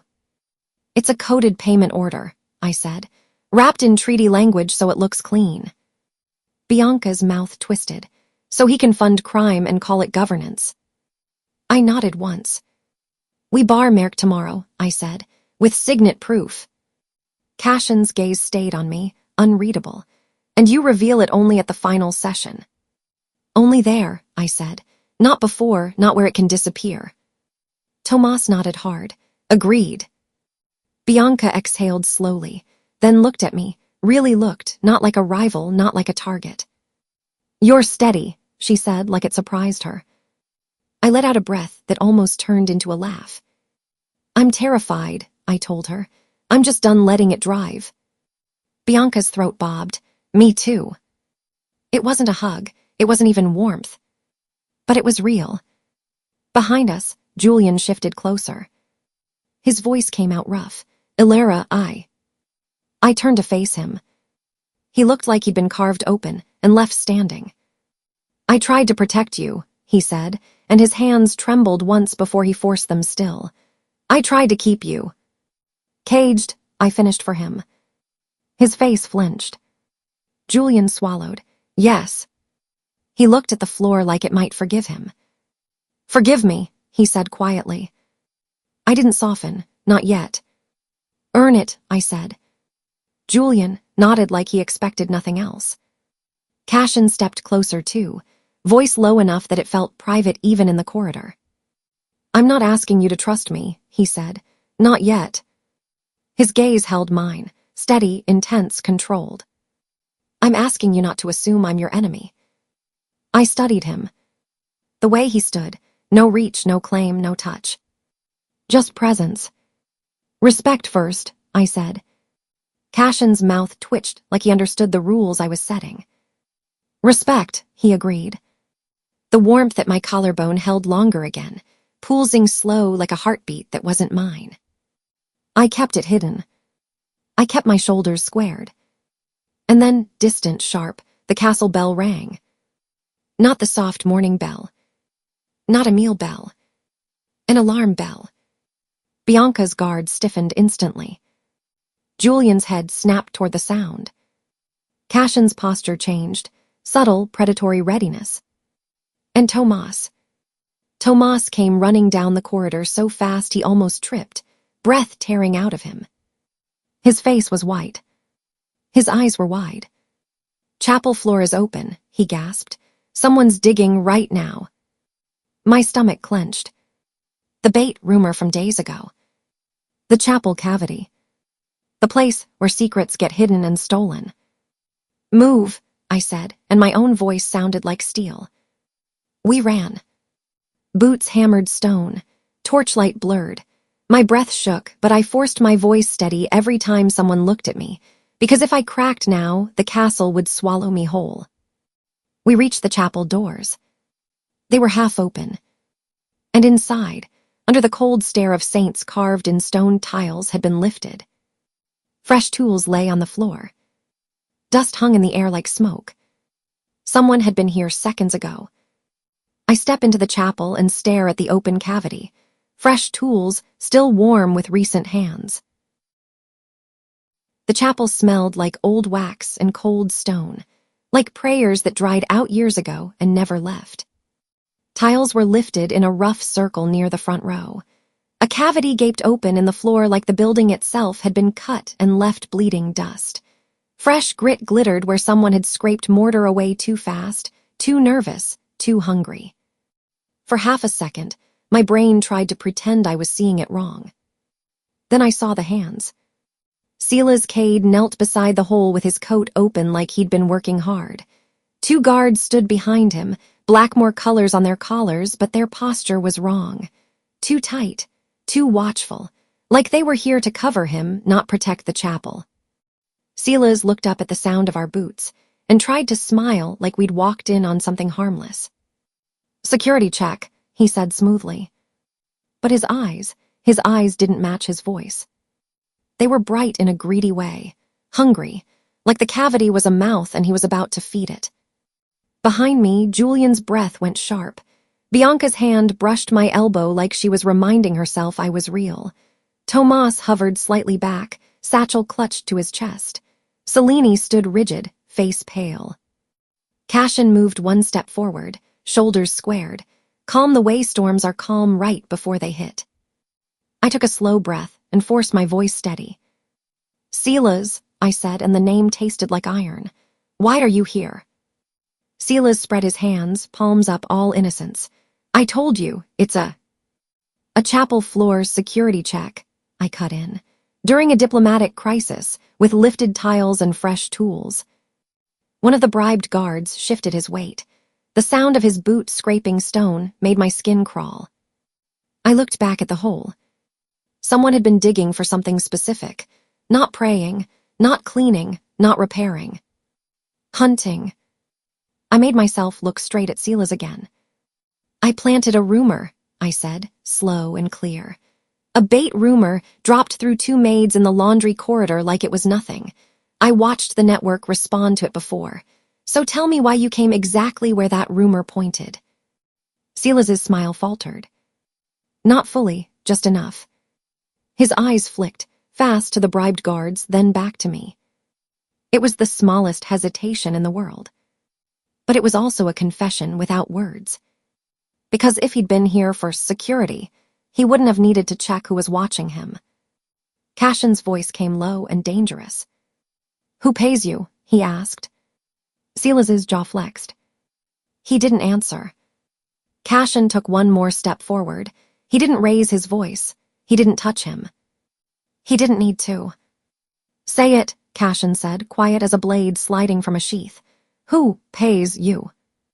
The chapel went silent around us. No wind, no distant footsteps, like even the castle was holding its breath. Silas's gaze flicked again. Not to Julian. Not to me. To the open doorway behind us. And in that moment, my stomach dropped, because I understood what that meant. Silas wasn't just scared of Cashin. He was scared of someone who hadn't entered the room yet. Silas swallowed. His mouth tightened. Then, like the truth ripped itself out of him before he could stop it, he muttered, Merc. Cashin didn't blink. What did he promise you? Cashin asked. Silas's eyes flashed with something ugly. Resentment, ambition, desperation all twisted together. He promised me Stormville's throne, Silas said, and the words came out harsh, like he hated the taste of them but wanted us to know he'd been offered something bigger than loyalty. Bianca sucked in a breath. Julian's expression went cold. Tomas's fingers tightened on his satchel strap like it was the only thing keeping him upright. For a heartbeat, nobody moved. Then the chapel door creaked wider. Footsteps slow, unhurried. Like whoever was coming knew, they were welcome everywhere. He must have been close, shadowing Silas's route. Merc Voss stepped inside, as if he owned the stones beneath his boots. He wore a dark coat cut perfectly, hands bare, smile calm. His eyes drifted over the lifted tiles like he was admiring a painting, not a crime scene. He stopped just inside the doorway, head tilted slightly. Oh, he said mildly, like we'd interrupted a conversation. Silas. Silas's face went tight. His shoulders hunched the tiniest bit, like a dog that knows the leash just snapped. Merc looked at me next, and his smile didn't change. Lady Hale, he said, you do find trouble with impressive consistency. My collarbone pulsed with warmth under my shirt, and for a second I wanted to rip the fabric away just to see what the heat meant. I didn't. I lifted my chin instead. Merc, I said, your man was digging under our chapel. Merc's brows rose, so slow it looked practiced. My man, he repeated softly, amused. Silas acted alone. Cashin's gaze sharpened. Julian's hand curled into a fist at his side. Merc continued, voice smooth as polished glass. Stormville politics are complex. Ambition makes wolves creative. His eyes flicked to Silas, and I caught it, the tiny gleam behind Merc's calm. Enjoyment. Not shock, not disappointment, not anger. Enjoyment, Like this was a game board, and Sila's was a piece he'd pushed forward to see who would bite. My stomach turned. Julian stepped forward, voice clipped. "Those guards," Julian said, pointing at the two men behind Sila's. "Arrest them, now." The bribed guards stiffened, eyes darting. Before Julian could take another step, Captain Garth appeared at the chapel doors, two of his men at his back, like he'd been waiting nearby, like he'd known exactly where this would go. He didn't rush in, he didn't look surprised. He looked irritated. "No," Garth said flatly. The word hit the chapel like a slap. Julian's head snapped toward him. "Captain." "I said no," Garth repeated, stepping inside. His posture was rigid, his jaw set hard. "Those men answer to security protocols." Julian's eyes narrowed. "I am the heir. I am ordering you." Garth didn't blink. He held Julian's gaze and said the thing that made my blood go cold. "I have higher authority than the heir." The chapel went too still. Even Merrick's smile sharpened slightly, like he liked this. Mutiny. Not whispered, not hidden. Spoken out loud under saints, carved eyes. And right after Garth said it, his men shifted in front of the bribed guards, shielding them like evidence. Julian's face changed, anger, disbelief, and something wounded all at once, like he'd just realized the ground beneath him wasn't solid. Cashin moved before Julian could. His voice cut through the silence. "Sila's Cade," Cashin said. "You are under arrest under Stormville law." His voice didn't rise, but it cut clean. "Under Gestright and Stormville command, I claim him as mine to detain." Sila's jerked his head up. "You can't." "Yes," Cashin said, calm. "I can." For a heartbeat, I saw something flicker in Cashin's face, pain, pride, betrayal. Then he crushed it down hard because he had to. He chose integrity over pride. He chose his pack's honor over his second's ambition. Cashin grabbed Sila's by the arm, not rough, not gentle, just firm, and turned him toward the door. Sila's fought it for half a second. Then he looked at Merrick like a child looking for permission. Merrick only smiled. Silas's resistance collapsed. Cashin pulled him forward, out of the chapel, past the saints, past the lifted tiles. At the doorway, Cashin passed Sila's to two Stormville men, detained, not dismissed. As we spilled into the corridor, Garth steered the bribed guards out first, bodies between them and Julian's reach. Julian watched Cashin do it, eyes narrowed, and then, just for a second, something softened in Julian's expression. Respect. Reluctant, flickering, but real.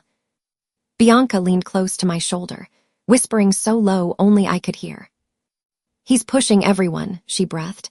"Merrick, he wants us boxed in, war corners." I didn't answer, because she was right, and because the truth made my throat tight. Tomas edged closer, face pale, voice urgent. "Ilara," he whispered, "Garth is preparing unlawful transport tonight." My stomach dropped. "Transport," I whispered back. Tomas nodded once, eyes wide. "Moved, taken, for safety. He's clearing corridors already. I heard roots, times, it's real." My fingers curled around the edge of my coat until the fabric creased. The chapel wasn't just a mess. It was a warning. Julian's voice went sharp. "We go, now." We didn't leave like a group that had just uncovered a crime. We left like prey that had seen the hunter's shadow move. Cashin's men moved first, Sila's secured between them. Merrick followed at an easy pace, too calm, too composed, like he'd been invited to watch the castle panic. Garth stayed near Julian, posture stiff, eyes hard. I walked fast through the main halls, boots striking stone too loud. Bianca stayed tight beside me.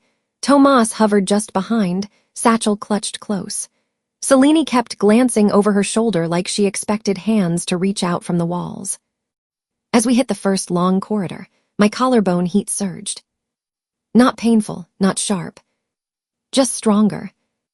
Like a brand warming under skin. I kept my scarf tight.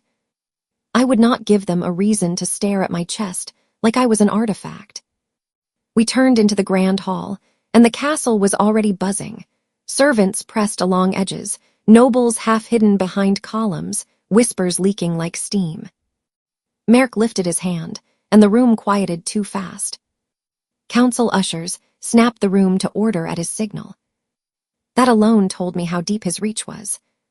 "Final session at dawn," Merrick announced, voice calm, carrying cleanly through the stone hall, regardless of tonight's excitement. His eyes flicked toward Sila's, gripped between two Stormville men as they hauled him forward. "Law does not pause," Merrick added, like he was scolding children. "Dawn, council chamber." Then he smiled at the watching nobles like he'd offered them a gift. I felt Bianca's shoulder tighten beside me. Julian stepped forward, jaw clenched, but Merrick's announcement wasn't a question. It was a threat dressed as certainty. We were funneled toward a smaller council antechamber, half escorted, half forced. Not the full chamber, not yet. A waiting room, a pressure box. At Merrick's nod, council guards guided us, not rough, just unavoidable. Roland Varick was already there. Of course he was.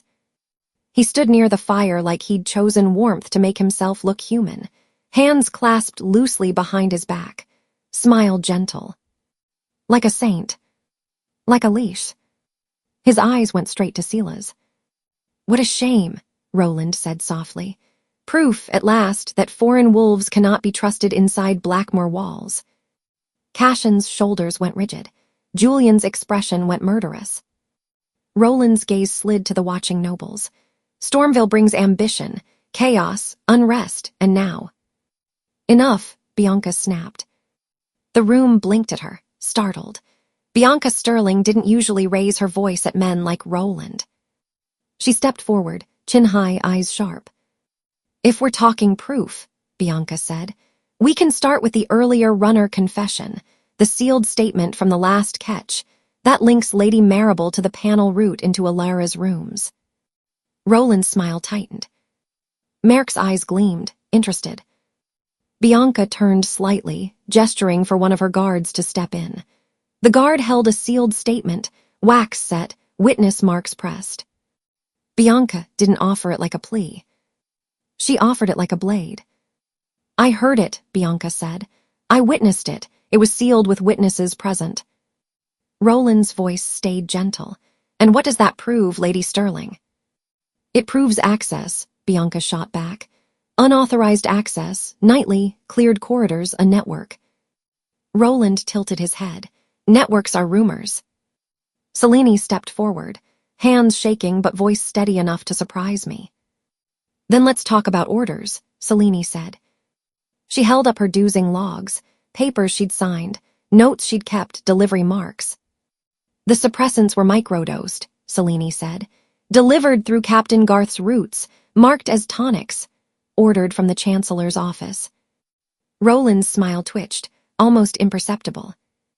Merrick's gaze drifted toward Selene, like she'd become a piece on the board. Tomas stepped forward next. He didn't look like a hero. He looked like a man trying not to throw up.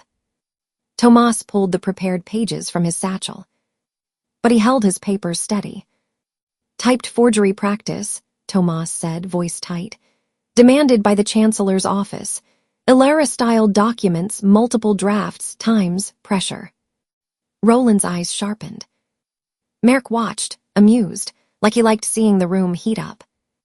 Julian's breath came slow and heavy through his nose, like he was forcing the rage to stay contained. "I am initiating arrest preparations," Julian said, voice hard. "For Marable, for anyone implicated, for—" Garth cut in, tone flat. "You need council backing." Julian's head snapped toward him. Garth didn't flinch. "You don't arrest nobles on a whim," Garth said. "Not without the council, not with a neutral judge in play." I watched Julian's hands curl into fists. Watched him swallow the impulse to order violence. Because if Julian moved too fast, Merrick would call it instability. And if Merrick called it instability, procedure would cage us. Cashin stepped in closer to Julian, voice low. "I'll position my guards," Cashin said. "No violence, no extraction." Julian's jaw flexed. "Do it." Cashin nodded once and turned sharply, barking quiet orders to his men in Stormville clipped phrases. They moved without drama, disciplined, clean. They didn't shove anyone. They just became present in the halls, blocking angles, controlling space. I hated how much it calmed me. I hated needing that. But I needed it, because Tomas's warning kept ringing in my head like a bell. Unlawful transport tonight. I pulled Tomas close, voice low. Copies. He nodded instantly. Already started. Bianca leaned toward me. I'll keep eyes on the panel corridor. Selini's gaze flicked to me, haunted. I'll stay near you. I didn't say thank you. Not because I wasn't grateful. Because gratitude felt like softness, and softness felt like a gap someone could shove a knife into. Instead, I opened Tomas's satchel and started distributing sealed envelopes, evidence copies, witness logs, carbon duplicates. One to Bianca, one to Tomas, one to Selini, one tucked into a hidden seam inside my coat. If they took me tonight, they would not take the truth with me. We stayed in that holding space as the castle churned outside it, nobles whispering, servants running, guards shifting positions. Roland kept speaking, voice syrup smooth. Stormville chaos, he repeated. Foreign ambition. This is why stability matters. Merrick nodded along, amused, like he loved watching Roland perform. I stood very still and kept my face blank. Inside, I rehearsed my final speech. Not fancy, not dramatic. Vax. Mechanisms. Chain of custody. Witness marks. Because I refused to beg. Hours crawled. Afternoon bled into evening. We ate nothing that wasn't sealed. We drank nothing that wasn't watched.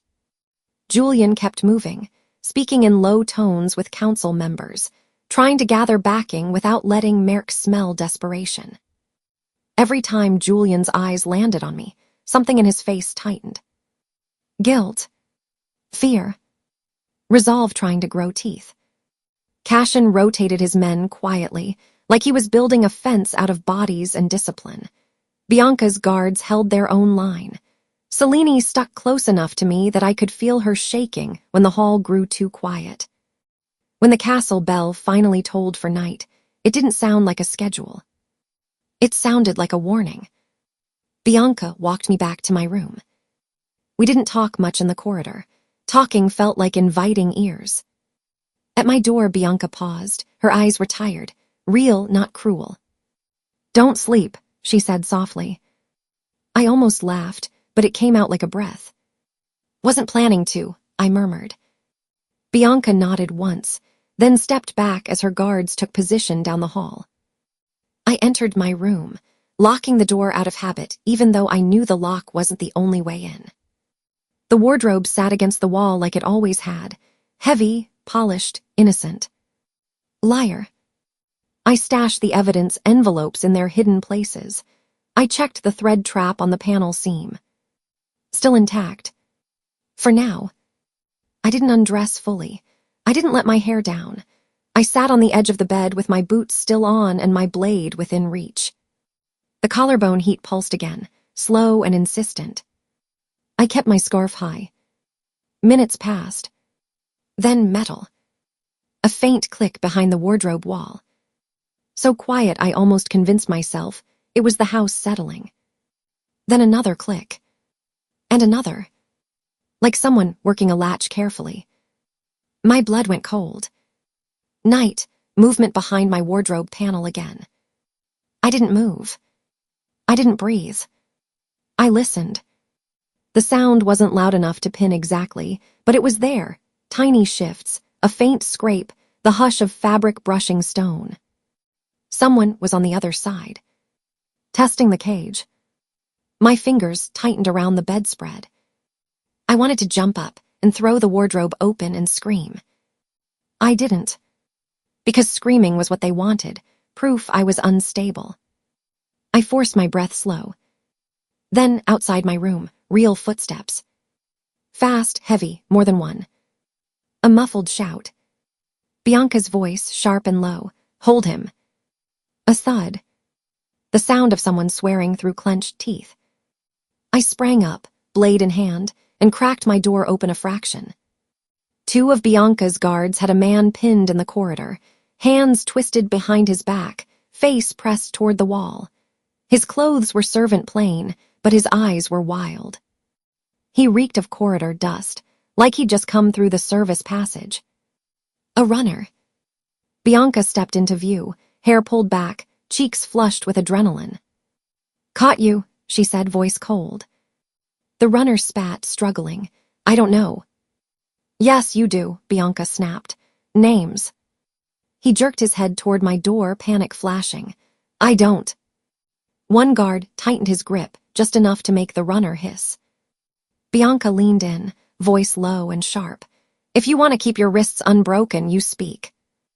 The runner's eyes flicked down the corridor, searching for rescue. There was none. His shoulders slumped. "Marable," he rasped. "Lady Marable pays me." Bianca didn't blink. "And who clears your path?" The runner hesitated, just like Sela's had. Confession without words. Then he muttered, "Captain Garth, he clears corridors, says it. Security." My stomach clenched hard. There it was. Mechanism. Not rumor. Not vibes. A chain. Bianca straightened and looked at me. "Witnesses." I nodded once, throat tight. Selene appeared from down the corridor, face pale but determined. Tomas rushed up behind her, clutching paper and wax like he'd been waiting for this exact moment. "We document," Tomas said, voice shaking but steady enough. Right there in the corridor, under torchlight, we recorded the runner's confession. Names. Roles. Routes. How Marable paid. How Garth cleared corridors. How messages moved. Tomas wrote fast. Bianca and Selene signed as witnesses. I signed too, my hand finally steady. We sealed it in wax while the runner watched, eyes wide with the realization that his little errands had just become evidence. Tomas pocketed the sealed confession without letting it leave his sight. Bianca's guards hauled the runner off, quiet, controlled, toward a secure holding space with Cashin's men watching the intersections. No blood. No chaos. Just restraint. Just law, our version of it, the kind that doesn't flinch.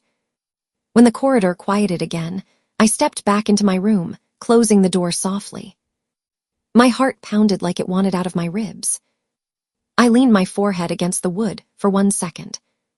1. Then I straightened. Because every mystery now had a mechanism.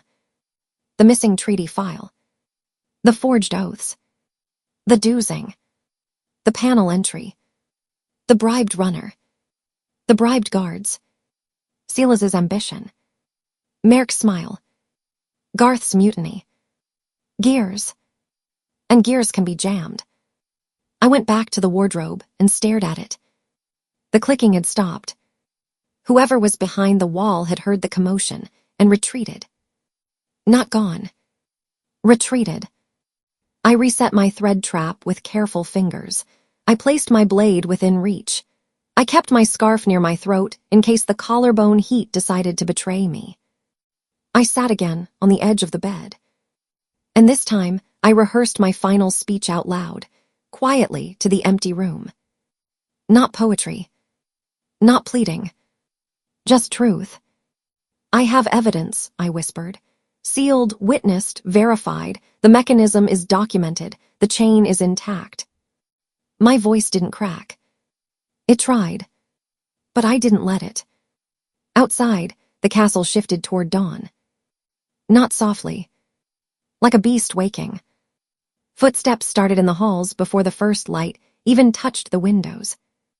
Dawn footsteps flooded the hall. Orders murmured, doors opening, guards changing. The air itself felt tense, charged, like the castle knew this day would decide who owned it. I stood, boots on braid-tight, scarf high. My hands didn't shake anymore. Decision replaced fear. Bianca came to my door, eyes sharp, face set. She didn't say much. She didn't need to. She stepped close and squeezed my hand once, hard, grounding. "We're here," she murmured. I swallowed and nodded. Down the corridor, I saw Cashin's men in position, silent, disciplined. Julian stood near the far arch, speaking to a council elder with a rigid, controlled posture. When Julian's eyes met mine, something fierce flashed there. Not possession. Not guilt. Resolve. Tomas hovered close, satchel strapped tight, evidence sealed, witness marks intact. Selene held her dozing logs like they were a shield. We moved as a tight group toward the council chamber. Every step echoed. Every breath felt loud. And then, at the end of the corridor, the council doors stood closed, heavy, carved, final. Guards on either side. Nobles gathering behind us like they could smell blood without admitting it. Merrick's voice floated through the seam between the doors, calm, confident, already in control. "By treaty procedure," he was saying, smooth and steady, "we proceed." I stopped at the threshold, spine straight, scarf high, evidence ready. The doors began to open. The council chamber yawns wide, and Merrick's calm voice fills it, steady, smug, already sure he's holding the rules like a weapon. After the runner confession was sealed, and the halls finally stopped shaking, the castle woke hungry. Not with birdsong, not with warmth. With movement. Boots on stone, murmurs that stopped when you turned your head, doors opening too quietly. The kind of morning that doesn't feel like a new day, just the same threat rearranged. They opened the council chamber doors at dawn yesterday, only long enough to summon names and announce procedure, then ordered everyone back to quarters until the formal session call. Like the castle wanted the tension to steep overnight, like it wanted us to marinate in fear. I'd barely slept. I'd sat in my clothes with my boots still on, blade within reach, scarf high, and my eyes fixed on the wardrobe like it might blink first. It didn't. But the castle did. A hard knock hit my door, official, impatient, like the hand belonged to someone who'd practiced knocking on prisoners' doors. Bianca stood by my mirror, both hands braced on the chair back like she was holding herself together by force. Her face was pale, eyes bright, adrenaline making her tremble in small, stubborn waves she couldn't stop. Tomas sat near my desk with his satchel strapped tight across his chest.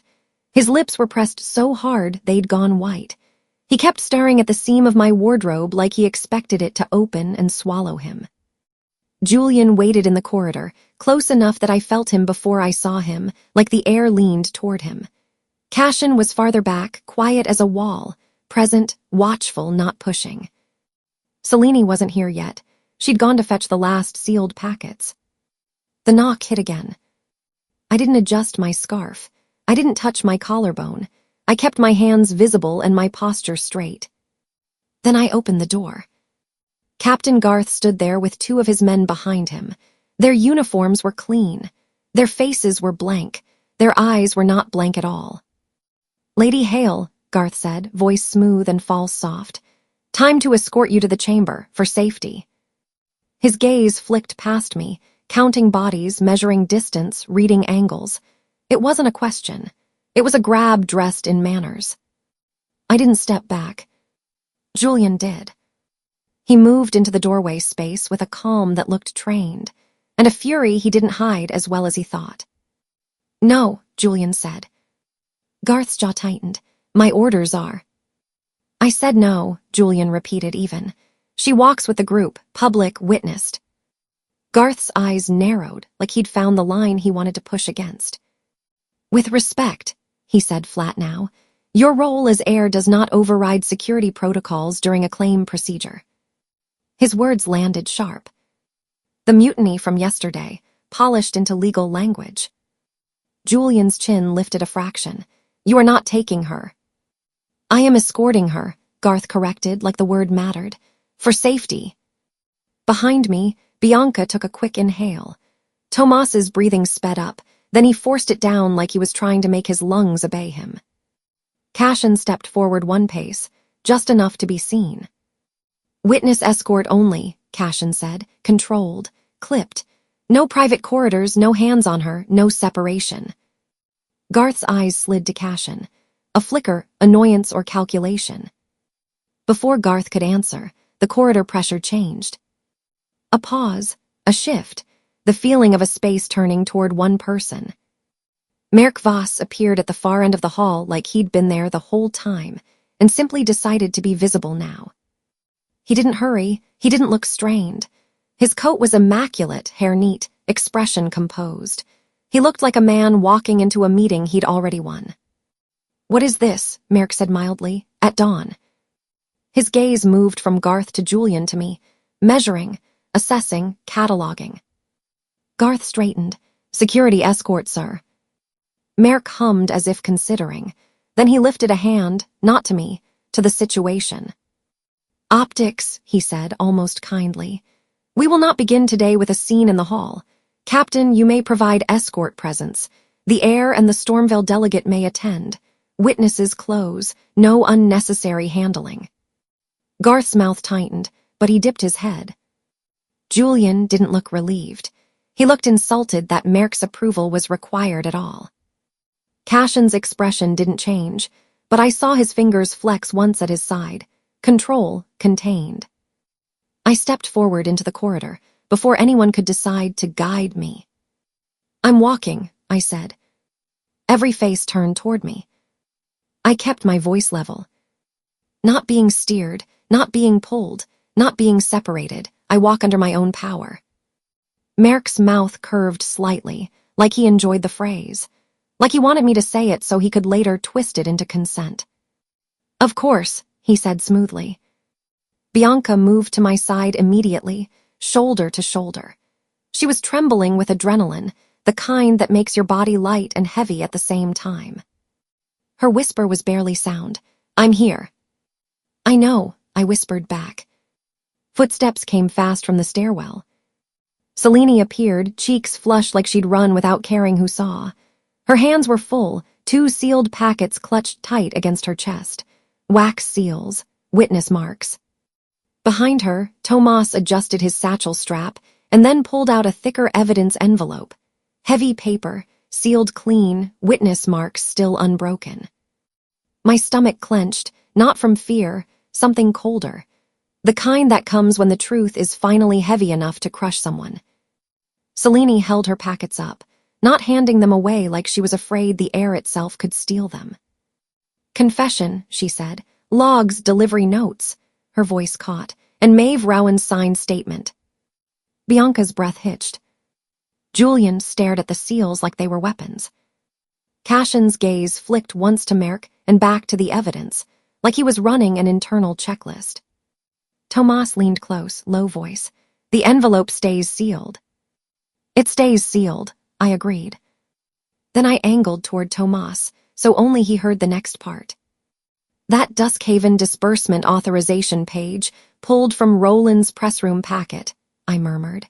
"You hold it. Not yet. You hold it until Merk claims neutrality again." Tomas swallowed once. Understood. We started moving. Not fast, not slow. Controlled speed. Garth's men formed a loose shape around us, close enough to be pressure, far enough to pretend it was. Julian stayed on my left, half a step ahead like a shield he refused to name as one. Bianca stayed on my right, close enough that her sleeve brushed mine. Selene kept pace, clutching her packets like her life depended on her grip. Cashin walked behind, and slightly off-angle, watching corridor intersections like he could see routes I couldn't. The council chamber doors loomed ahead. And the nobles were already gathered. Not seated yet, not fully inside. They stood in clusters like wolves around a carcass they hadn't decided to bite into, watching, whispering, eyes sharp. When we approached, heads turned, noses flared. It was exactly what it felt like. They watched like they smelled blood. Merk walked in first, of course, because that was his game.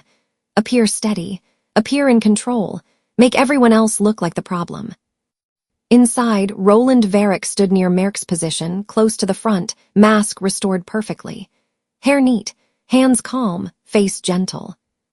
His eyes were not gentle. They were colder than I'd ever seen them, cold with calculation, cold with belief.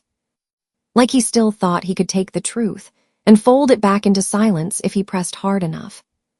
We took our places at the side table, witnesses close, evidence within reach, no one isolated. Bianca sat beside me, knees bouncing once before she forced them still. Selene stayed a step behind us until Merck's ushers motioned her to the witness line. Tomas remained near the table's corner, satchel strapped tight, the sealed envelope held like a live wire. Julian stood slightly forward, between our table and the open floor, like he'd decided he would be seen doing the right thing even if it cost him. Cashin's men took up positions along the chamber edge, disciplined, quiet, not aggressive, just present. A fence made of discipline. The chamber itself was built to make people feel small. High ceiling, dark wood, rows of seats rising like steps, a long council table like a judge's bench, torches making shadows that looked like listening ears. Merck took his position with effortless confidence. He didn't bang a gavel. He didn't need to. He simply spoke, and the room tilted toward listening. By treaty procedure and council tradition, Merck began, voice even and measured, we proceed today in the interest of stability. Stability. His favorite word, his weapon word. He spoke about security, about public calm, about avoiding unnecessary escalation. He made it sound like he was protecting the castle from chaos, when really he was protecting the machine that made chaos profitable. Roland stood near him like a faithful advisor. Like he belonged there. I didn't let Merck's opening stretch into a sermon that framed me as the problem. When he paused for breath, I cut in. I demand ink inspection, I said clearly. Again, public witnessed. A ripple moved through the nobles, annoyance, interest, anticipation. Chairs scraped. Someone muttered, sharp and irritated, like my insistence was wasting their morning. A woman in the second row leaned forward so far her jewelry clicked against the bench.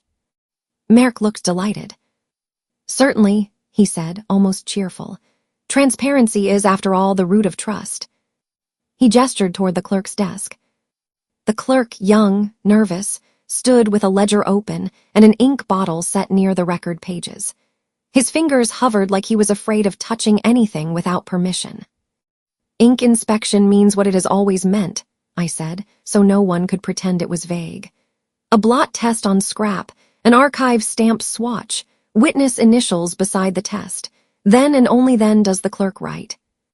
The clerk's eyes darted to Merck. Julian's voice cut in firm. Do as she says. The clerk swallowed and nodded, relief flashing across his face at having a clear order that was Merck. Roland's hand moved subtly. Not big, not dramatic. A small shift near the inkstand, a gentle slide, a swap so smooth most eyes would miss it. But Bianca didn't miss it. She surged half to her feet, voice sharp enough to slice through the chamber.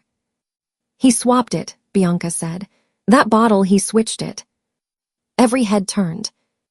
Roland froze for a fraction of a second, then smoothed his face again like Bianca had accused him of moving a spoon. Merck's brows lifted, still wearing that entertained look. How interesting, Merck murmured, like we were theater. Julian stepped forward, voice hard. Stop, Julian said to the clerk and ushers. No ink is used until verified archive ink is brought, under witness, now. Garth shifted at the chamber edge like he wanted to move. Cashin's gaze flicked to him, and Garth stilled. Not because he respected Cashin, because Cashin's men were present and optics mattered. A guard fetched verified ink in a sealed case. It was carried as if it mattered. The case was opened on the table where everyone could see. The clerk did the blot test on scrap paper. The ink bled the way archive ink bled, thick, stubborn, unmistakable. Then the clerk pressed the archive stamp swatch on a second scrap and held it up for witnesses, hands shaking so hard the paper trembled. I initialed the margin first.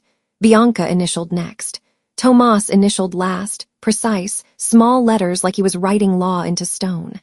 The clerk announced the ledger page number before he touched it again, voice thin and loud. Record page 412, continuing. It felt like an anchor thrown into chaos. Selene watched from the witness line, face tight, hands clenched. Roland didn't speak, but the cold in his eyes deepened. Merrick leaned back as if enjoying himself. Then he leaned forward again, voice returning to that polished procedural tone. Before we continue, Merrick said, procedure demands record confirmation. Lady Hale must confirm her consent to proceed under council authority. There it was. The trap built into the word consent. He wanted me to say yes in a way he could later twist into consent for guardianship, consent for confinement, consent for anything he wanted. I didn't flinch. I didn't refuse outright. I made it exact. I will proceed, I said, voice steady. For the record, I consent to be present and to speak. I do not consent to guardianship. I do not consent to confinement. I do not consent to removal from public view. Merrick's expression tightened by a hair, so quick most wouldn't catch it. The clerk looked terrified, eyes darting to Merrick like he was asking permission to write what I actually said.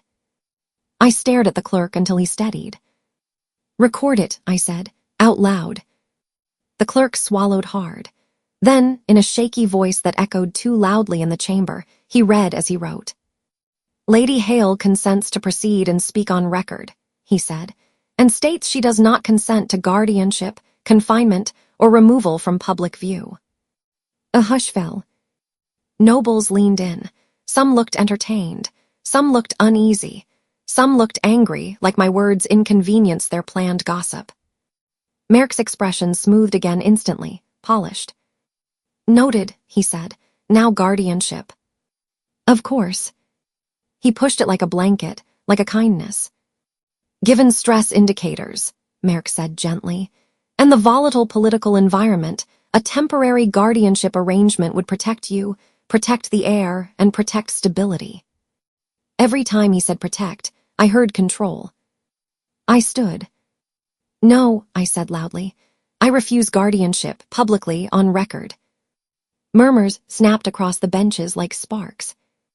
Roland's gaze slid toward Captain Garth. Not dramatic, not obvious. A small look, a tiny signal. But Garth understood it instantly. So did I. The extraction attempt started before anyone called it that. Garth's men began to move, stepping forward from the edges, tightening formation, angling toward me like a net closing. Boots shifted in careful increments, soft on stone, but I heard every change. The nearest guard's hand hovered too close to his belt. Another angled his shoulder to cut off the aisle like he was closing a door. Bianca's fingers twitched on the table edge, like she was fighting the urge to grab me and run. Selene sucked in a breath from the witness line, eyes wide, then locked her jaw as if she'd decided she wouldn't break in public again. Lady Hale, one guard said, too close. For your safety. Julian stepped between me and them, so fast I felt the air shift. He didn't shout. He didn't draw steel. He planted himself in front of me, shoulders square, voice steady enough to silence the room. No, Julian said. Not one hand touches her, not today. Garth's men hesitated. Because Julian was still the heir, and the chamber was full of witnesses. Garth's eyes were hard, like he wanted to test whether mutiny could survive under bright light. Cashin lifted his hand, 2 fingers, a small signal to his own men along the perimeter. Hold, Cashin said quietly, nonviolent readiness. His men shifted without drama, not attacking, not rushing, just present, blocking angles, creating distance. A fence made of discipline. Merrick raised one hand, as if he was the hero preventing violence he'd quietly invited. Enough, he said softly. We proceed in order, evidence first. Good. We were finally where I wanted to be. I looked at the clerk and spoke clearly, formal enough that no one could pretend it was ambiguous. For the record, I said, I submit Selene Vale's signed confession, dozing logs and delivery notes, along with Maeve Rowan's signed statement, sealed and witnessed. Selene stepped forward, hands shaking but spine straight. She held up her confession and logs. For the record, she repeated, voice trembling but clear, I submit my signed confession, dusing logs, and delivery notes. Microdose suppressants were ordered by Roland Varick and delivered through Captain Garth's roots. Gasps, sharp whispers. Roland's face stayed calm, too calm. Selene placed the sealed packets on the clerk's table where everyone could see the witness marks. The clerk wrote fast, eyes wide, hands trembling. Then Tomas stepped forward. His hands weren't shaking today, or if they were, he'd locked them down with pure will. He pulled out carbon copies and photographs, seal press plates, stamp tools, wax pots, stacks of paper stock. He didn't hand over originals like a fool. He showed and explained, controlling the flow. Record, Tomas said, voice tight. Carbon copy chain of custody and photographic evidence from the seal press room in the Chancellor's wing. He pointed to the watermark match. He pointed to the pressure mismatch. He pointed to how the crest impression didn't align with true ring ridge pressure. I watched nobles lean in, eyes narrowing. Wolves understood craft. Wolves understood pressure marks. Even liars had to respect physical proof. Bianca stepped forward next. She didn't look like the girl who used to corner me with jealousy. She looked like someone who'd finally realized she'd been used as a weapon and was furious about it. For the record, Bianca said sharply, I submit testimony of debt blackmail used against me by Roland's network, and the earlier runner confession, sealed from the last catch, linking Lady Marable to the panel route used to access Alara's rooms. Paid runners, cleared corridors, controlled routes. The clerk wrote as fast as his hand could move. Nobles murmured like a hive. Roland's mouth stayed gentle. His eyes stayed cold. Then Tomas nodded once toward the side table, where the recording device and its verification log sat with witness initials. Play it, I said. The recording was replayed with witness verification. The clerk read the verification line aloud first, who sealed it, who witnessed, who confirmed it was unaltered. Then Marable's voice filled the chamber.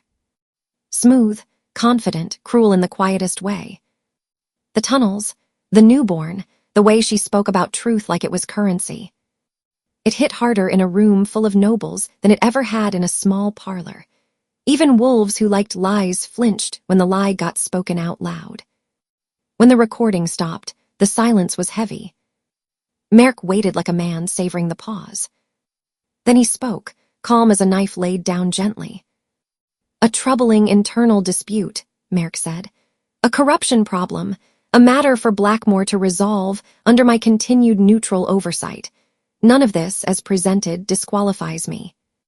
There it was. He framed everything as internal, so he could keep the chair and keep the rules. I kept my face blank.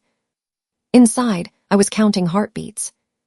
Because this was the moment my whole plan hinged on. I held back the signet-proof packet.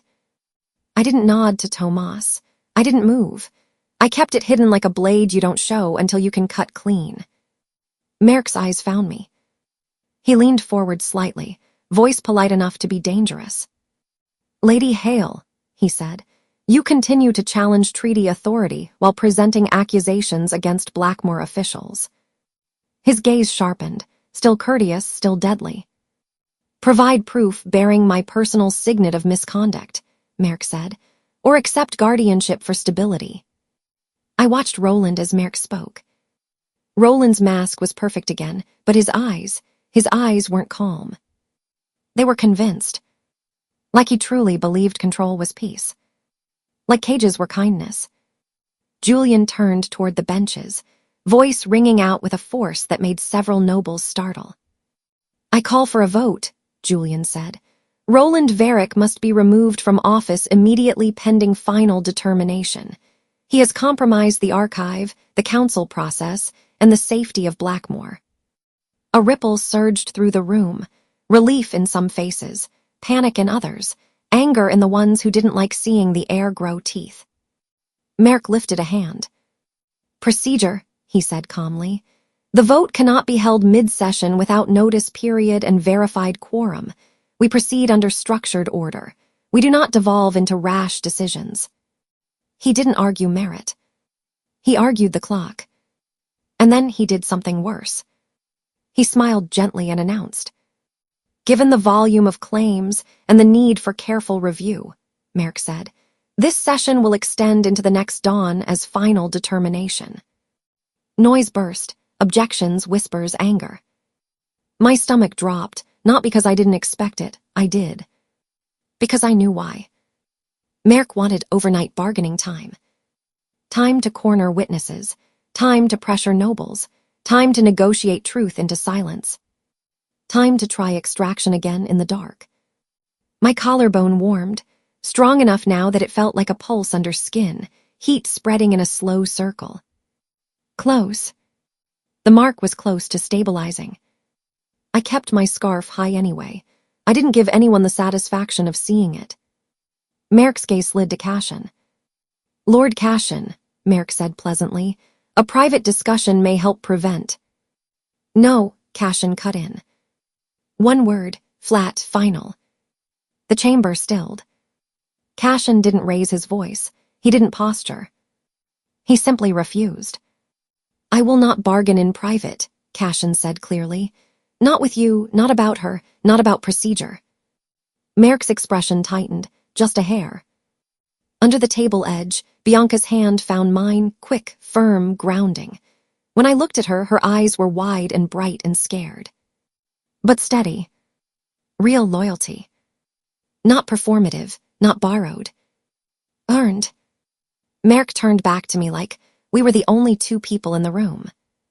His voice went soft again, almost kind, like he was offering me a choice when really he was tightening a noose. "Lady Hale," he said, "this is your final choice before the council commits to stability measures." He repeated it slow, clear, for every noble to hear and every guard to plan around. Signet proof or guardianship.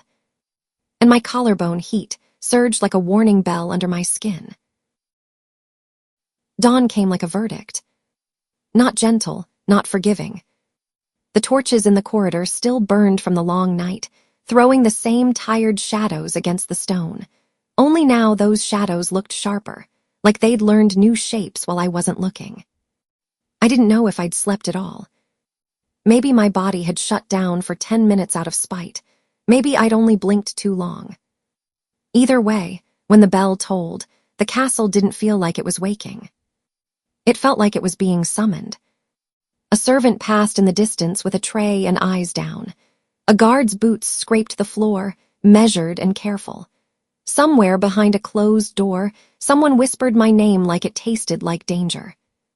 And then the official knock came again, this time not at my door, but at the entire wing of rooms that had been assigned to witnesses, guests, and not prisoners, technically, echoing down the corridor, then stopping at my door. The final session convened immediately. No breakfast, no breathing space, no chance for bargaining to happen quietly in corridors where the castle could pretend it didn't hear. They wanted Dawn, because Dawn made people sloppy. Dawn made wolves hungry. Dawn made fear feel like reason. When I opened my door, it was Garth who stood there. Not yet. It was a council usher with a rigid face and an official ribbon on his sleeve, fresh and clean like he hadn't spent the night watching the castle tear itself apart. "Lady Hale," he said, formal as ink. "The council will convene now, immediate final session." Behind him, I saw movement, guards placed at distances that looked polite but were absolutely strategic. I felt Bianca's presence before I saw her. She stepped into view from the next doorway, hair pulled back tight, shoulders squared so hard they looked painful. She didn't look like a girl who'd once smiled while other people bled socially. She looked like someone who had been burned and decided to use the heat. Tomas appeared right after her, satchel strap across his chest, posture controlled like he'd turned himself into a walking evidence shelf. His eyes were tired, but his hands were steady.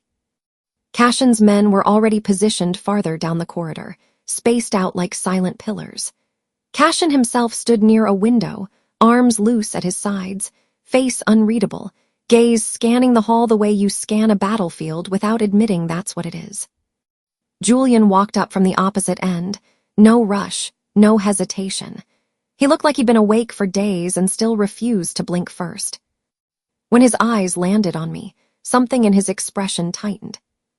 Not possession. Not panic. Just decision. "Together," Julian said quietly, not a request. I nodded once. We moved. Not fast, not slow. Controlled, public, witnessed. The council doors were already open when we reached them. Inside, the chamber looked different at dawn. Less dramatic, more brutal. The torches made the wood gleam like polished teeth. The seats filled in clusters, nobles arriving with half-hidden yawns, stiff collars, eyes too bright for people who claimed to be calm. Some of them had clearly spent the night whispering. Some of them had clearly spent the night deciding which side would be safest. They watched us enter like wolves watching a river crossing. Bianca and Tomas fell in behind me, exactly as we'd planned, like a spine at my back. I stood centered. Bianca and Tomas behind. Julian stepped forward as heir, one pace ahead, shoulders squared to the room. No hesitation, no waver, no maybe. Cashin stood opposite as allied witness, positioned so the chamber could see that Stormville wasn't lurking in the corners. They were standing in the light. The clerk was already at his desk, ledger open, ink verified from last session's test scraps, those blot papers still visible, still initialed. A reminder that we were done letting anyone pretend procedure was sacred while they used it like a weapon. And at the front, in his chair that was never called a throne even though it functioned like one, Merk Voss sat with composed authority, already draped around him like a cloak. He didn't look tired. That was the first thing that made my stomach go cold again. A man who can sleep during chaos is either innocent, or he wrote the chaos like a schedule. Roland stood near him, mask restored so perfectly it might have been sewn to his skin. His eyes were colder than stone water. Merk lifted his hands, palms open in the universal gesture of "look how reasonable I am." "Final session," he said, voice measured and perfectly carried. "In the interest of stability and lawful conclusion." Stability again. He said it the way a priest says, "Amen." Then he glanced at me, polite, controlled, almost kind. "Lady Hale," he said, "you have alleged impropriety and coercion within Blackmore.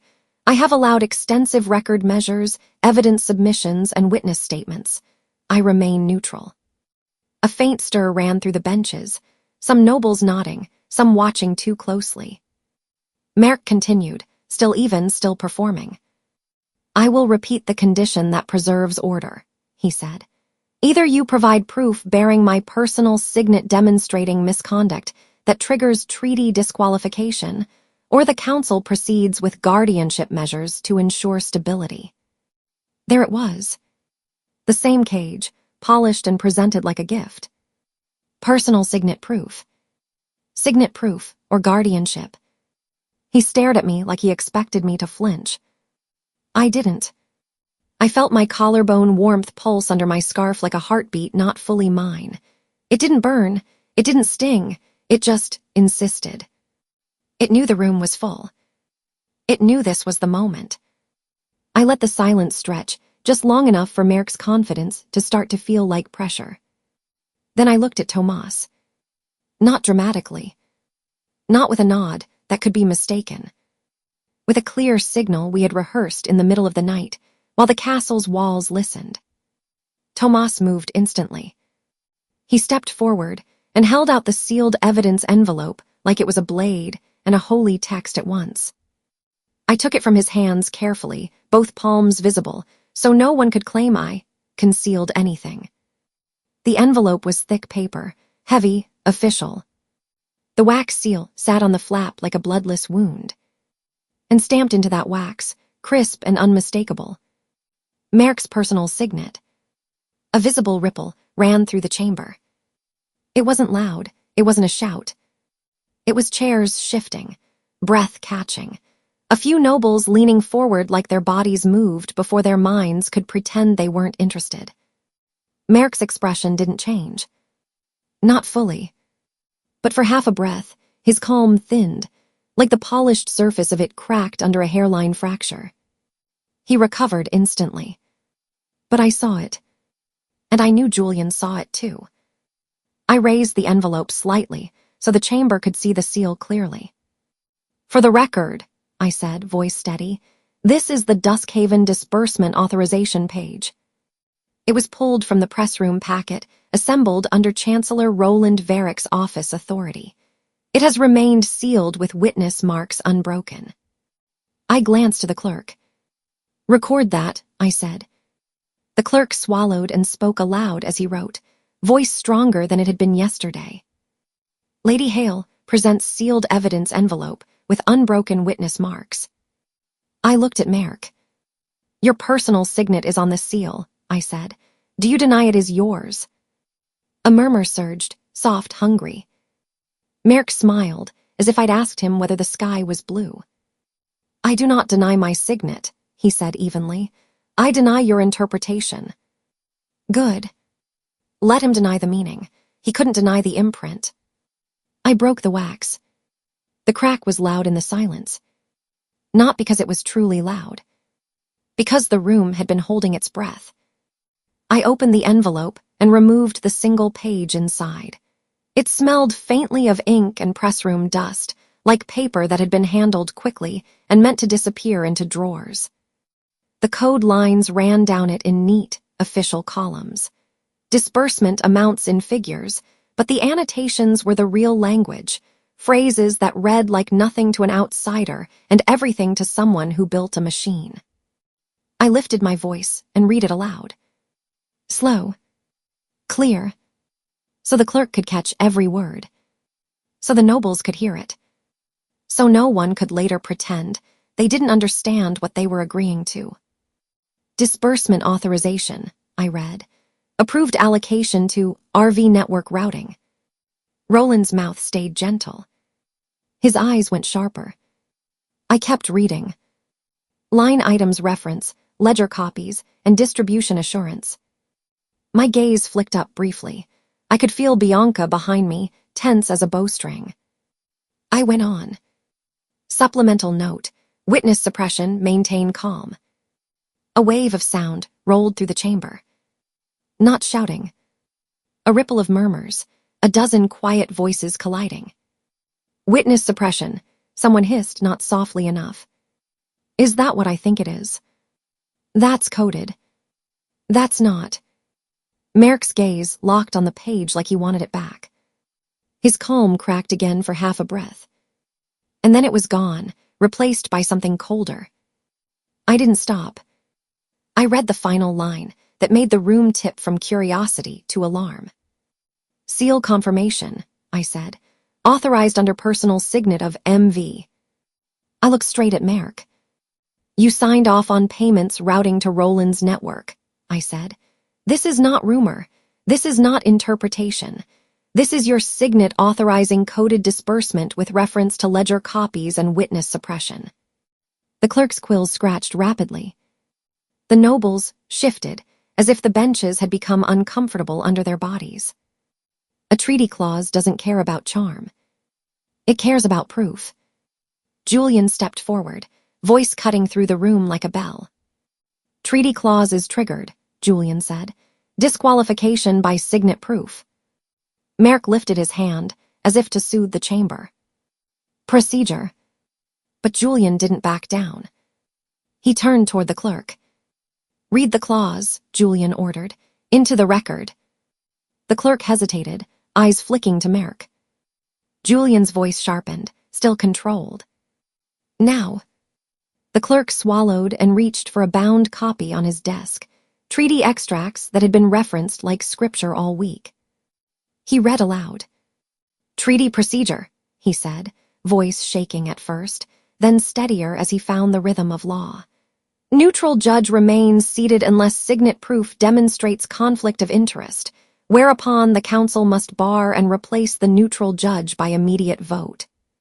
A surge went through the nobles, some nodding, some stiffening, some looking like they'd just realized the rules they liked could also bite them. Julian, didn't give Merk time to breathe. I call immediate vote to bar Merk Voss, Julian said. By treaty requirement, by evidence, by record. Merk's mouth tightened. His eyes flicked, tiny movement, towards certain council elders like he expected them to rescue him. But the signet proof sat on the table between us like a weight. And the chamber had heard witness suppression. Even nobles who loved quiet corruption didn't like being named as part of it. Vote, Julian repeated. Now. Hands rose. Some reluctant. Some eager. Some shaking. But enough. The council approved. The air changed. It was subtle, but real. The moment a man loses control in a room that had been bending around him. Merk stood slowly, the picture of composure. He didn't shout, he didn't rage. He smiled like he wanted the chamber to remember him as untroubled even while he was being stripped of power. Very well, he said, voice even, in respect of procedure. 2 council guards stepped forward, lawful escort, no weapons drawn, no violence, no chaos. They positioned themselves beside Merk like attendants, not attackers. Merk adjusted his coat cuffs, as if he were leaving a dinner party. Then he looked at me. His eyes were sharp now, the kindness gone. As the escort took Merk toward the corridor, he turned his head just enough for his voice to carry back, unhurried as ever. This is not finished, he said softly, so only the front row truly heard it. Legal contest will follow. He let the threat sit there like a dropped coin. I met his gaze without shrinking. Then file it, I said, voice even, and let it be judged under light. Something flickered in his expression, annoyance, maybe, or respect in the most bitter form. Then he turned and allowed himself to be escorted out. Lawfully. No violence. The doors closed behind him, with a heavy sound that felt like the castle exhaling. A senior council elder took the chair as acting presider, and the clerk's quill resumed under his nod. For one heartbeat, the chamber seemed stunned by its own action. Then Roland moved. Like a man who had just watched his shield walk away and decided to pretend he never needed one. He stepped forward, palms open, voice gentle. I acted alone, Roland said, for safety. A ripple of disbelief ran through the benches. Roland leaned into it. The pressures on Blackmore were extreme, he continued, tones soft, reasonable. Foreign influence, internal instability. My duty is to keep the castle from collapsing into war. He glanced around the chamber, as if inviting them to admire his sacrifice. I made difficult choices, he said. I accept responsibility. A clean pivot. A lie dressed as heroism. My throat tightened, not from fear. From fury, so cold it could cut. I stepped forward, keeping my voice clear. You didn't act alone, I said. You built mechanisms. Roland's smile didn't move. Lady Hale. I didn't let him. I spoke like I was laying down stones one by one, building a wall he couldn't charm his way through. Press room forgeries, I said. Type demands from your office, carbon copies and seal press plates. Suppressants delivered through cleared corridors. Panel entry into my room through Marable's route. Bribed runners, bribed guards, your network. Roland's eyes sharpened. I kept going. And you used safety as the name of the cage, I said. That doesn't make it protection, it makes it control. Julian stepped beside me, slightly forward, voice steady. Evidence and witness confirmations will proceed, Julian said. Cashin's posture remained calm, but his gaze was hard now, like the last thread of patience had snapped cleanly. Witnesses, Julian ordered. Confirm. Selene stepped forward first. She looked pale, she looked terrified, but she looked done with being used. For the record, Selene said, voice shaking but clear, I confirm Chancellor Roland Varick's written dozing orders. I confirm the routes used. I confirm I signed logs under instruction and fear. I confirm suppressants were microdosed to keep the mark suppressed. A murmur rose. Roland's jaw flexed. Maeve's statement was produced next, sealed, witness marks intact. The clerk read key lines aloud into the record. Maeve Rowan confirms a falsified death record, the clerk read, voice stronger now. Confirms tunnel relocation of the infant under instruction. Confirms corridor clearance tied to Captain Garth's security route. My stomach tightened at the word infant. Not because I didn't know. Because hearing it in this room made it real in a way the castle could no longer swallow. Bianca stepped forward. Her voice didn't shake. Debt blackmail, Bianca said sharply. Roland's network held my family accounts in a vice. They used it to pressure me into compliance, and Marable was part of the route, panel access, paid runners, cleared corridors. She lifted her chin. I confirm her role, Bianca said, and I confirm the runner confession, sealed and witnessed. Tomas stepped forward next, papers in hand, posture stiff with the weight of what he was doing. For the record, Tomas said, voice tight, I confirm typed forgery demands came from Roland's office. I confirm repeated instruction to produce Alara-style documents. I confirm seal press practice sessions scheduled under the Chancellor's wing. He looked straight at the council bench. This wasn't panic, Tomas said. It was planning. The chamber buzzed. Roland's mouth stayed soft. But his eyes weren't soft now. They were furious. And then, movement at the side doors. Marable was brought in. Not dragged, not harmed. Detained. 2 guards positioned her between them with firm hands on her arms. Lawful, controlled, witnessed. Her hair was perfect. Her expression was too calm. But her eyes flashed when she saw me. The clerk spoke, voice formal. For the record, he announced, Lady Marable is detained pending investigation. A wave rolled through the nobles. Some looked shocked. Some looked pleased. Some looked terrified, because if Marable could be detained, anyone could. Julian's voice didn't soften. Read the runner list, he ordered, into the record. A guard stepped forward with a paper. Another witness stood beside him. And then names filled the chamber. Names of runners, route clearances, corridor keys, paid hands, small people who had been used to move big lies through the castle. I listened, as each name was spoken aloud where I could hear it. Some were servants I recognized. Some were men I'd never seen. Some were names that made certain nobles flinch like they'd been slapped. The list was read into the record. And with each name, the machine became less mysterious. More human. More punishable. Silas Cade remains arrested under Stormville law, the clerk read next, confirming custody status as recorded by Cashin's delegation. Cashin's gaze didn't shift. He didn't smile. He didn't take pride. He simply held the line. Roland took 1 step forward, and the mask finally slipped.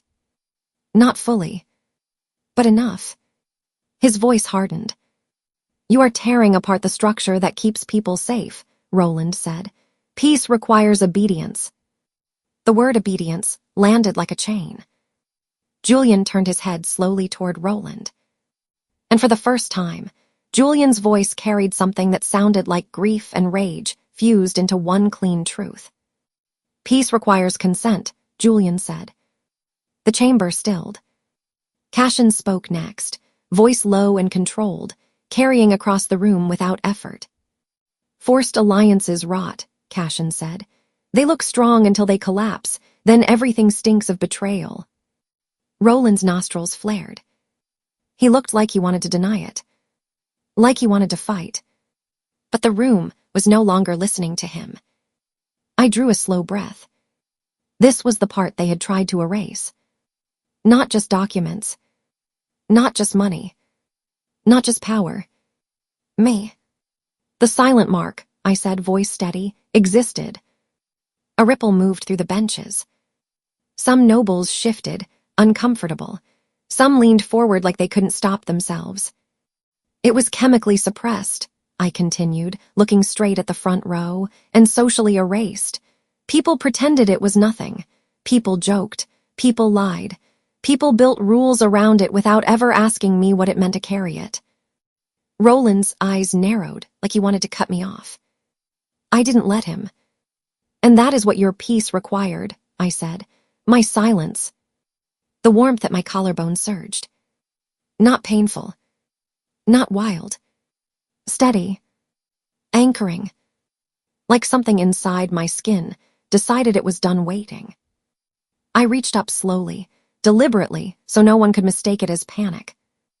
I loosened my scarf. The chamber made a sound, small, involuntary, like a collective intake of breath. I pulled the fabric aside. The mark was there. Visible now. Stabilized.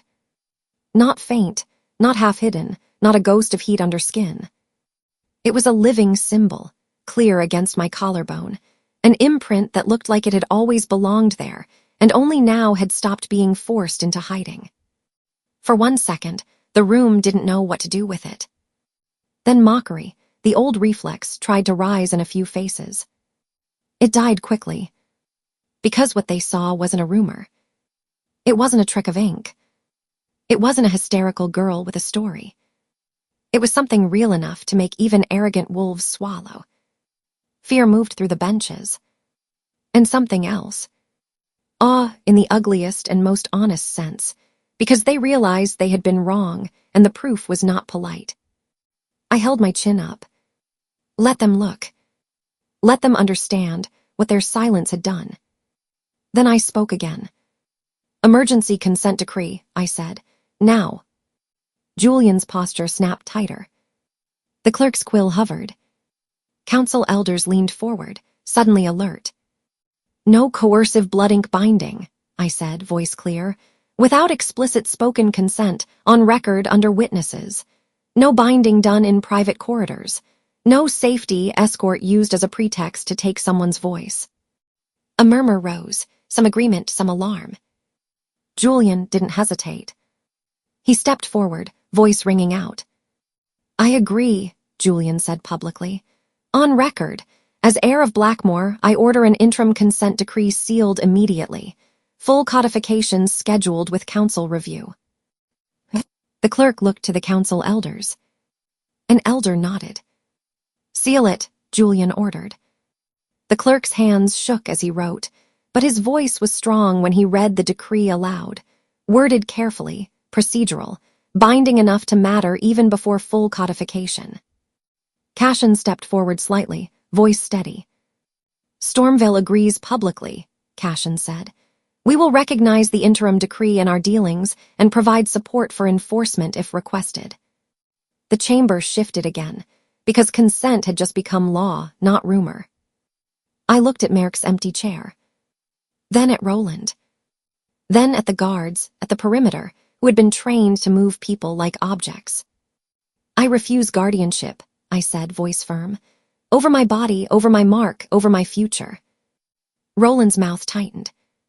He looked like he wanted to say something about responsibility. I didn't give him the space.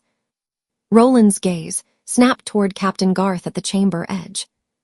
It was small. A tiny signal.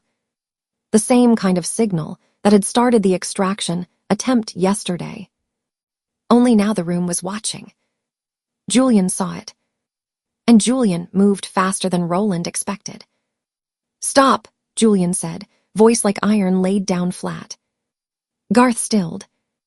Roland's eyes narrowed. Julian turned slowly, deliberately toward Captain Garth. The chamber held its breath again. This time, it was Merrick holding the key. It was Julian. Julian's voice rang out, controlled and deadly calm. Now you answer.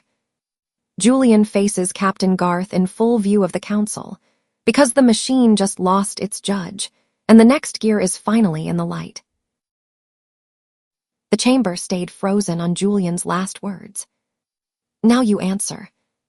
Captain Garth stood at the edge of the light like he'd spent his whole life learning how to look harmless while holding a knife. His men were still posted along the perimeter, careful not to crowd, careful not to make it obvious they'd been waiting for a signal. But the room had changed overnight. Merrick was gone. The acting presider, An older council elder with iron-gray hair and a face like carved wood sat in the chair now, not pretending it was a throne. The clerk's quill hovered, ready. The interim consent decree lay fresh in ink on the ledger page like a line in the sand.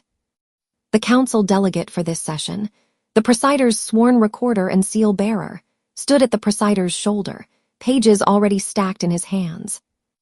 And after yesterday's attempted extraction, floor security had been reassigned under witness authority. Bianca's guards weren't family attendants anymore. They were posted as witness security, close enough to intervene, close enough to be counted by the record. Cellini stood near the witness line, eyes down, waiting to be told where to stand. That mattered now. Garth met Julian's eyes with a hard calm that didn't match the sweat starting at his temple. "You don't have authority," Garth said. His voice carried because he wanted it to carry. He wanted the room to hear him deny the heir. Full mutiny, clean and public. Julian didn't flinch. He didn't raise his voice either. He just held his posture like a locked gate. "I do," Julian said, "as heir, as acting command in this chamber before council witnesses." Cashin's Stormville delegate stood behind him, quiet, ready to initial. Roland lingered at the front bench rail, close enough to be heard, too far to be touched. His hands were folded like he was watching a lesson. His eyes were flat, waiting. Garth's gaze flicked, quick as a signal, toward Roland. Julian caught it. I caught it. The acting presider caught it too, because he leaned forward slightly, eyes narrowing. Julian's voice didn't change, but something in it hardened into finality.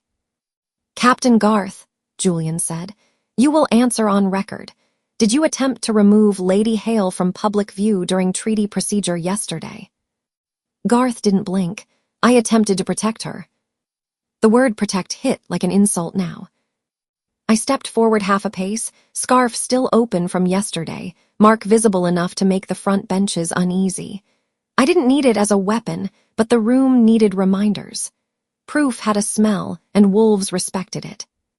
"Unlawful transport is protection," I said clearly. "It's removal from public view during a treaty session, without explicit spoken consent under witnesses." The clerk's quill scratched immediately. The acting presider nodded once. "Blood law recognizes that as high crime," I added, "because the whole point is to silence the person you're moving." Garth's nostrils flared. "Blood law is older than your uniform," Cashin said from across the chamber. He didn't step forward. He didn't threaten. He just spoke with that Stormville steadiness that made men like Garth feel exposed. Julian turned his head slightly, not toward Cashin, toward the acting presider. "Permission to disarm," Julian said.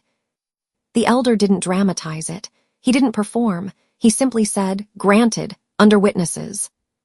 The elder nodded to the witness security line. A council guard stepped in close to observe the disarm. Julian looked back at Garth. "Captain," Julian said, "you will be disarmed. Now, before witnesses, no violence, no spectacle." Garth's shoulders rose just a fraction. He'd expected arguments. He hadn't expected procedure. He glanced around the benches. Nobles stared down at him like they were seeing him for the first time, not as security, but as a man who had moved like a thief in daylight. Public scrutiny is a blade when you can't hide from it. Garth hesitated, just long enough for his confidence to crack. I saw it in the micro-twitch at his jaw, in the way his fingers tightened around nothing, like his body remembered a weapon was there. Bianca moved. Not reckless, not loud, clean and fast. Her guards stepped in at the same time, two men I'd only ever seen standing silent behind her at formal dinners. Now they moved with sanctioned purpose. One caught Garth's weapon arm at the elbow and wrist. The other shifted behind him to trap his shoulder without wrenching it. No brutality, no pain for show, just control. Garth jerked once, instinct, but the room saw the choice. Fight and prove mutiny again, or still himself and pretend it was always his plan. He chose stillness. His weapon, more a ceremonial sidearm than a battlefield piece, was removed cleanly and held up by a guard so everyone could see it. The clerk recorded the disarm into the ledger, and the council delegate gathered witness initials beside the entry. Julian didn't smile. He didn't savor it. He simply spoke like a verdict. "Captain Garth," Julian said, "you are under arrest for mutiny and attempted unlawful transport, attempted removal of Lady Hale from public view without consent, under treaty procedure." Garth's face drained. "You can't." "I can," Julian said, "and I am." The acting presider lifted a hand. "So ordered, on record." Garth's men shifted. It was subtle, boots adjusting, shoulders squaring. And for one hot second, the chamber had a memory of violence. Cashin's men didn't move. They didn't reach. They just became visible in a different way, like pillars you suddenly realize were always there. Bianca's guards tightened their grip slightly, not enough to hurt, enough to remind. Julian held the room in his gaze. "Any further action," Julian said calmly, "will be noted as open rebellion under seal, under witness initials." Garth's men froze. Because wolves will gamble in shadows, but most don't gamble when the ledger is open. A council guard ordered Garth's men to stand down and remain in place under witness eyes. Garth was marched to the side, still upright, still trying to look offended rather than caught. His wrists weren't bound like a criminal on a street. They were held like a man being escorted out of a meeting he'd ruined. And then Julian turned his attention to the next gear in the machine. "Roland." "Chancellor Roland Varick," Julian said, "you are formally detained under lawful arrest pending investigation and trial under council authority." Roland's lips curved slightly, not a smile, a habit. "For what?" he asked softly, "protecting the castle." "For coercion," I said before Julian answered. "Forgery, chemical suppression, witness suppression, unauthorized access, conspiracy." Roland's eyes flicked to me with something that looked like pity, and it made my stomach turn. "You think this ends cleanly," Roland murmured. "You think truth is tidy." "Truth is never tidy," I said. "It's just real." The acting presider nodded to guards. Roland didn't resist. Of course he didn't. Men like Roland resist with paper, not muscle. He extended his hands, as if he were offering them, so the room would feel civilized. He was placed under controlled detention, on record, under seal. Cashin watched without satisfaction. Bianca watched like she might throw up from adrenaline and relief at the same time. Tomas watched like he was counting the seconds until someone tried to make this vanish. Julian didn't let the moment stretch into relief. "Secure the seal press room," Julian ordered. "Now, on record, nothing touched without log." The acting presider looked at me. "Lady Hale, will you attend?" I didn't have a choice if I wanted no gaps. "Yes," I said. "I'm present for every door opened." We moved as a group, public in the hallways, names said out loud, eyes on every hand. The lamps burned lower as the hours dragged. The chamber emptied into the corridor like the castle was exhaling people into its veins. Nobles clustered, whispering, but they kept distance now. The mark on my collarbone didn't just change how they looked at me, it changed how they looked at themselves.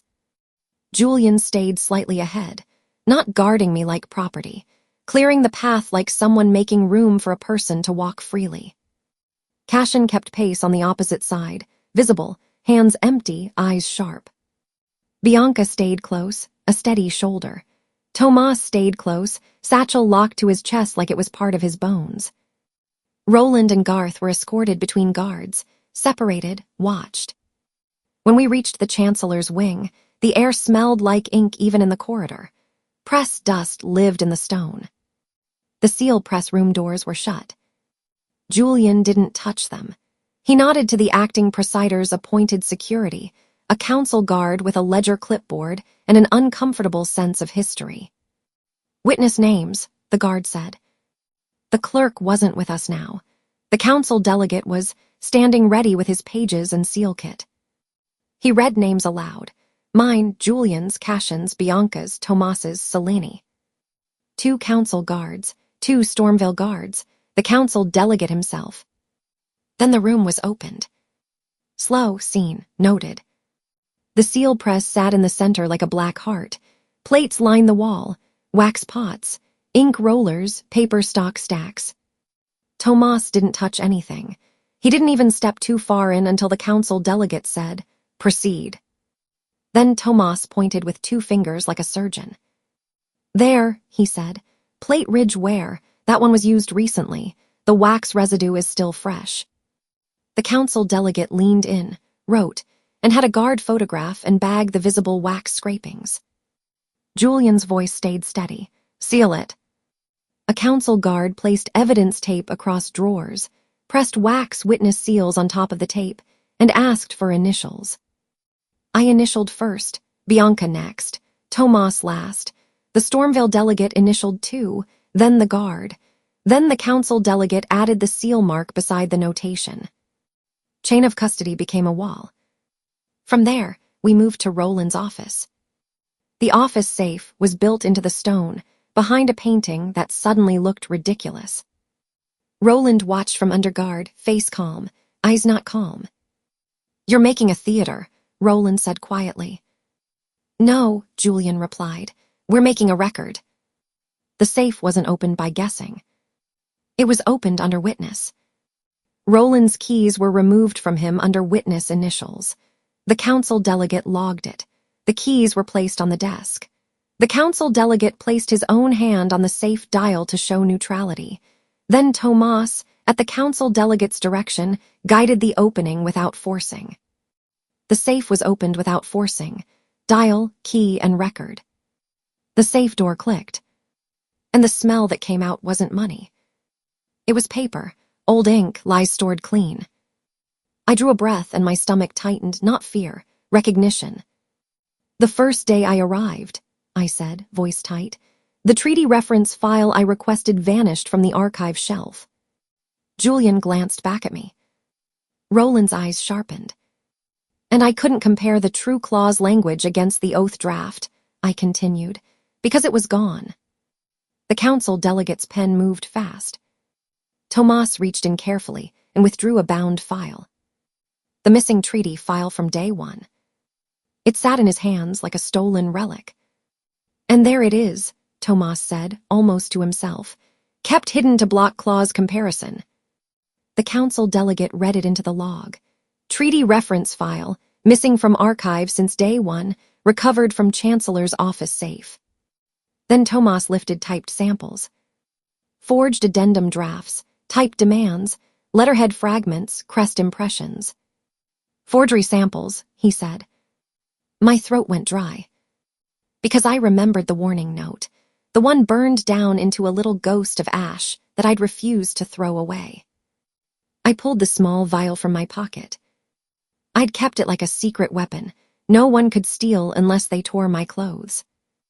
"I still have the ash," I said, "from the burned warning note paper and emboss fibers." Roland's jaw flexed. The council delegate's eyes widened. Tomas nodded once, professional even when his hands shook slightly now. He held a sample sheet near the vial, careful not to touch ash to paper, just close enough for emboss weave to be compared by sight. "Same stock," Tomas said, voice tight. "Same emboss pattern, same fiber weave, Chancellor-issued paper." He looked to the council delegate. "Enter that. Link confirmed by emboss and stock." The council delegate wrote, "Ash vial fibers consistent with Chancellor-issued paper stock used in recovered samples." Then the evidence was handled cleanly. No drama, no gaps. The council delegate took the vial carefully, not from my hand until I nodded, and placed it into an evidence pouch. He sealed it. He asked for initials. Mine, Julian's, Bianca's, Tomas's, Cashin's, then his. Then the missing treaty file and forgery samples were sealed separately, logged separately, and placed under witness marks. Nothing could accidentally disappear, now without the ledger screaming. Roland watched, and I saw it in his eyes, the first true crack. Not fear of jail, fear of losing control over narrative.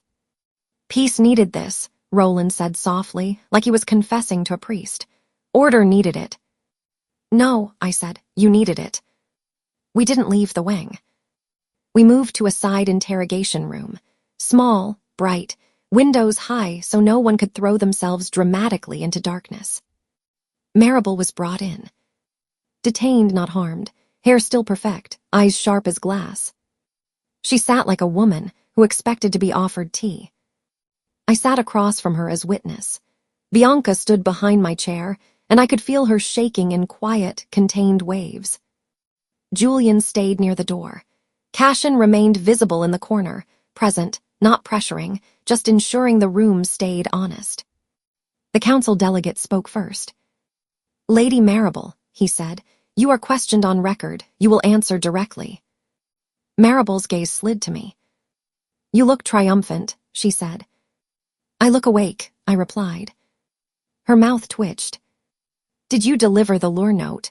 The council delegate asked. Marable held the silence like a weapon for half a second. Then she gave it up, like she'd decided it was cheaper to concede delivery than fight proof. I delivered it, Marable said, measured. I didn't write it. The council delegate wrote every word. I leaned forward, voice level. Delivery is the lure mechanism, I said. Authorship sits with the network, but delivery proves intent and timing. Marable's eyes narrowed, annoyed that I wouldn't let her dodge become an escape hatch. Who ordered you to deliver it? The council delegate asked. Marable's smile thinned. Orders are such a crude word, she said. Julian's voice cut in, calm as iron. Answer. Marable's gaze flicked, quickly, toward where Roland had been escorted earlier. She didn't say his name. But she didn't need to. The Chancellor's office arranged it, she said finally. A runner delivered the envelope to me. I delivered it to the corridor handoff. The council delegate nodded, and the corridor clearance. Marable exhaled through her nose. Captain Garth. There it was, clean and stated. The council delegate wrote it. The ink didn't care how pretty she looked. Marable tilted her head, eyes hard. You're all so proud of yourselves, you think you've saved her. You think she'll thank you. Bianca made a sound behind me, half growl, half swallow. I didn't move. I didn't give Marable the satisfaction. We're not saving me, I said. We're stopping you. Marable's smile flickered anger, then quickly covered. When we left the interrogation room, Selene was still waiting outside the room, hands clasped so tightly her knuckles were white. She looked like she expected execution. Instead, the council delegate spoke with careful fairness. Selene Vale, he said, you are placed under supervised duty. Selene flinched. Not punishment, he continued, voice trained to carry. Accountability and safeguarding. Every suppressant must be documented, witnessed, and audited. You will be monitored to prevent retaliation and prevent relapse into coercion. Selene's eyes filled, but she nodded. Yes, she whispered. Yes, I want that. Julian looked at her, not cruel, not soft, just honest. If you're going to help repair what you helped break, Julian said, you do it in daylight. Selene swallowed hard. I will. Maeve Rowan arrived under escort not long after. Small shoulders, fierce eyes, fear wrapped tight around her like a shawl. I walked to her because I wanted her to see a face she recognized. You're safe, I said quietly. Maeve's mouth trembled. Safe where? On record, I said, under witnesses. The council delegate read the protection order aloud. Maeve Rowan is granted protected lodging, guarded passage, and retaliation penalties, so she may testify freely under council authority. He wrote it down.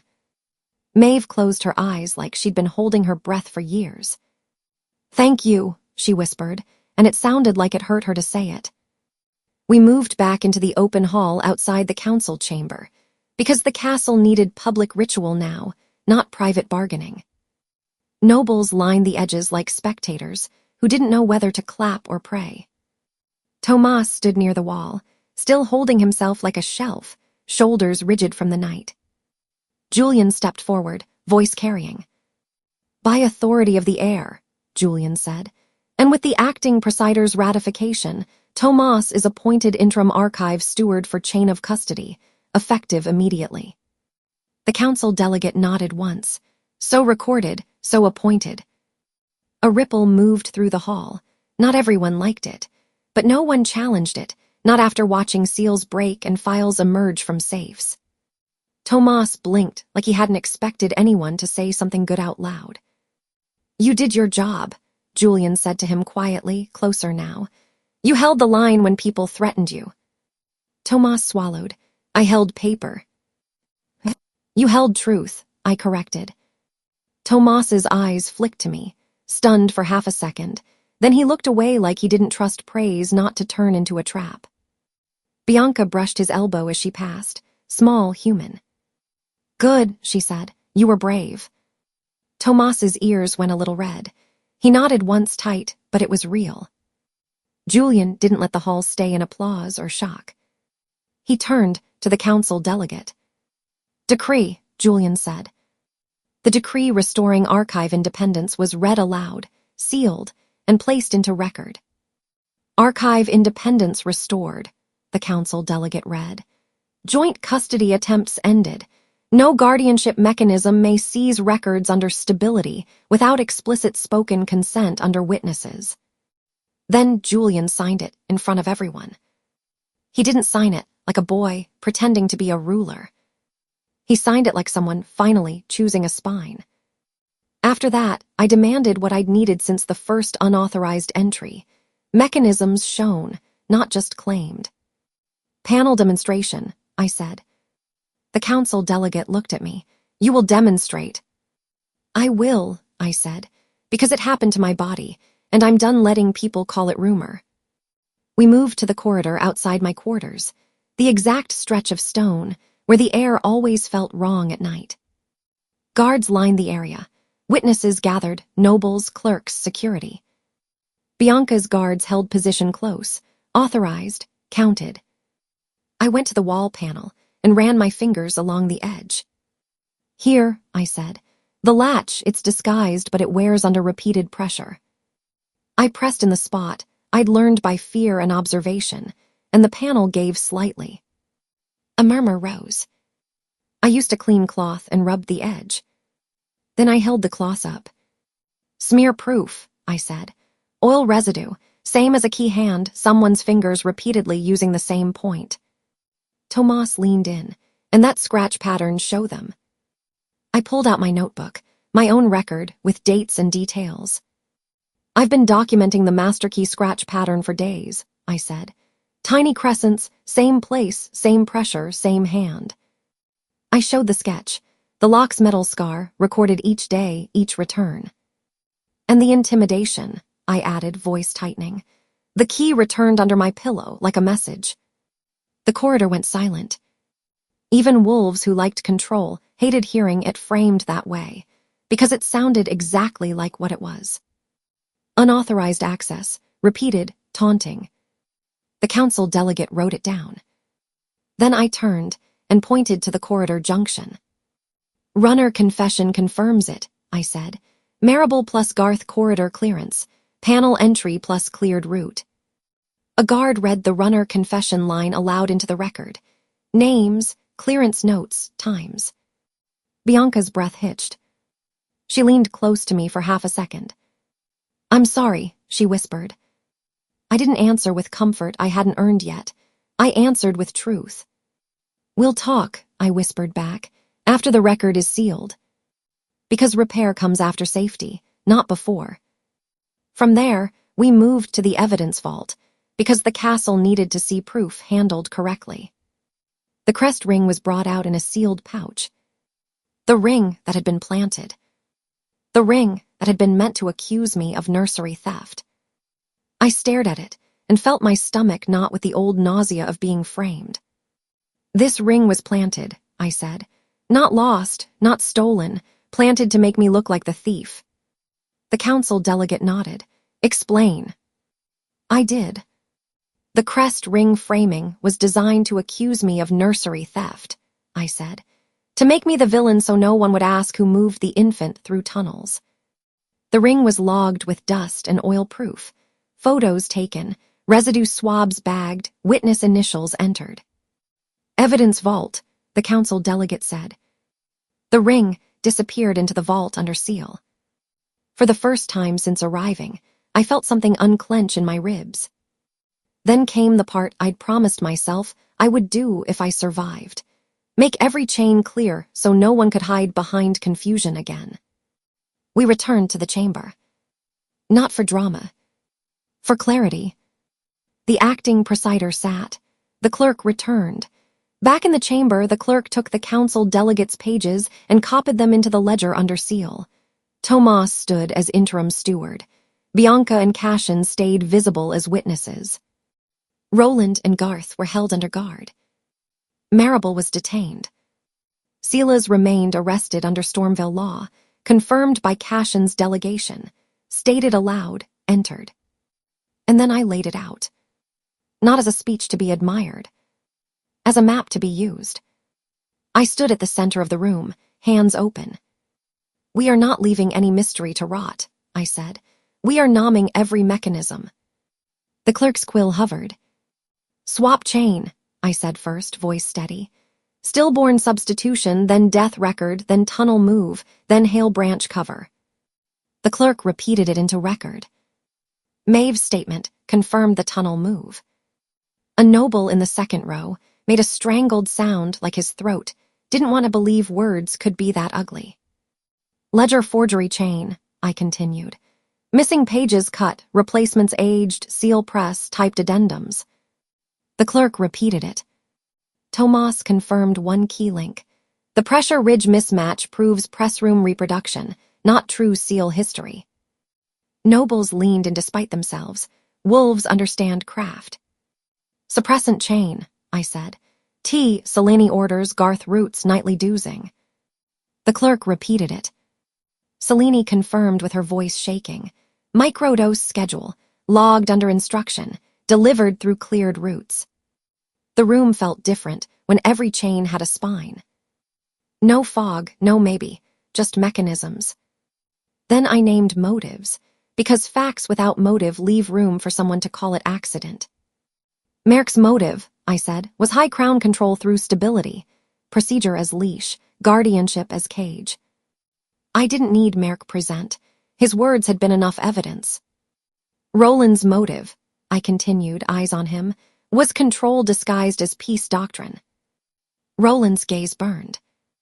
Cashin spoke when it was his turn, voice calm and sharp.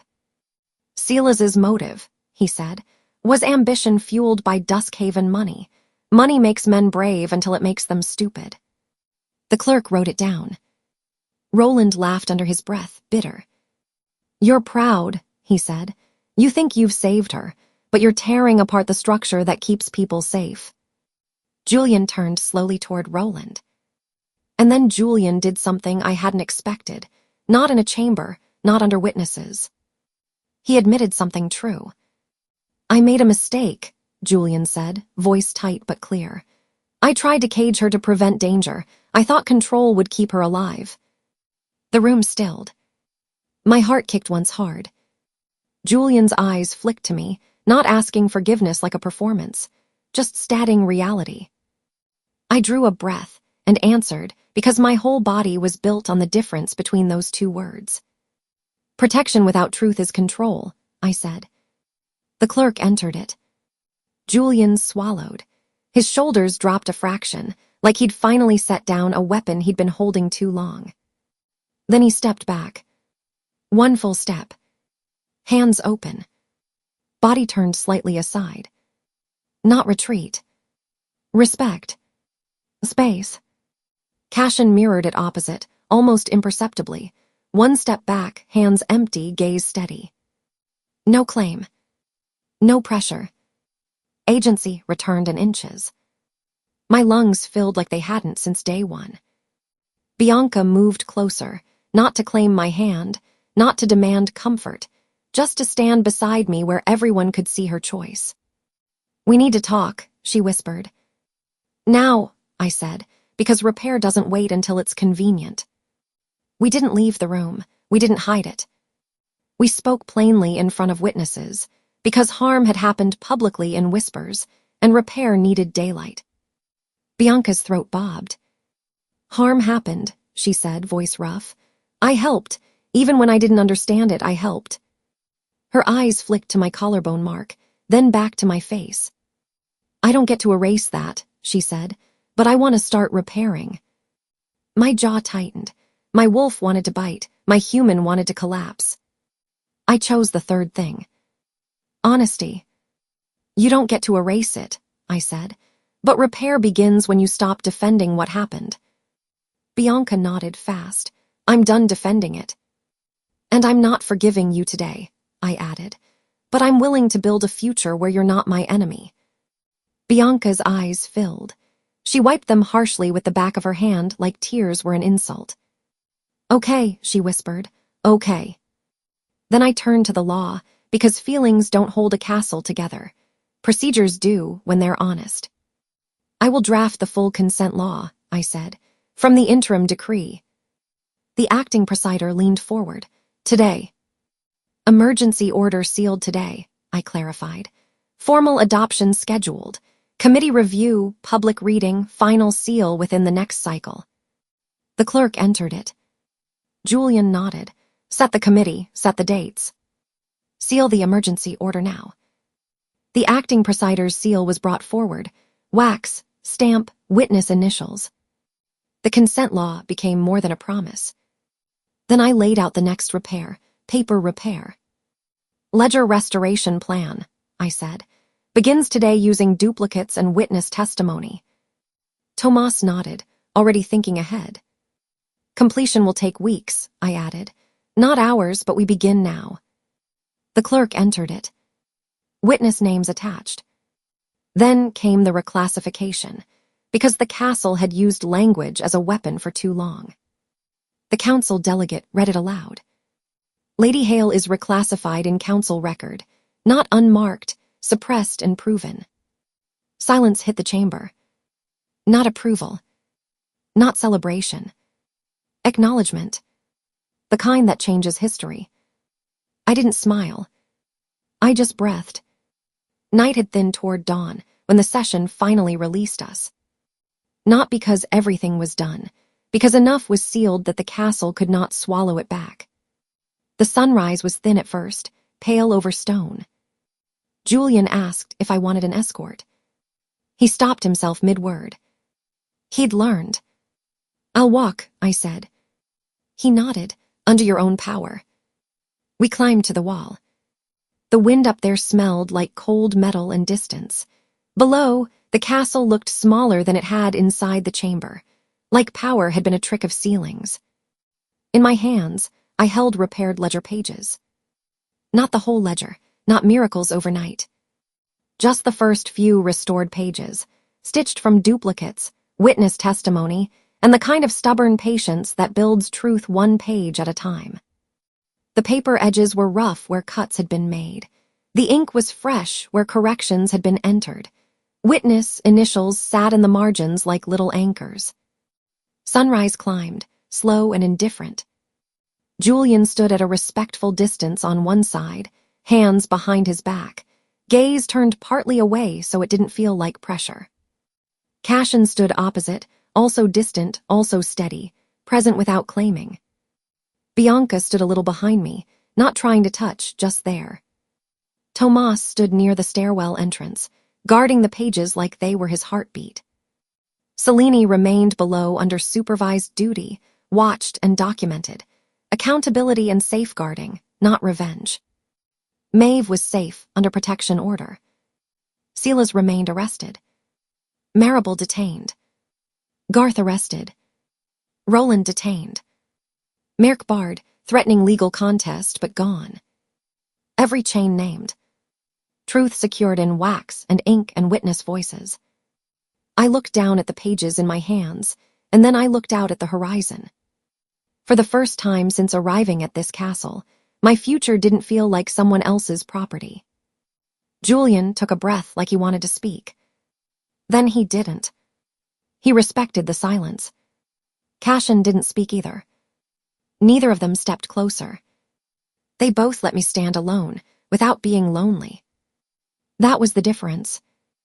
I turned my palms upward, letting the dawn touch the restored pages. Not as a symbol for them.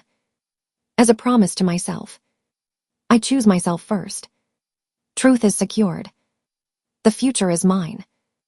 And if anyone ever tries to call control, protection again, the ledger will answer for me.